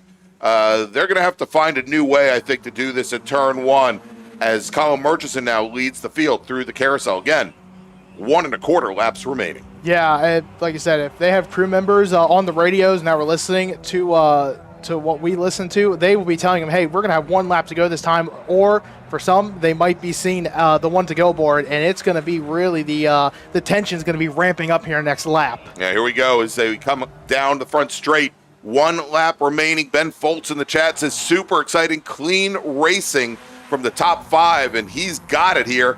He nailed it as they come down the front straight, heading down towards turn 1. Now Murchison goes center of track to defend. Chris Kelly's able to muscle down the inside. He's got the position again. Can he position the nose of the car so that Colin Murchison can't go around the outside? Murchison drops a wheel into the dirt, but in doing so, hasn't slowed his pace down. And Murchison, he's got the advantage now coming into turn 3. He's got the lead as they come across the hill. Arif Chasm dropping wheels into the gravel just ahead of John Hotz. Now, as they roll down into the chute, does Kelly look to the inside, David? I've been saying the positions there. He does not do it. John Hotz a little too far back to make the move on Chasm. Thought about it, but not able to get that done as our leaders now come into the carousel. Yeah, Jordy, I think he was looking to also make a move on Chris Kelly, but they all decided to stay single file, though. Jordy, for Chris Kelly, he is going to have to push Chris Kelly and work with him to get by Colin Murchison. So Colin, though, it's about a car length right now between him and Chris Kelly, and another car length from Kelly to Jordy Fuhrman now.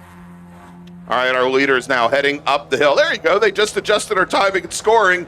And our leaders now coming around the final corner onto the front straight. Colin Murchison, your pole sitter. Can he pull this race off as he comes over driver's right to hold off Chris Kelly? And as they come to the line in the checkered flag, Colin Murchison takes the win in the feature race. Chris Kelly will finish second. Jordy Fuhrman will finish third. Chasm fourth. John Hotz will finish fifth. And now coming across the line, finishing just outside the top 5, Zach Augustine, all by his lonesome. The number 12 car will finish in sixth. Chase Kovach should be the next driver to arrive, but you can see how big the chasm was between our front group and everybody else here as Chase Kovach, the blue number 72 machine, comes out of the final corner. Over the crest of the hill, he's going to see and take the checkered flag. He's going to finish seventh. Almost a half minute behind our lead pack, and the rest of the field comes through. Shane Butler will finish in eighth, and now the battle for ninth here. It's Richard Ferry, Jim Roberts, and Nathan Reynolds, and Jim Roberts beats Richard Ferry to the line. He'll finish ninth. Ferry will round out the top 10 with Nathan Reynolds finishing 11th. Parker Moden will finish in 12th. What a race. What a race. All right, let's make another call to the grid for our next group because, well, there's nobody there. Attention in the paddock. Spec Racer Ford Gen 3 racers. Your race starts in just a few moments. Please head to the grid. Spec Racer Ford Gen 3. Here they come. Spec Racer Ford Gen 3 racers. This is your second call to the grid. All right. Wow, that was a great race, and I think definitely think it makes up for what we saw in Spec Miata earlier today. Let's take a quick break. Thanks to our partners and sponsors, and when we come back, more Spec racing here at Summit Point Raceway. It is the July MARRS presented by Threadbreak. Don't go away.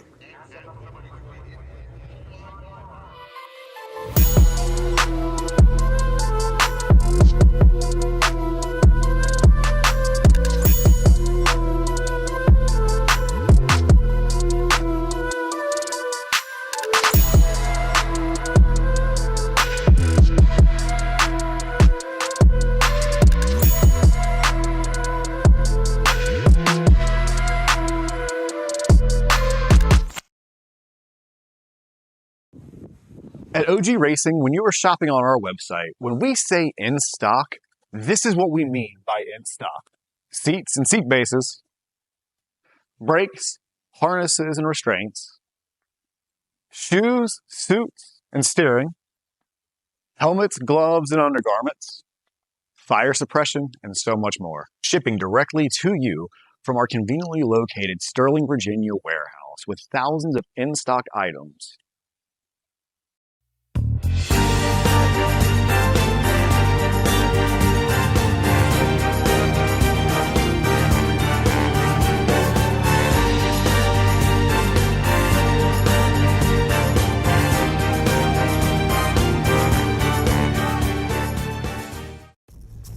RP Performance is the only premier race shop in the region that specializes in both street and track Mazdas and is located right in the heart of racing at Summit Point's Gasoline Alley.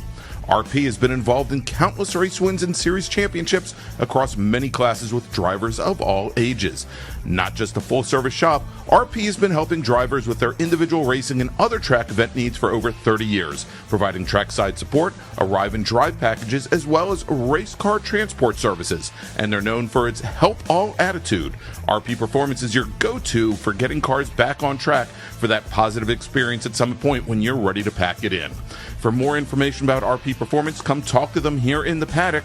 Call them at 304-728-6749 or email them at Brett, that's B-R-E-T, at rpperformanceracing.com.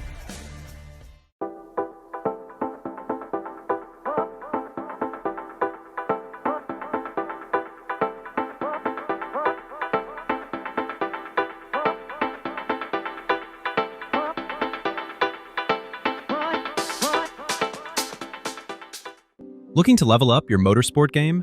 At Courage Motorsport, we've got everything you need, from high-performance parts and racing equipment to expert driving instruction and even our own Courage racing gear. Whether you're a beginner, a pro, or looking to kickstart your motorsport career with training in both the business of racing and securing sponsorships, we've got you covered. Check out our gear, grab a shirt, and represent your passion. Email us at trackready@couragemotorsport.com or visit couragemotorsport.com and get ready to hit the track.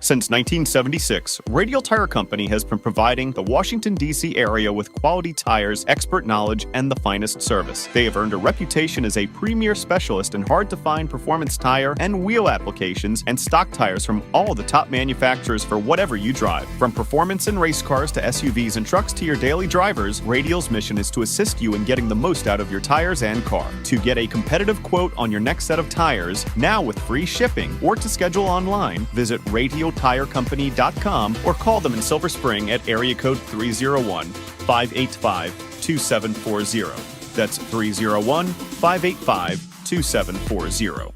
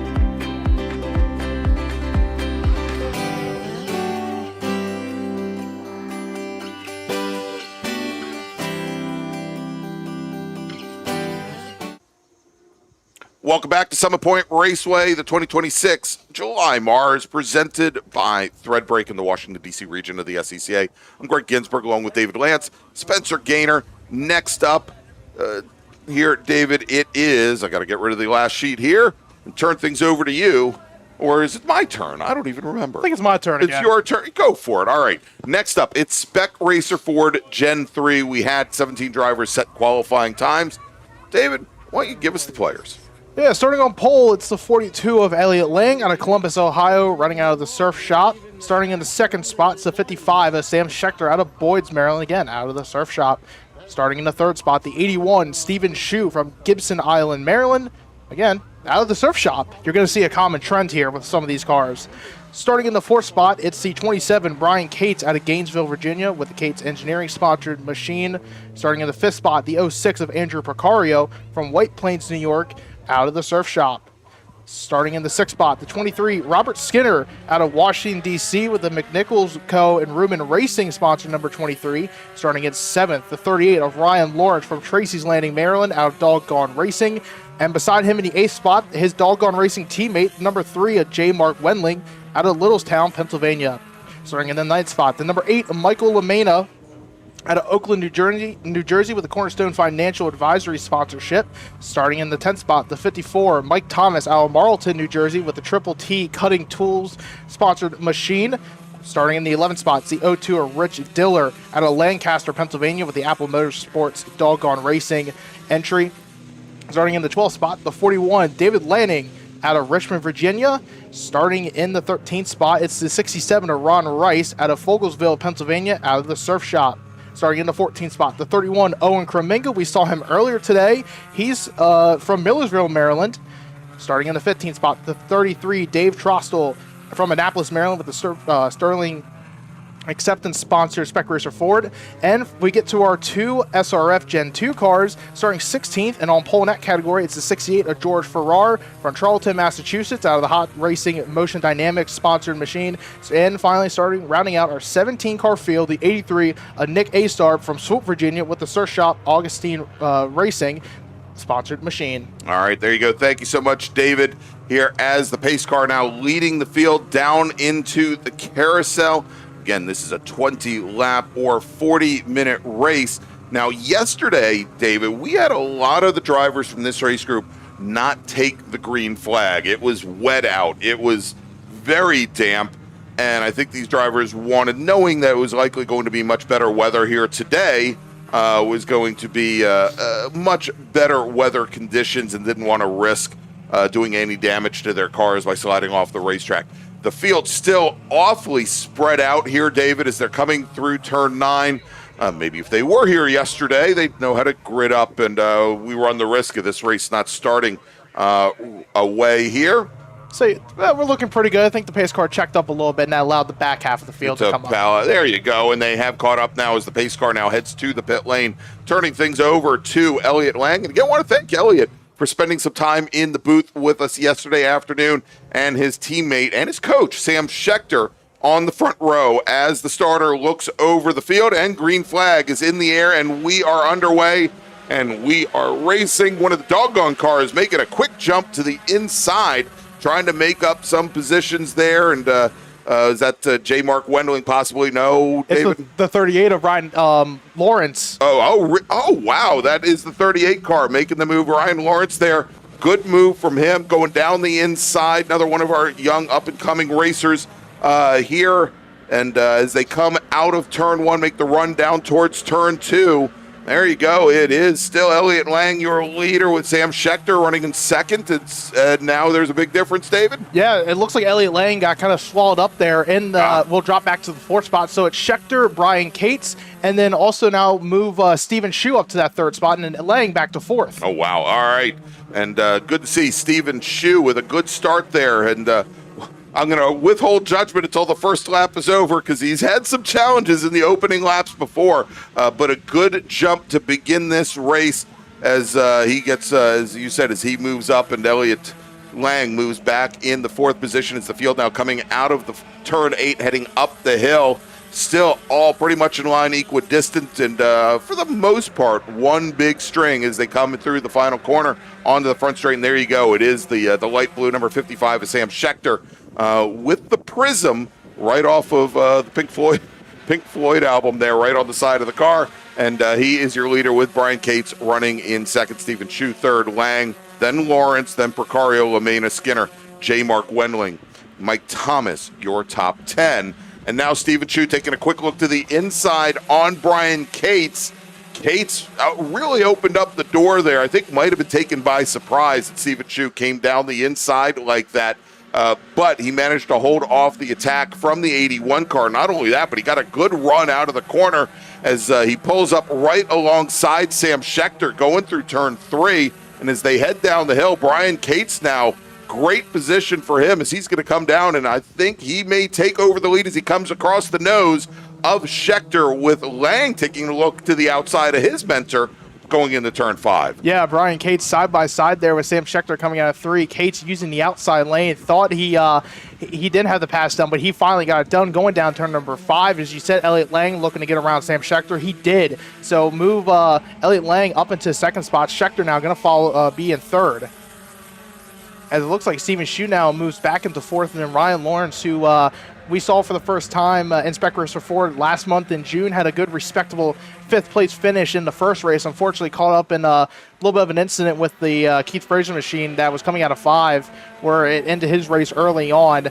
So, again, another good, impressive start. Didn't take the start yesterday, just kind of high risk, low reward, I believe. Low reward, exactly. All right, as they come down, barreling into turn 1, great move there from Elliott Lang as he works past the 55 of Sam Schechter, and in the second position as they come through the horseshoe attitude going into turn 3. Stephen Chu now with a look down the inside, tries to pick up 2 positions, only gets 1. Sam Schechter now shuffled back into 4th, and I'll tell you, the big charger here, second car from the back of the pack, that is Michael LaMena, had the fastest lap of anybody on the prior lap, and much like we saw earlier today in in Spec Miata, he just has nowhere to go as he's got like 4 or 5 cars all spread across the track directly in front of him.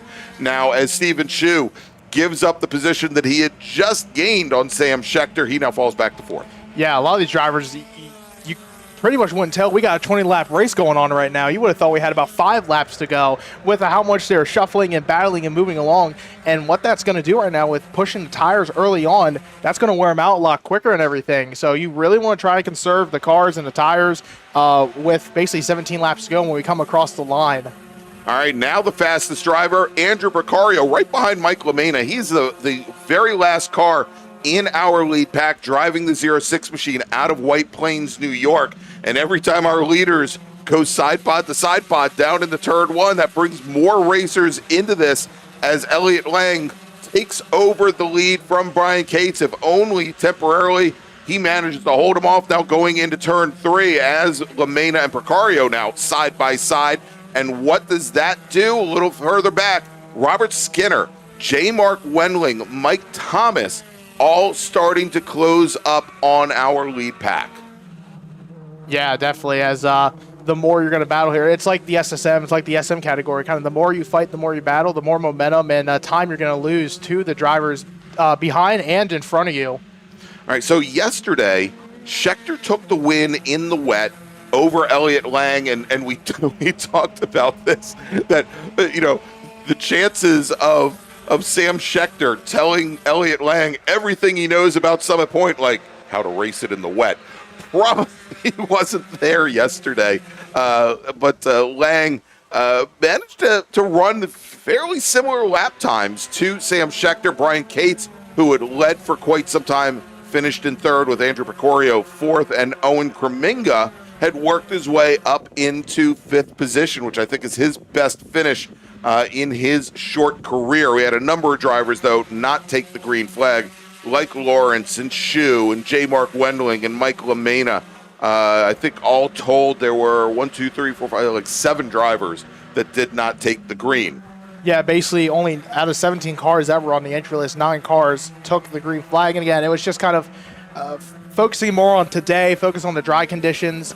For guys in the championship, just kind of use that as your drop round if you come to more races and you're able to have those drop rounds.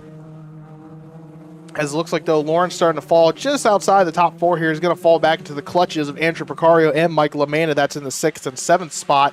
But the top 4 there, Elliott Lang using a lot of curbing there coming out turn 6. Really disrupted the flow of that car, lifted up the rear end and moved it all the way over. Killed a lot of his exit speed through 6B.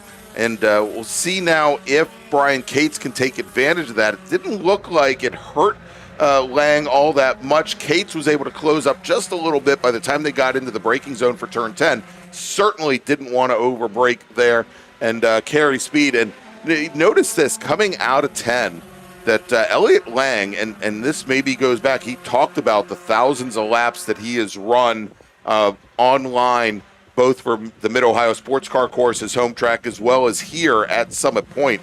And although Cates now coming right up to the side of Lang going into turn 1, Lang gets much better exit speed than Cates, Schechter, and Shu coming out of turn 10. It's very noticeable. Yeah, absolutely. And even with iRacing now, the way you can go into a test session and you can reset a car at a certain corner. And do it over and over, just that one corner, over and over and over again. So I'm sure, absolutely use that to your advantage. Practice as much as you can. That's kind of the best thing you can do with how much the sim racing technology has come along and how accessible it is. That's what you can do, because basically that iRacing is one of the only platforms you can drive a Spec Racer forward in the virtual racing world. Exactly. And so, and Lang was talking to us about what he has found at his young age to find and be able to correlate the differences between the real life car and how it performs and the performance of the virtual car at the same racetrack, and how to mathematically determine this is a good baseline for what I should be able to do in real life, I think is very commendable. And it's really translated into a very strong race package that he's put together. Absolutely, and he's had some good showings. Unfortunately, just some of the races he hasn't been able to show the results. Had a good run going out the VIR sports car, or at VIR Raceway, where he was up in the top 5 and top 10, and then unfortunately Steven Shu is going to basically get forced to the inside up over the curbing and have to drop the wheel in the dirt from Sam Schechter as he's trying to defend that 3rd spot. But yeah, Elliott Lang had a 31st place finish at the heat race for VIR, and he was running in the top 5. Very good, strong run. Unfortunately, got caught up in an incident and wasn't able to show for that. But coming here to Summit Point, like we said, he had that surprise pole. He backed up with a 4th place finish. Not where he kind of wanted to be, but it was a good start for his first ever time here in a real race condition. Had a 3rd place finish the next day. Swept the weekend at New Jersey Motorsports Park a couple weeks ago, so we're definitely rolling in with a lot of confidence. All right, so the majority of our field are made up of the 3rd generation Spec Racer Fords with the 1.6 liter aluminum block motors. We did have 2 racers yesterday and today in the Gen 2 cars, which have the 1.9 liter Fords from the old Ford Escort with an iron block. They don't make quite as much power as the new Gen 3 cars. George Farrar and Nick Estarb, they had a very nice race early on yesterday, David. Unfortunately, that race, we're not going to see that repeated today, as Nick Estarb retired his car, the number 83 machine, out of Swope, Virginia, after only 2 laps today. George Farrar is still out on track, although he is a lap down from our Gen 3 leaders. That's somewhat to be expected, as those Gen 3 cars have quite a bit more horsepower. Yeah, a little bit more newer technology, I'll say, in those cars. But yeah, George Farrar, 66 years old, out of Charlton, Massachusetts, racing for 10. Raced a lot in the New England region, the Triple Crown winner there, where he's trophied in the Rally X, Auto X, and club racing programs. Also does a lot of volunteering in the SCCA. Was working in tech, did flagging, 6 years on the board of directors up there in the New England region or Northeast division, was an RE last year, and then 5 years as a secretary. That chassis too that he has is the 8th ever chassis made with the Spec Racer, as you said. The Sports Renaults, yeah. That was a Sport Renault that had started its life out of. So that chassis that he's running probably has been in service at one time or another since 1984, 1985, perhaps. Maybe as far back as 83 when the original chassis came out. If that's the case, now I've got to do the math. That's 40 years. Yeah, here, pulling it up right now that we got. It is a 1985. Okay. So that was the year it was made. Yeah, I figured it was right in that time frame, and I think it was 85, 86 when Renault pulled out of the U.S. market. The Sports Renaults originally having I think they were 1.8 or 1.9 liter motors from the original Alliance and Encore machines. Now coming down. Oh, and there's contact. Lots of contact as Brian Cates gets into the back of Elliott Lang, and then Stephen Shue, who had just run his fastest lap of the race, gets into the back of Devin Cates. He now pulls that car over into the grass, and Shue, I don't think is going to be able to continue. We'll watch the outside of turn 2 here in just a few moments, but also you can see lots of damage at the back of the 27 car. Brian Cates, he's lost the rear of the bodywork, and not only that, it looks like there's some, even without the rear bodywork, it looks like there's some tire rub there as well, David. Yeah, it looks like that was just a racing incident there. But Elliott Langno, what's that going to do for him, though, with kind of that car getting up a little bit over the back end, even under the back end that Cates went up? So, and it's interesting to see that Cates might have some tire rubbing there as well.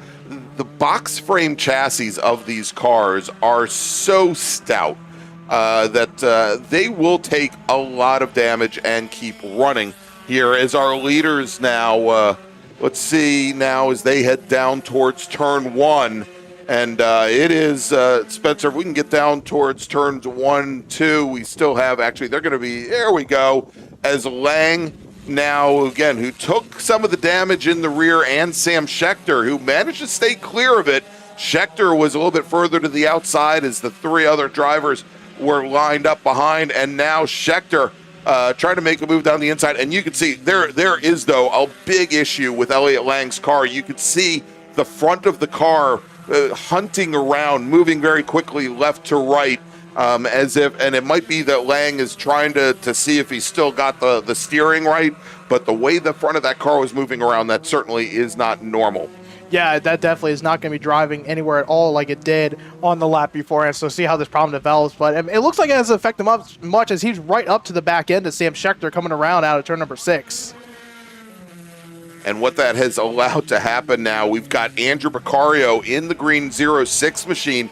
He is now moved up into 3rd position, and both he and Ryan Lawrence, they are really started to close things down on our 2 leaders. Their pace has fallen off considerably, and just as I say that, I think Picario, was that Picario that moved back? No, that was actually a slower car that moved back. Meanwhile, David, we are now halfway through this 20-lap race. Let me make a call to the grid for our next race group. Attention the paddock. Race group 7, Big Bore Racers. This is your first call to the grid. Big Bore Racers, race group number 7. Please head to the grid. Your race is next. All right, we just saw the 06 of Picario. Then Ryan Lawrence, and Lawrence has now gotten around Picario. So move the 38 car up into 3rd position. Mike LaMena now back in 5th position, right at the tail of that second group now as they come down the hill heading towards turn 5. And that group of 3 here, David, they are starting to reel in our leaders, Schechter and Lang. And I know that Lang is staying right with Sam Schechter right now, but they are also running about a full second off of their previous fast laps. Their pace definitely being pulled back. Yeah, I was definitely going to say there's about a second difference between the front 2 and then the next 3 behind them, as the gap, though, from Elliott Lang to Picario is about 4.5 seconds. So if they keep pulling a second each time and they stay in line here and keep the momentum up, they can catch the Cates and Lang duo right here within late in this race. As Lawrence now will go up into the 3rd spot. So again, another great run going for him. I know I mentioned it back in June when I talked to him. It's basically for Ryan, it's all about just keeping the car clean as much as possible. That's really the main goal, but also try to get as far up as you can. As Andrew Picario now is going to go side by side with Lawrence as they go down to turn number 1. When they come out of turn number 1, they're still going to be side by side.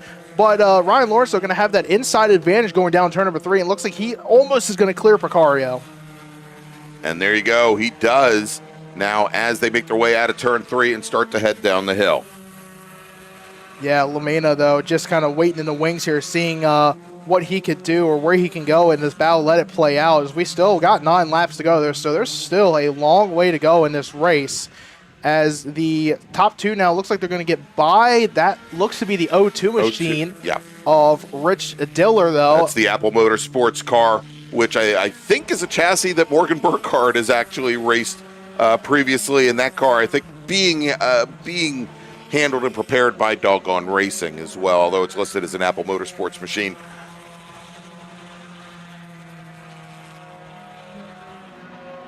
And we're getting word here that the 2-3 machine, that's Robert Skinner, just put himself around over turn 3. He's gotten that car back underway. However, Skinner running 6th at the time, but see, because he was just ahead, I think, of Mike Thomas on track. And there he goes. They come to the line. Thomas now with the advantage. Skinner losing positions to J. Mark Wendling and Mike Thomas. Yeah, watching Elliott Lang there go side by side with Sam Schechter down the front straightaway, it looks like he didn't have kind of the top end straight line speed there when he got towards the braking zone, but he's going to file in behind Schechter, though. Kind of, I guess, again, you want to start kind of seeing where you're stronger, seeing where Sam Schechter might be weak, and kind of catch him off guard possibly and make a move. Yeah. As it looks like the Rich Diller machine is going to separate the Schechter and Lang battle to the Lawrence Porcario and LaMena battle. So Elliott Lang, though, again, with some of that damage that we saw, and kind of that almost ill-handling race car that we thought, it seems like it hasn't been much of a difference, as last time by the line, Lang was behind Schechter by only 86/100th of a second. So right there, right tucked underneath. And again, I don't think, and if Lang is fighting an evil car right now, and we'll see here, Schechter moves over, driver's right. I wish there was enough of a gap that I could see what Lang is doing with his hands and what the front end is doing, as that car really seems to be hunting around. But even so, if Lang is able to go here and make a possible move for the lead from the outside, as he just does, but you also see there, and I think the majority of the damage, now again, Lang got hit from behind. We think, and I'm not going to say it is a certainty, but it looked like he got hit from behind by Brian Cates. But it looks like there's some damage on the left, or probably the right front of that car as well, and it has a lot of trouble turning in at 1.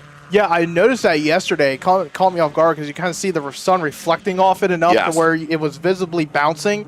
But it didn't seem like it affected him yesterday. It doesn't seem like it affects him today right now. Going into turn 1, he's not getting a lot of bite from that inside front wheel. So we'll continue to watch and perhaps make fools of ourselves here. I know I will. Yeah, thank you. Appreciate that. And we got Deacon Greenfield in the chat. His good buddy Ryan Lawrence says, "Keep going, Ryan, and keep that third position," as they come now underneath the bridge. And Ryan Lawrence, the last time by, well, we'll check here. Is Lawrence again a good distance behind our top 3 as he comes across the line, still about 7 seconds back, and he's losing a couple tenths each lap, but again, really, really strong for the 38 machine. As it looks like he's going to defend the inside for Andrew Porcario, who has a head of steam going down turn number 1, but it looks like can't get the pass done. Side-by-side turning, side-by-side for the lead going into turn number 3. As Steven Shue on the inside, Elliott Lang going to try to cross him over. He's going to go back to the outside now as they go through turn number 4. He's going to have that inside lane now as they go to turn number 5. That's kind of the lane you want sometimes. Yeah, but it is very difficult going around the outside of the chute. The right-hander there, a lot of marbles out there, and you get this uncomfortable feeling as you see the tire wall off on your left. But Elliott Lang, no fear there, does a great job, and he holds steady alongside Sam Schechter as long as he can, as he now slots back in underneath him. In the paddock, second call to the grid for race group number 7, Big Bore Racers. Please head to the grid. Your race is next. Big Bore race group number 7, please head to the grid. So we see Sam Schechter, though. He's going to defend that inside lane from Elliott Lang, who's going to be in that draft. Looks like got a good bit of momentum, though, but it looks like he's just going to stay right in line with Schechter. Who knows what that front damage to the nose possibly doesn't have a good kind of straight line speed to where he can pop out of the draft. That's going to be like a parachute. Right. As he pops out, and you're going to lose a good couple miles an hour. I mean, it's good, and what Lang is doing, he's waiting until they get into the braking zone to move the car back over driver's left and try to open up the corner and carry speed through the corner. Also, if there is an issue with the front of that car, with the front suspension, by not having to crank the wheel over as much and opening up the radius as much as possible is the best thing that he can do for that car. What it can also do is, as he waits till the very last moment, it really pins Sam Schechter down to the inside, and he then has to really tighten up on the wheel. And not a lot of time left in this race, only 5 laps remaining, but that extra couple of feet over to the inside, that's going to scrub off those front tires that Sam Schechter has. And there you go, Elliott Lang coming through the carousel gets a great drive off, not able to do too much about it, but just enough to retake the lead. Yeah, it was just that little bit much better momentum as he actually used the curbing again. So we've seen that a lot now, where he kind of tightens up that exit and will hug the curb, basically kind of jump over as he kicks up some dirt. But it's enough, though, this time to get by Schechter. As Schechter, though, going to pop back to the outside, go side by side to turn number 1 again. All right, and we've said it over and over and over again, that outside lane is strong. Let's see if Lang can keep Sam Schechter. Now he's going to try to pin Schechter to the inside, and Lang moved back over and opened up the corner for Sam Schechter. Schechter able to take advantage. If it were me, I would have pinned Schechter all the way to the inside and let him come to almost a complete stop to navigate the corner. Lang does not do that. Schechter retakes the lead. Yeah, Elliott Lang, he basically tried to become the car that controls what happens or what dictates what the guy on the inside lane does, where you have to try to force him to kind of back off and spook him a little bit to follow in line, coming off at 3, though. But Schechter looks like he's going to defend that inside lane, basically almost the lane that Elliott Lang runs coming out of turn number 6. Schechter looks like he's just a little bit wider on the exits, but it looks like he went to block Elliott Lang's lane. All right, and they come across the line. We'll have 3 laps remaining. Time running out here for Elliott Lang, who has managed, when he takes the lead, to hold on to it for a couple of corners. But Sam Schechter, the teacher, seems to have some moves in his back pocket that he hasn't told Elliott Lang about. As we watch now, the battle for 3rd as Andrew Picario gets back around Ryan Lawrence to move Lawrence back to 4th. Mike LaMena still in 5th. It's those racers now. And now Lawrence pops to driver's left. But when he does, he hits that veritable brake that you were talking about, or the parachute that you were talking about, David, and cannot pull alongside the 06 car. Is now Lang and Schechter once again door-to-door, side-by-side, as Schechter's going to try to sweep around the outside. Great move to the inside there from Lang, and he is going to get pushed wide, but if he can stay even just slightly alongside Sam Schechter going into 6A, he's going to have the advantage as they come through the carousel, as the two roll bars come back into view. Look at that, Elliott Lang, he's got pushed over to the outside, rear tires sliding out, and he manages to hold off the 55 cars. They head up the hill. Yeah, I feel like there's been a theme for Sam Schechter, though, because last month when they were here, this was basically what we were watching Brian Cates and Sam Schechter do. Right. And Cates got by at Schechter basically with 2 laps to go, coming to 1 to go, but Schechter, found just that little bit of speed at the end of the race to then get by Brian Cates and kind of dash his dreams of winning the June MARRS race. But it was an incredible battle, and we're seeing another one of that with the 2 great battles. The youngster Elliott Lang he did the driver's school last year, about 4th time, I believe, here at Summit Point, 3rd time. But he's been an incredible showing so far, especially bringing a fight to Schechter. All right, and this time when they came down into turn 1 as they're coming up on some slower traffic, played it well that Lang went so much deeper into the brake zone that Schechter just could not respond and did not have the pace to get around our race leader. Now they will get the 1 to go the next time by as they come up again on some slower traffic. That is Owen Kreminga currently running 10th, and Ron Rice in the 67 machine right behind our flaggers, giving those 2 racers the blue flag, let them know that there is some faster traffic behind. They don't have to get out of the way if they don't want to. They were racing, but Rice lets those racers through. And now we've got our 2 leaders, Elliott Lang, Sam Schechter, coming up right behind the green number 31 of Kreminga. They're going to get around them going down into turn 10. Yeah, I was gonna say, interesting to see how that lap battle, lap cars played into that battle. Looks like it wasn't much of a factor though, as it's still Elliott Lang. He's actually opening up the gap now to Sam Schechter. 0.5 of a second separates the two of them when they cross the line as they came to the 1 to go board. All right, let's check back in now as things are opening up just a little bit in the battle for third with Andrew Picario, Ryan Lawrence, and Mike LaMena. Let's go back to our leaders now as they make the run down towards turn 3.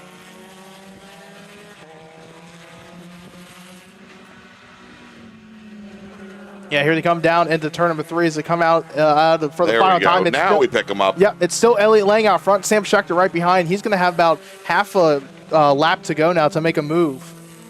All right, and as they come down, now under braking, he's able to close up maybe a half a car length at most, still a full car length back from Elliott Lang driving the number 42 machine. In the wet, Sam Schechter was your winner yesterday in our heat race, in our sprint race. With half a lap remaining, Elliott Lang, the youngster out of Columbus, Ohio, he is your leader, and time is running out, and distance is getting further for Sam Schechter as they come up the hill underneath the bridge and into turn 10. It is the last time for these two racers here at the July MARRS presented by Threadbreak as they come onto the front straight. Lang moves drivers right. He moves drivers left. He moves back to the center of the track. The stewards might look at that as blocking, but Sam Schechter does not move and does not win. Elliott Lang, your winner here today. Schechter will finish second. Picario beats Ryan Lawrence to the line to take the last podium position by 14/100ths of a second. Mike LaMena, he runs his fastest lap on the final lap, but it's not enough. He's going to round out your top 5. Mike Thomas now coming out of the final corner and across the line.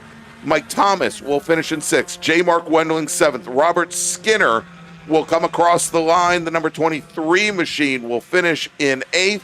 David Lanning 9th. And Owen Kreminga will round out your top 10. So we had a good SSM race. That might have been better, David. I'm going to be honest with you, I don't know which was better, but that was an incredible showing. Great run from Elliott Lang, picking up his 3rd win of the season now. All right, let's make a final call to the grid for our next race group, and then we'll take a little break, David. Time for the paddock. Final call for race group 7, Big Bore Racers. This is your final call to the grid. Race group 7, your race starts in just a few moments. Your final call to the grid. So let's take a break. We'll be right back. More racing action here from Summit Point. 2 more races to go. One's big, one's small. Stay with us. At OG Racing, when you are shopping on our website, when we say in stock, this is what we mean by in stock. Seats and seat bases, brakes, harnesses and restraints, shoes, suits, and steering, helmets, gloves, and undergarments, fire suppression, and so much more. Shipping directly to you from our conveniently located Sterling, Virginia warehouse with thousands of in-stock items.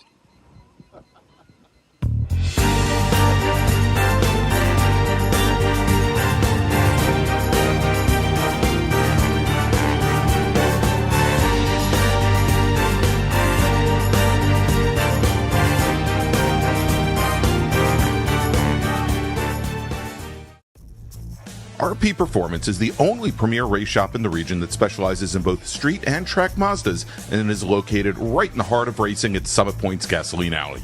RP has been involved in countless race wins and series championships across many classes with drivers of all ages. Not just a full-service shop, RP has been helping drivers with their individual racing and other track event needs for over 30 years, providing trackside support, arrive and drive packages, as well as race car transport services. And they're known for its help all attitude. RP Performance is your go-to for getting cars back on track for that positive experience at Summit Point when you're ready to pack it in. For more information about RP Performance, come talk to them here in the paddock. Call them at 304-728-6749 or email them at Brett, that's B-R-E-T, at rpperformanceracing.com.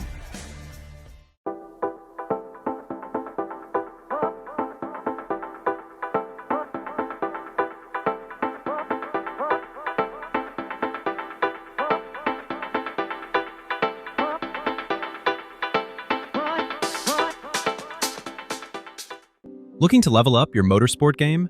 At Courage Motorsport, we've got everything you need, from high-performance parts and racing equipment to expert driving instruction and even our own Courage racing gear.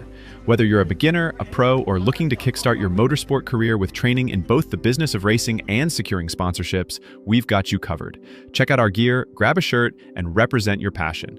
Email us at trackready@couragemotorsport.com or visit couragemotorsport.com and get ready to hit the track.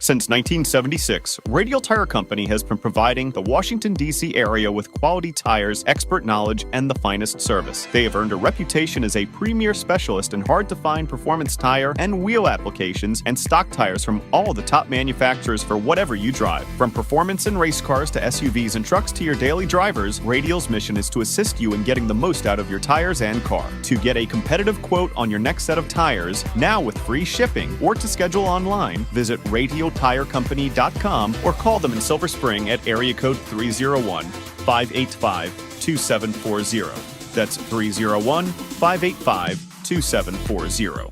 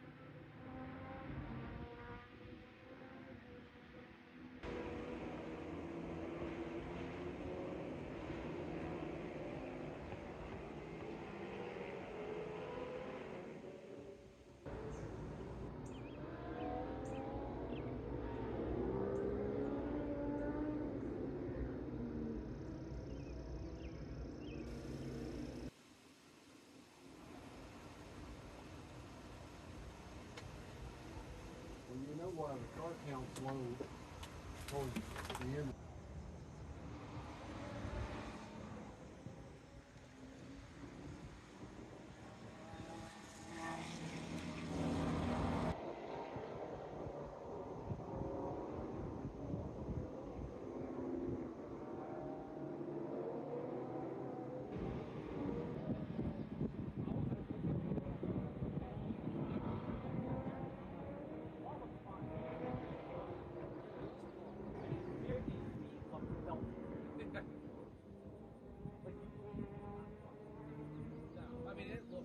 From here it didn't kind of look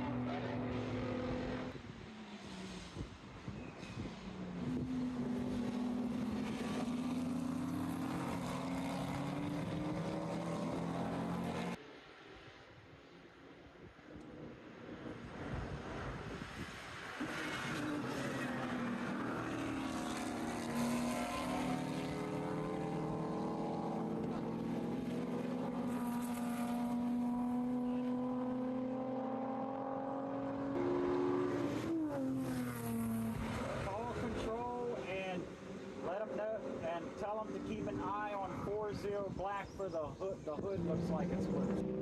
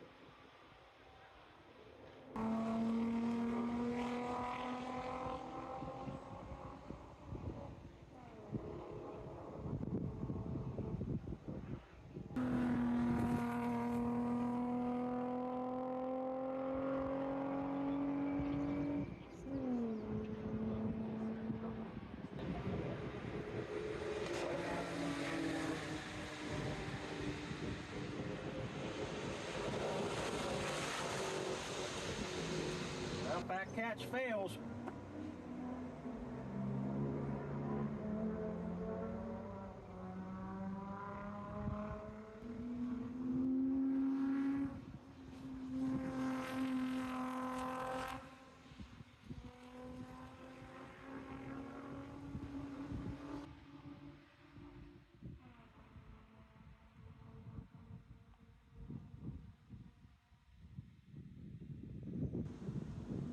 Well, you had 3 knobs. Yeah, and they all were just Saturday only. Well, I don't know.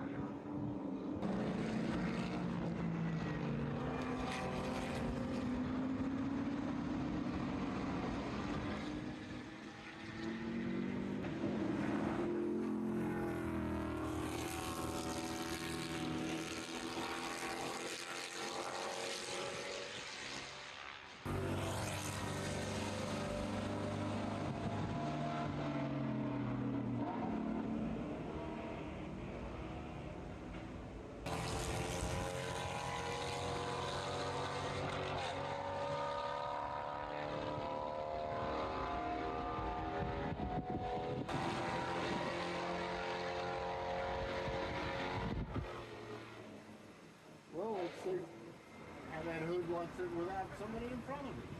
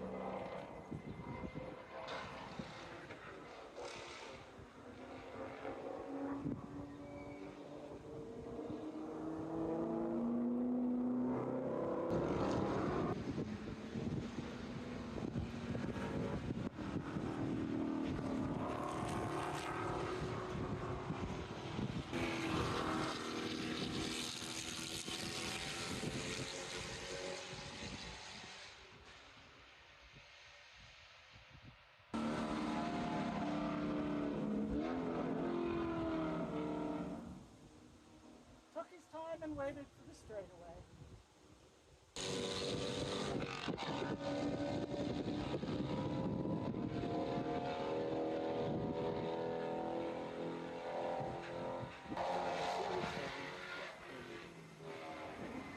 You worked what? Yeah.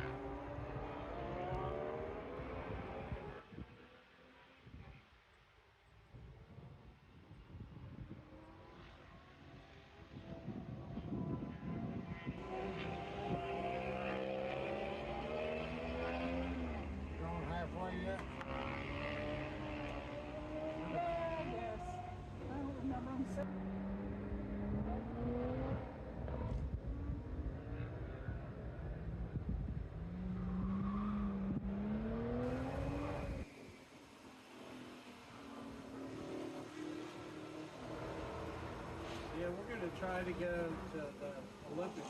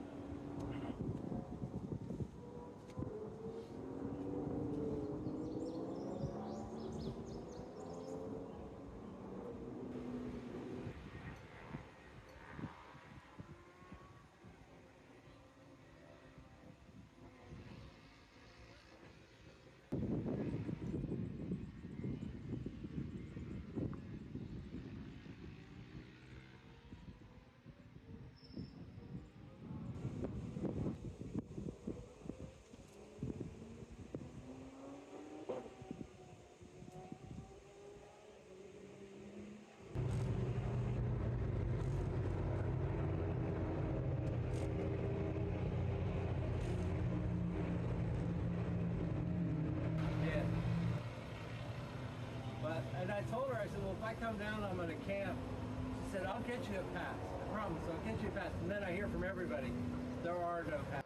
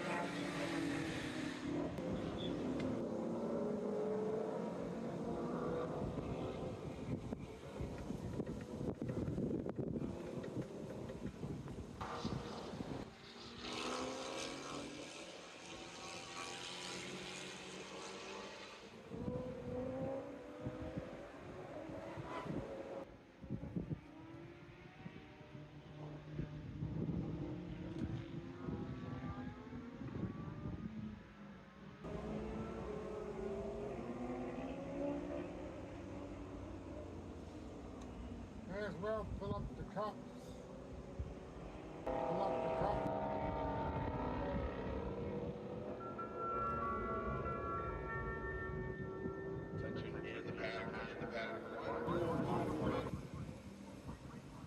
It should be an interesting event.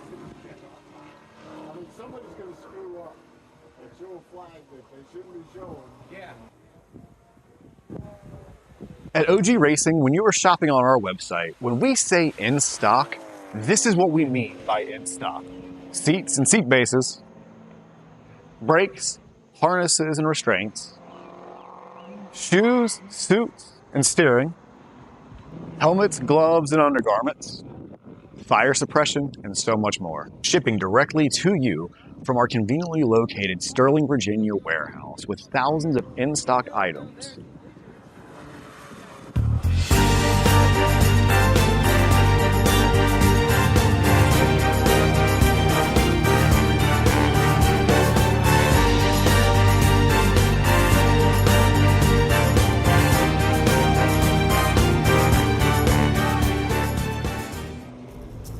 RP Performance is the only premier race shop in the region that specializes in both street and track Mazdas and is located right in the heart of racing at Summit Point's Gasoline Alley.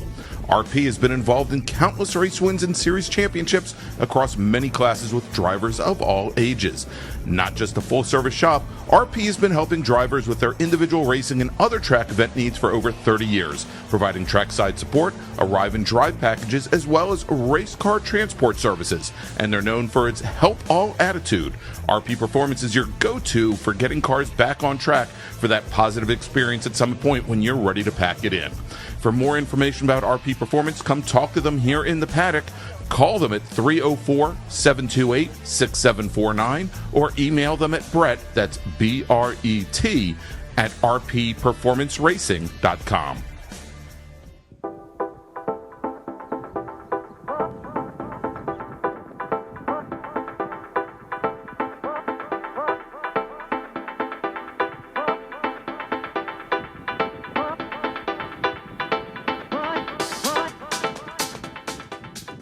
Looking to level up your motorsport game? At Courage Motorsport, we've got everything you need, from high-performance parts and racing equipment to expert driving instruction and even our own Courage racing gear. Whether you're a beginner, a pro, or looking to kickstart your motorsport career with training in both the business of racing and securing sponsorships, we've got you covered. Check out our gear, grab a shirt, and represent your passion. Email us at trackready@couragemotorsport.com or visit couragemotorsport.com and get ready to hit the track.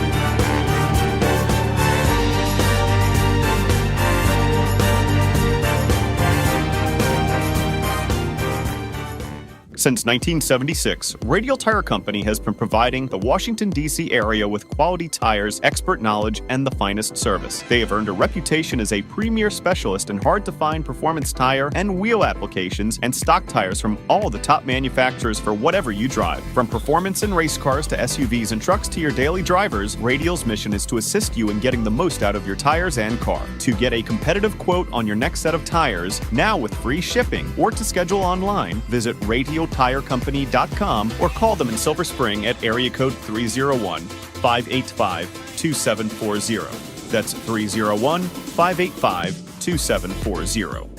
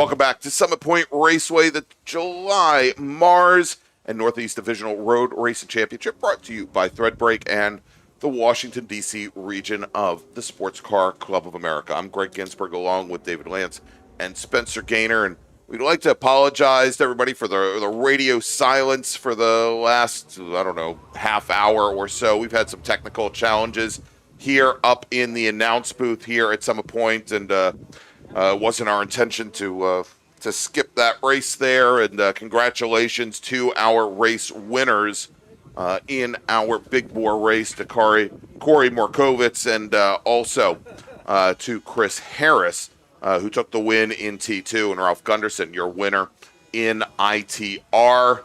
And again, we apologize for having some issues here that we're working through with the track, but we think we're in a good enough spot that we can bring you our final race of the afternoon. Tell them to get a message to Greg. His alarm's going off. And sounds like we're not the only ones with technical issues. Sounds like somebody's car is getting stolen here. Or when we hear horns blaring away. Anyway, our final race of the afternoon is small bore. It's our production classes, our Legends cars, GT Pinto, B-Spec, as well as, I believe, SPU and ITB. Let's run down the starting order as Tom McLeod's about ready to bring that beautiful MGA pace car out onto the track with the rest of the field behind. Starting on pole today, driving the number 2 F Production Toyota TRD Goodyear Toyota Tercel, Graham Fuller. Tyler Reynolds, our pole sitter in the Legends car, is going to start on the outside of the front row in his 1934 Ford. That's the 177 machine. Starting on the inside of row number 2, his Legends car competitor, Bob Connor, in the Crosby Crab Shack 1934 Ford, starts third. Stephen Bessett, who will start second in F Production in the number 22 Overstreet European Motors Mazda Miata. He'll start fourth with Drew Erie, our GT Pinto winner from this morning. He's going to start fifth, driving the number 16 machine. Bruce Shelton in the Wheel Cork Street Tavern entry, Ford Pinto entry out of Charlestown, West Virginia, will start sixth, right alongside Erie.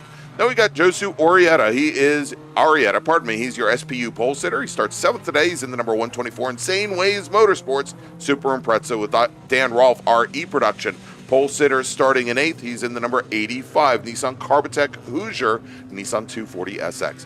Then we got Tom Gann, thank you, and he will start ninth today. He's in the number 49 F Production Alkin Marissa Racing Mazda Miata. Ray Siebert Heath will start 10th. He's in the number 8 F Production RHR and L Windsor Customs Mazda Miata. Hudson Williams will start second in SPU, 11th overall. He drives the number 01 Volvo 262C. Rich Euro will start 12th.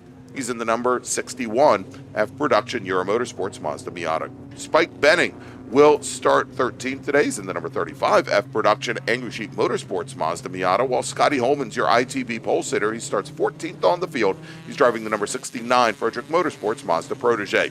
Craig Schaefer will start 15th. He's driving the number 39 SPU Datsun 510, representing the Steel Cities region of the SCCA, while Jed Prentice is in his E-Production Mazda Miata. He will start 16th.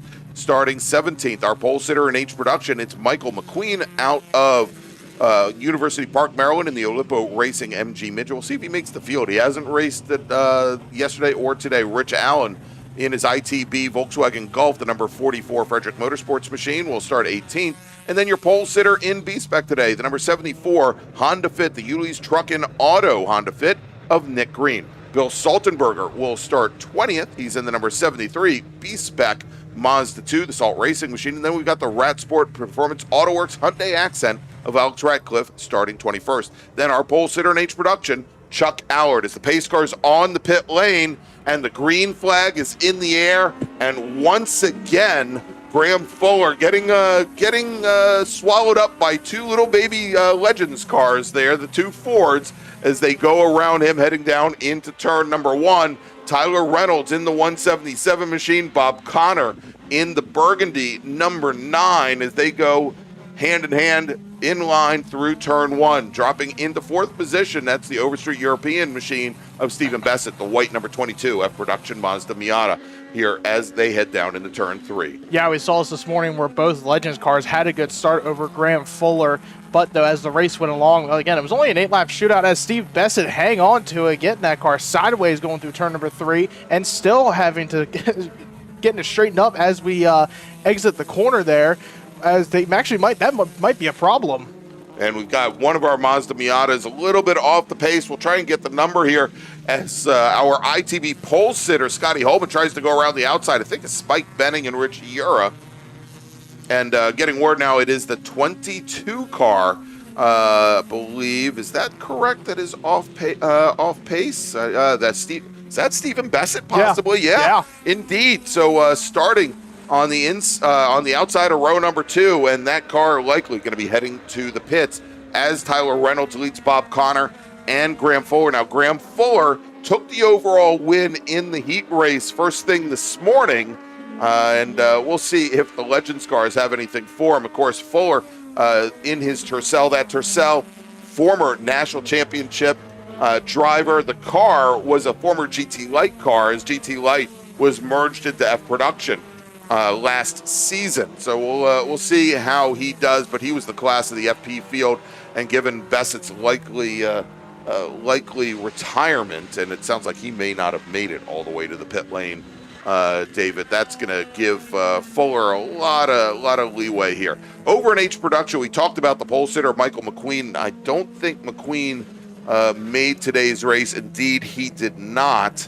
And that leaves Chuck Allard in the 50-plus cars, Porsche 924 is your pole sitter. He had a great race with Ken Van Horn's Honda CRX earlier this morning, and we'll see how things play out today. Yeah, there's the 22 with Stephen Bessett pulled out the turn 6 flag stand there, so he pulled basically to the safety of behind the wall. As Graham Fuller looks like he got between Tyler Reynolds and Bob Connor, but Reynolds though opening up that gap to Connors by a wide margin. And we saw this about midway. The race this morning was a very short race. It was an 8-lap race, and so not a lot of time for Graham Fuller to work his magic.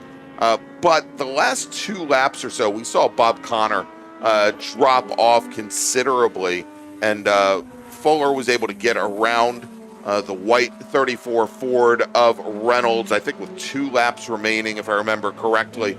But Connor just wasn't in the conversation at the end of the race. Yeah, definitely. We see that where he's pretty good in the beginning and kind of slowly, the performance of that car, the handling kind of goes away towards the end of the race. But coming into turn number 1, though, battle for the Pinto lead. That's Drew Erie out in front, Bruce Shelton behind him.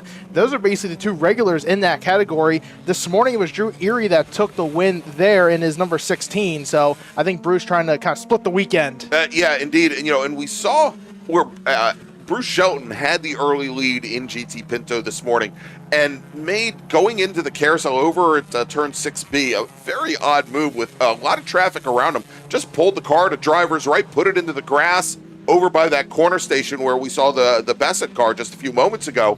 And then almost as quickly as he did that, he just brought it back on track and got back on the throttle. And I'm wondering if perhaps he had a throttling issue with that car. But Drew Erie then had a pretty easy win. But right now, Erie running a great race here with Shelton directly behind. As we look back from there, behind the 2 Pintos, we've got Josu Arrieta in the Insane Ways Subaru Impreza, and right behind him, that is Dan Rolfe.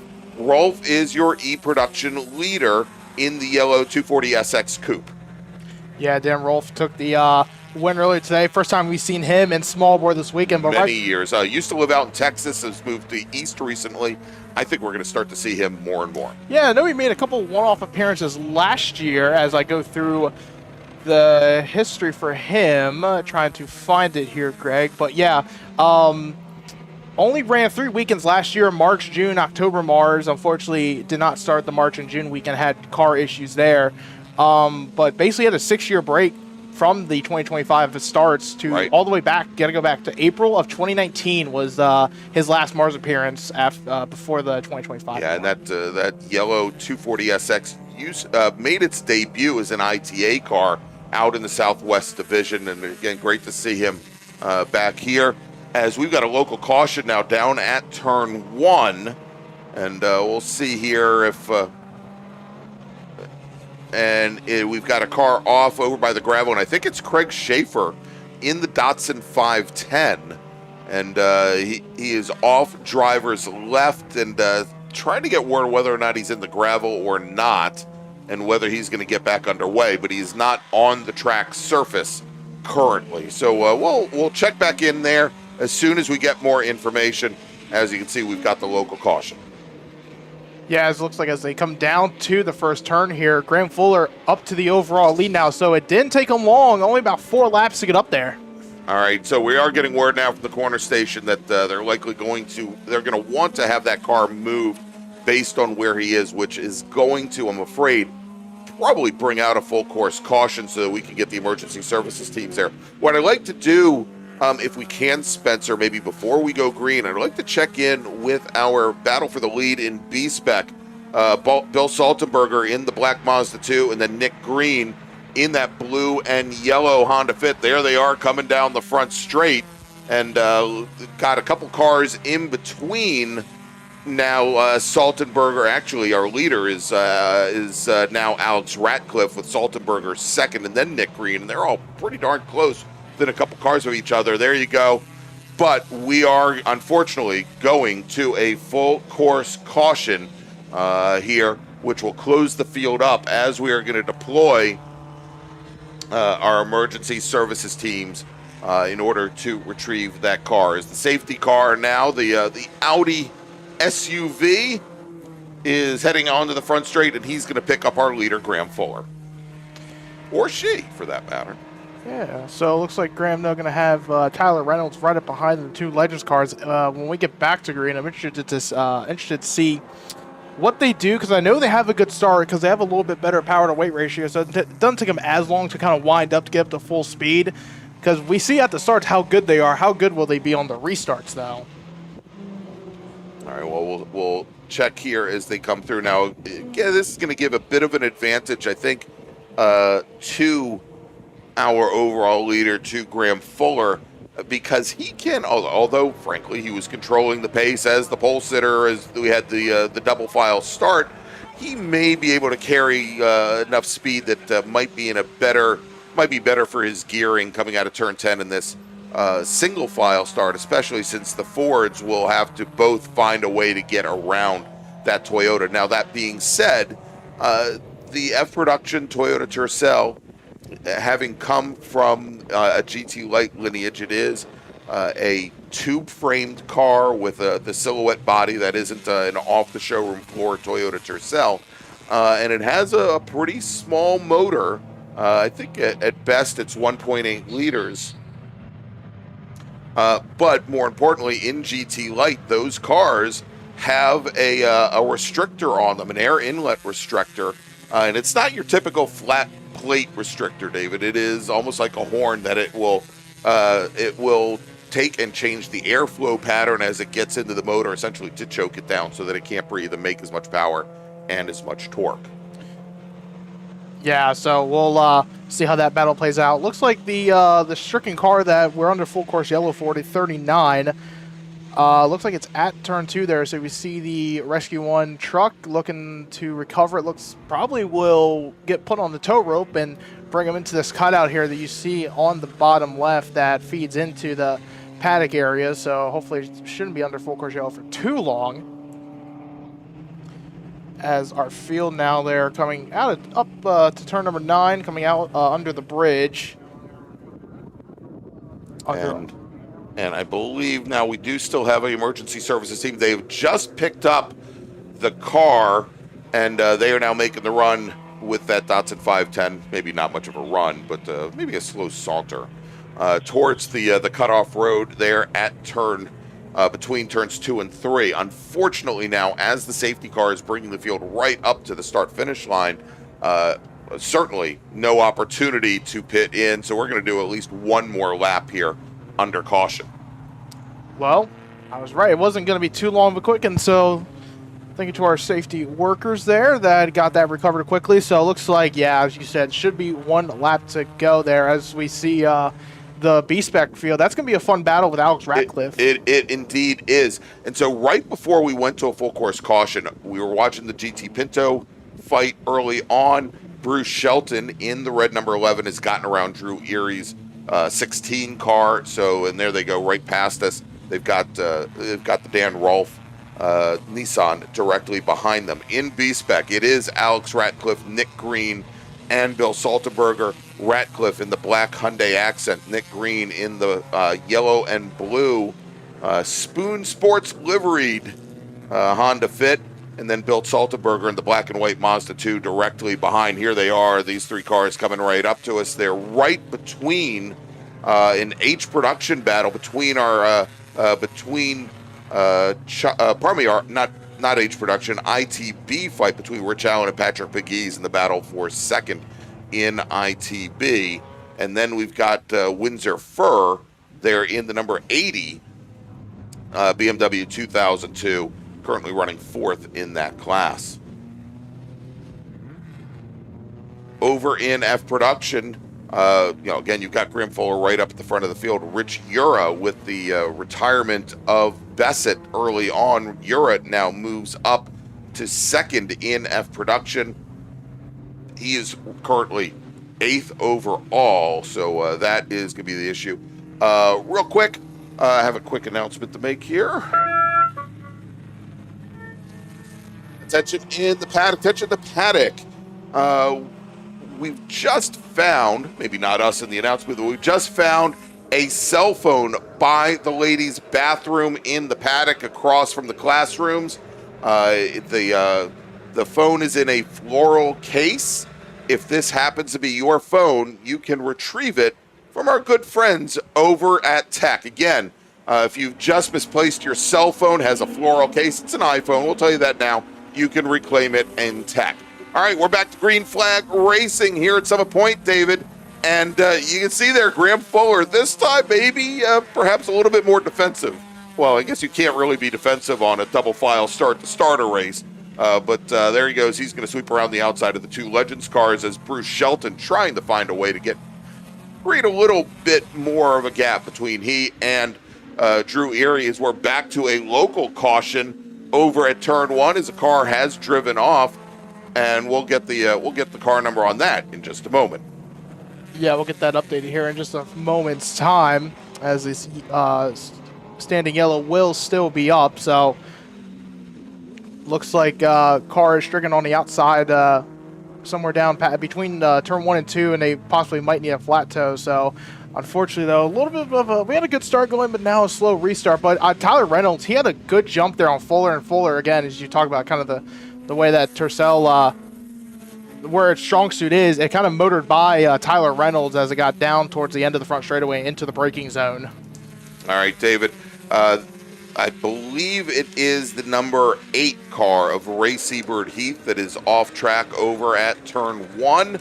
And race control now making the decision to go back to a full course caution going back to a full course caution as the corner workers, the safety marshals at turn 1 feel that the positioning of that car not in a safe position. And again, we're going to the full course caution so that we can deploy teams to retrieve that car. As we saw, Graham Fuller had just passed the start-finish stand when the decision was made to go full course caution. Could not, of course, then get the safety car out in front of our leader. And now, because we're mixing things up just a little bit, we're going to send out our next safety car to pick up our leader here the next time they come by. Yeah, we talked next one up. I was going to say, who knows if we get another full course yellow? Hopefully not. Who knows? We'll probably send Tom McLeod back out there, and the which for this group would probably be just about perfect. All right, here. So again, under full course caution in H production, Chuck Allard, your leader. Pardon me. Ken Van Horn second. Michael McQueen did not take the green for the second time today. Had some mechanical issues over the course of the weekend. Hope he can have that car back and ready. Beautiful MGB ready for Labor Day. Over in GT Pinto, Bruce Shelton is your leader over Drew Erie. In B-Spec, Alex Ratcliffe, Nick Green, Bill Saltenberger, your top 3. In SPU, Josu Arietta, your leader in a Super Impreza over Hudson Williams. And we've already seen Craig Schaefer being taken back to the paddock. His race is now run and done. Over in E Production, Dan Rolfe is your leader over Jed Prentice, with Kathy Leidick running in third. And in F Production, Graham Fuller, Rich Ura, and Tom Gann, your top three. Fourth car in the class, Ray Seabird Heath. Well, they may get him, Seabird may be able to complete the race, but he'll be at least 2 laps down. Over in ITB, Scotty Holman, your leader over Rich Allen. Windsor Furr has managed to get around Patrick Begues, so move Furr up to third. That's hard to say. And then in Legends Cars, Tyler Reynolds continues his lead over Bob Connor. Yeah, the Legends car battle hasn't really changed much, but we talked about Ray Seabird Heath there. Been one of the 3 drivers that have done basically almost the full F Production MARRS season so far. He did miss the last race at New Jersey, though, but has basically been here in March, went to VIR and back here in June. Swept the March weekend in F Production. Unfortunately, didn't have some good outings at VIR with a 6th and 5th place finish. Came back here to Summit for 4th place finishes on both days. That put him third in the points. That's a pretty good points battle going on in the F Production categories. Again, we're just halfway through. Rich Ura leads that right now with 1,200 points, and about 45 points behind him, it's Tom Gann, and then Ray Seabird Heath in the 125 points behind. Yesterday, before we came into the race, they were separated by only 105 points, so a nice tight points battle there. And unfortunately for Heath, I don't think that'll help him. But again, if you come back for Labor Day, come back in October, even go to Mid-Ohio, you can use this as a drop round. Right. And two, that is the between the 3, they have a fun little friendly battle called the Senior Cup. Oh, really? The senior class. I kind of imagine it as the Bronze Cup in IMSA. But yeah, basically 3 of them, they've all been racing together for a long time. Right. So Rich Ura and Heath, obviously their former SSM cars kind of beefed up a little bit with the motors. They still use an SSM motors, but Chris Windsor, as they're prepped out of, has basically has a package they put together for him where he changed the headers and the intakes in them. So against Tom Gann's SM car. But again, really fun points battle there. The winner of that also wins F Production, but also the senior class. Oh, happy day. All right. I think, Spencer, when we go back to green, battle I'd love to be able to focus on. We'll see him here coming into 10 behind the Pintos.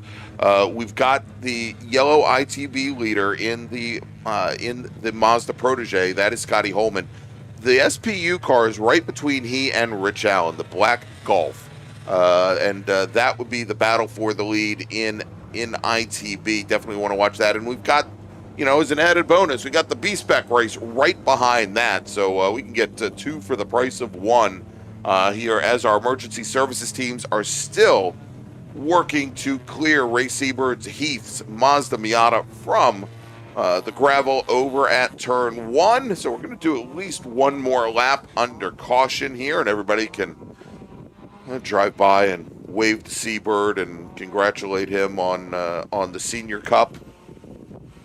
Or the senior moment.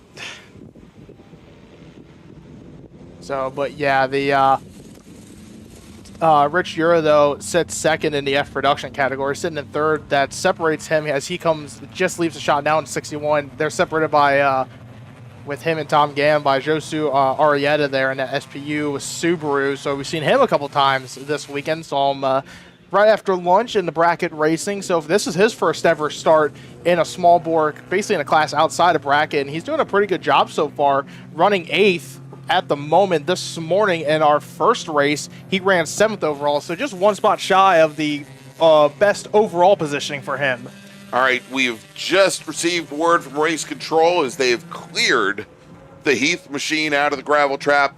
That just a few moments, probably in our next camera shot, we'll see the lights extinguished on the top of the safety car, safety truck, safety thing, and we'll be going back to green flag racing this next time by. 20 minutes currently still on the clock. 20 minutes on the clock, and or 10 laps remaining. So I think even with those full course cautions, David, we should be able to finish this race in the 20 laps rather than falling back the time here. So again, we'll watch these racers, and again want to focus on that ITB race if we can. And, and as these racers, especially towards the tail end of the pack, they're going to be watching the turn 10 corner station to see when that yellow flag drops. They don't have to wait to race until they get the start finish. As long as those yellow flags come down, they'll be ready to go. As the safety car now on the pit lane, turning things back over to Graham Fuller, and the starter looks over the field, and the engines rev up, and the course goes green, and we're back underway. And everything I said about Graham Fuller having having an easy start there with the Legends cars around him, he managed to hold him off on the first restart, not so much on the second as they all come down into turn 1. And again, for Fuller, his fight isn't with those Legends cars. His fight now is back in 7th position, is Rich Ura now as they fight their way through the field. Yep. So, go ahead, David. Nope, I was just going to say Graham Fuller, interested to see how much he kind of pushes, because again, I think it takes a couple of laps, though, to get that car back between the Legends cars, as they're going to go side by side for second there when they went into turn 3 between the two F production cars. And Scotty Holman now separating Richard Allen. Looks like it might be 2 cars, as maybe not anymore, as Richard Allen using all the track he can on driver's left going turn number 4 to get by the Hudson Williams machine, and he does get to the pass. There you go, as he gets past Hudson Williams and gets right to the back of the Mazda as they come through turn 6.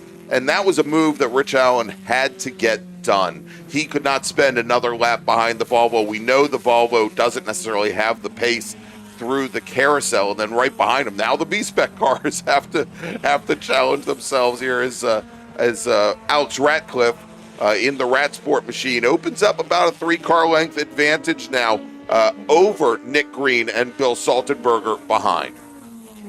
Yeah, Bill Saltenberger took the class win in B-Spec this morning. First time we've seen him in the MARRS Championship. Him and his brother running B-Spec cars. Saw Bill at the June Sprints about a month ago. Was supposed to see him back at the majors in April. Unfortunately, that car's has been plagued with so many issues. It's a new build over the winter, so they're still getting through those problems.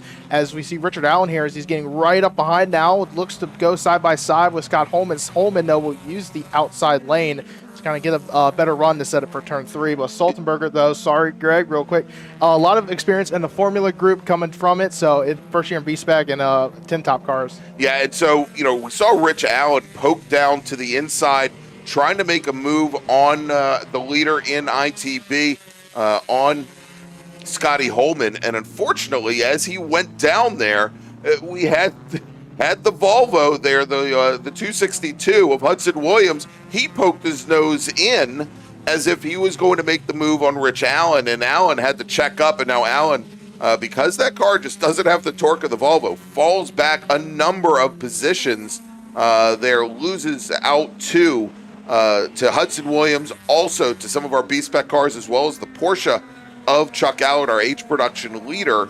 And now Rich Allen's got a very tough fight on his hands for the next 7 laps to try and work his way back up to Scotty Holman. Yeah, definitely. That battle's really starting to get good. Scott Holman now looking to sweep the weekend. He's looking to get in ITB his 5th win of the season. As it looks like now the 2 B-Spec cars will get by him. Alex Ratcliffe leading that category. Nick Green, I believe, making his first ever MARRS start. Did driver school this year in that 73 Honda Fit. He's having a pretty good outing. Finished second this morning, trying to improve 1 spot to be top step of the podium in the B-Spec category. All right.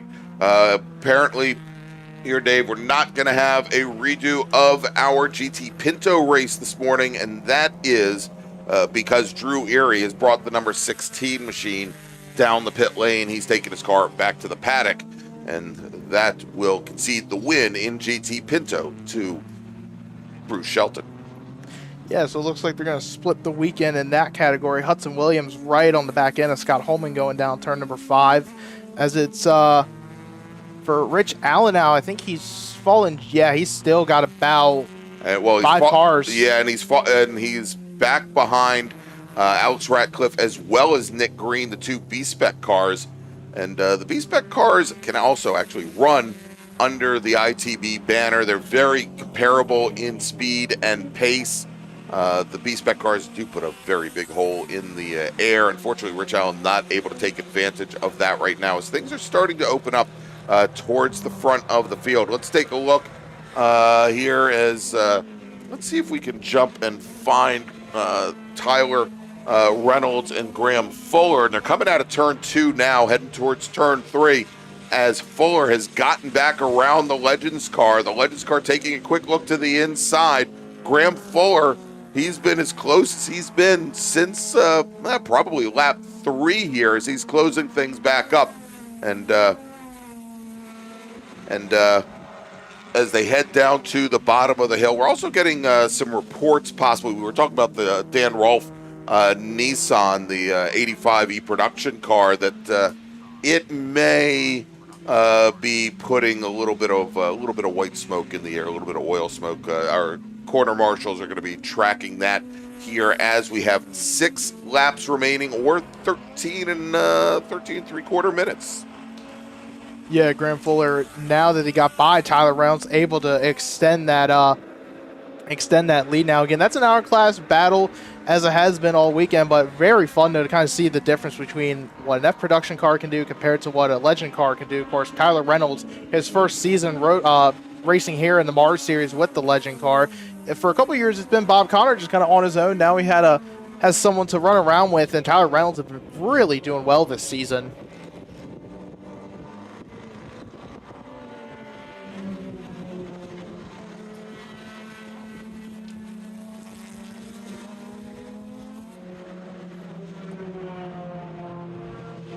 All right, and now Reynolds is starting to stretch things out over Bob Connor. The 85 car, again, we have a number of racers trying to look over the state of that car. Let's take a look now as they come down the front straight. That B-Spec battle between Alex Ratcliffe, who now has a car between he had a car between he and Nick Green behind, but Nick Green now under braking, pulling up right to the back of the Hyundai, and with Rich Allen, the ITB racer, behind. And this is going to be very difficult now for Bill Saltenberger here, David, because Saltenberger now has Rich Allen he's got to get around. He's got a couple Miatas as well, and he's got the H production Honda CRX of Ken Van Horn making his way up. And good to see, and I definitely don't want to jinx it. I don't want to jinx Ken Van Horn's run in that Honda CRX, as the car's been pretty strong all weekend long. He picked that car up in the fall of last year, and he had some transmission issues. He had some engine issues, but now looks to be driving very well. Yeah, of course, he comes from prototype racing. I know raced a P2 prototype for a couple seasons. So moving over to cars is the Van Horn. Along with that, he's had a live experience though. Basically did P2 from as far back as some of the database goes, from 2016 to 2024, and a 1997 AMC LMD. Moved into F production with that a Honda CRX in 2024, and then moved to H production last year. Right. So. And the go ahead. Say side-by-side battle here. Nick Green is on the outside going down turn number 1. Ratcliffe on the inside. So Nick Green looking to start making a move here for that lead with 4 laps to go, as Saltenberger, though, is still going to have the E production of Miata of Jed Prentice separating between him and the back end of Nick Green, though, as Prentice is actually going to start to catch up to all it took was one corner for those two B-Spec cars to be side by side for an F production car to be able to pull up alongside now. And I'll tell you that the Honda Fit of Green, he's got a very tough challenge here right now, because the one thing that he really needs to do is he needs to be able to keep Europe between or probably behind him and Ratcliffe, or probably Jed Prentice, not Europe. Needs to keep Jed Prentice behind, because once Prentice gets around that Honda Fit, he'll likely never get back to the Hyundai. Yeah, and that's just kind of how that some of the classes work. For again, they're very momentum-based class. Usually on a national level, we'll see a lot more of these B-Spec cars. Alex Ratcliffe, he's been jumping back and forth between the Ascent and the Mini Cooper that he has. That's competed in series like the Super Tour and here in the DC region. As he basically kind of did, they split the weekend. Him and Nick Shively did back in June. So Ratcliffe took the feature race win that weekend, with Shively taking the heat race win. So Ratcliffe, though, again, he's going to look to split the weekend with another B-Spec driver. All right, we are getting word now from a couple of our corner stations that Dan Rolf's Nissan is belching quite a bit more white smoke, not to be confused by the white dust there as our B-Spec car ran over the corner. Let's take a look here and see if we can pick it up. Our super observant eyes. And as he comes up the hill out of turn 8. So I did see Tom Gann got around Rich Ura at one point from when we saw him last, because Ura was sitting in that second spot in F production, and so move him now down to third spot and move Tom Gann up to second. And unfortunately, with our cameras, not able to pick it up much, and even as he drives by us in the not so air-conditioned controlled Bill Scott announce booth, Rolf, the car looks okay, but regardless, our leader, Graham Fuller and Tyler Reynolds, when they see the start-finish stand, they'll get the one-to-go board. So not a lot of time left in this final race. So, David, why don't we do this as things are wrapping up here on the final 2 laps. Want to thank some great folks that have given us some help over the course of the weekend. Of course, we had Elliot Lang, Spec Racer Ford Racer, join us on Saturday for an extended period. Want to thank him for his time. Also, Chris Graham joining us in the announce booth. Abby Cole, our anthem singer this morning, what a wonderful job she did, and all the best to her in her endeavors going forward. Also want to thank Greg McDermott, our race director here this weekend, and all the fine folks from the Washington, D.C. region of the SCCA, all the volunteers that make these events possible. All right, here as Graham Fuller crosses the line, he is going to start his final circuit of Summit Point Raceway. Tyler Reynolds in second, Bob Connor running in third, and Spencer, we're just checking in and watching. Things are tightening up in that B-Spec race now, and I'd love if we can check in there because the fit of Nick Green was able to close up right to the back of Alex Ratcliffe. And not only that, Bill Saltenberger was starting to make his way through traffic and was within about a car length of Nick Green. Let's track it now as they come through the carousel. Ratcliffe has opened things back up just a little bit, but there you go. There's Saltenberger right to the back of the fit as they come through the carousel. Now remember, they're going to have one more lap when they come to the start-finish line, as our overall leaders, Fuller, Reynolds, and Connor, are quite a bit further behind on course as they come onto the front straight. Now, again, Ratcliffe starting to move away, but Saltenberger closing up a little bit here in the draft. I don't know if he's going to have enough time and enough distance to get down into turn 1 as Graham Fuller comes out of the final corner and onto the front straight. He's going to take the overall win in this group for the second time today. Tyler Reynolds will take the win in Legends cars over Bob Connor, as Connor now comes out of turn 10 and takes the checkered flag. Dan Rolfe will take the win in E-Production as we watch this B-Spec battle, and we'll track as more of these cars come across the finish line.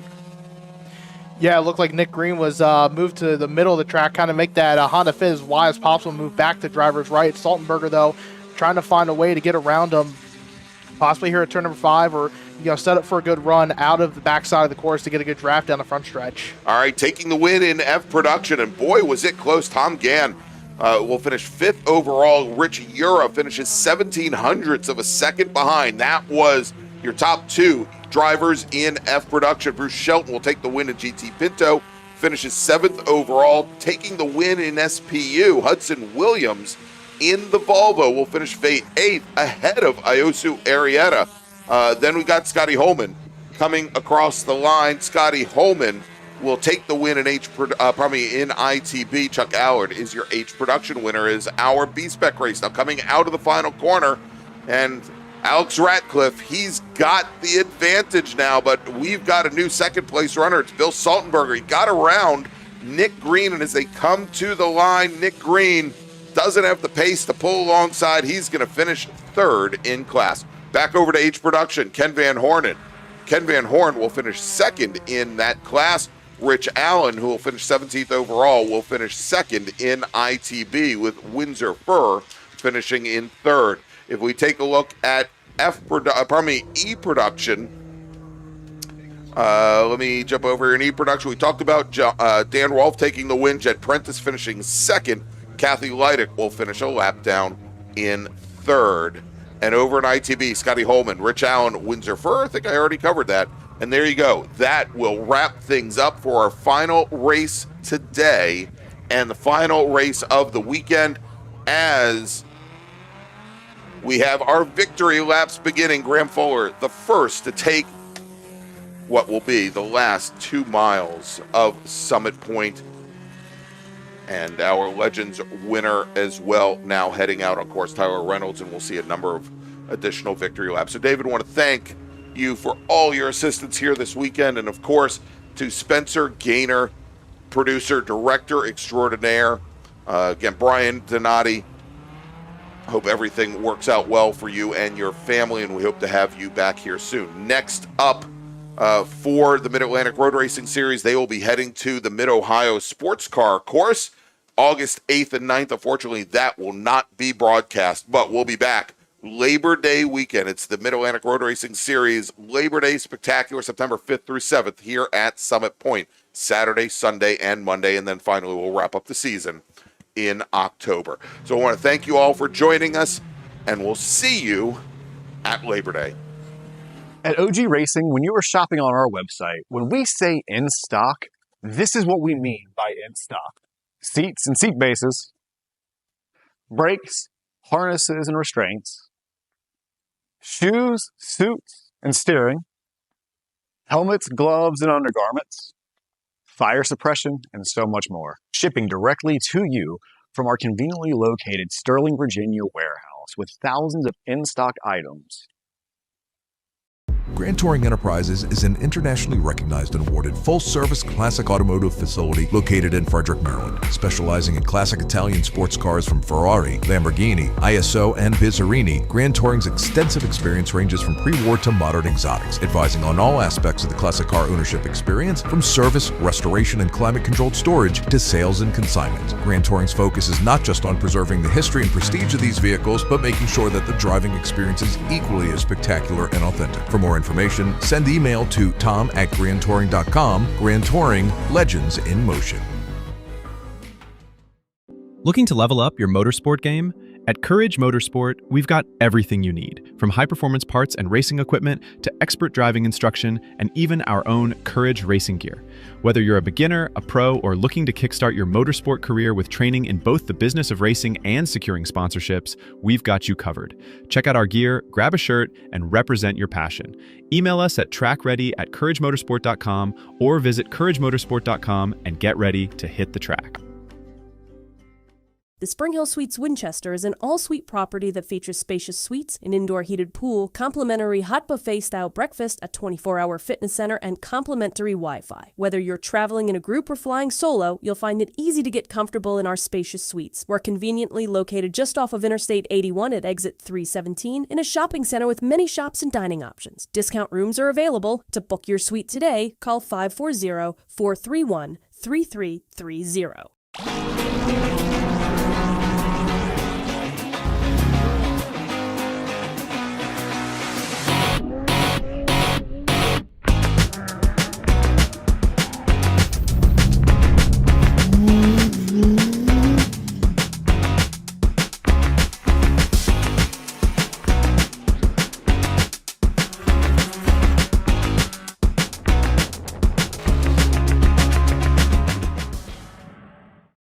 From the paddock to the workplace, great hats make a lasting impression, and Threadbreak is here to help you make yours. Threadbreak creates premium custom embroidered hats for race teams, businesses, events, and brands. Every hat is embroidered in-house, made right here in the USA, ships free, and is ready in as little as 2 to 4 days. Whether you need a small run for your crew or a large order for your company or event, Threadbreak delivers quality craftsmanship with low minimums and attention to every stitch. Bring your logo to life at threadbright.com and wear your brand with pride. Since 1976, Radial Tire Company has been providing the Washington, D.C. area with quality tires, expert knowledge, and the finest service. They have earned a reputation as a premier specialist in hard-to-find performance tire and wheel applications and stock tires from all the top manufacturers for whatever you drive. From performance and race cars to SUVs and trucks to your daily drivers, Radial's mission is to assist you in getting the most out of your tires and car. To get a competitive quote on your next set of tires, now with free shipping, or to schedule online, visit RadialTireCompany.com or call them in Silver Spring at area code 301-585-2740. That's 301-585-2740. Willing and Able Racing offers top-quality spec race car rentals with full setup and repair services, including trackside support for SCCA, NASA, VRG, and other organizations' road race, time trials, and track day events. They're Spec Racer Ford specialists, and each of their Gen 3 machines sports a SATAV sequential transmission and a data acquisition system. Also offering Spec Miata rentals, Willing and Able is currently taking reservations for the remainder of the Mid-Atlantic Road Racing Series season. For more information, email Willing and Able at rent@WNARacing.com, see them on Instagram at WNA Racing, or visit their website at WNARacing.com. Willing and Able would like to thank all the volunteers this weekend who've graciously donated their time so that we may race. RP Performance is the only premier race shop in the region that specializes in both street and track Mazdas and is located right in the heart of racing at Summit Point's Gasoline Alley. RP has been involved in countless race wins and series championships across many classes with drivers of all ages. Not just a full-service shop, RP has been helping drivers with their individual racing and other track event needs for over 30 years, providing trackside support, arrive and drive packages, as well as race car transport services. And they're known for its help all attitude. RP Performance is your go-to for getting cars back on track for that positive experience at Summit Point when you're ready to pack it in. For more information about RP Performance, come talk to them here in the paddock. Call them at 304-728-6749 or email them at Brett, that's BRET, at rpperformanceracing.com.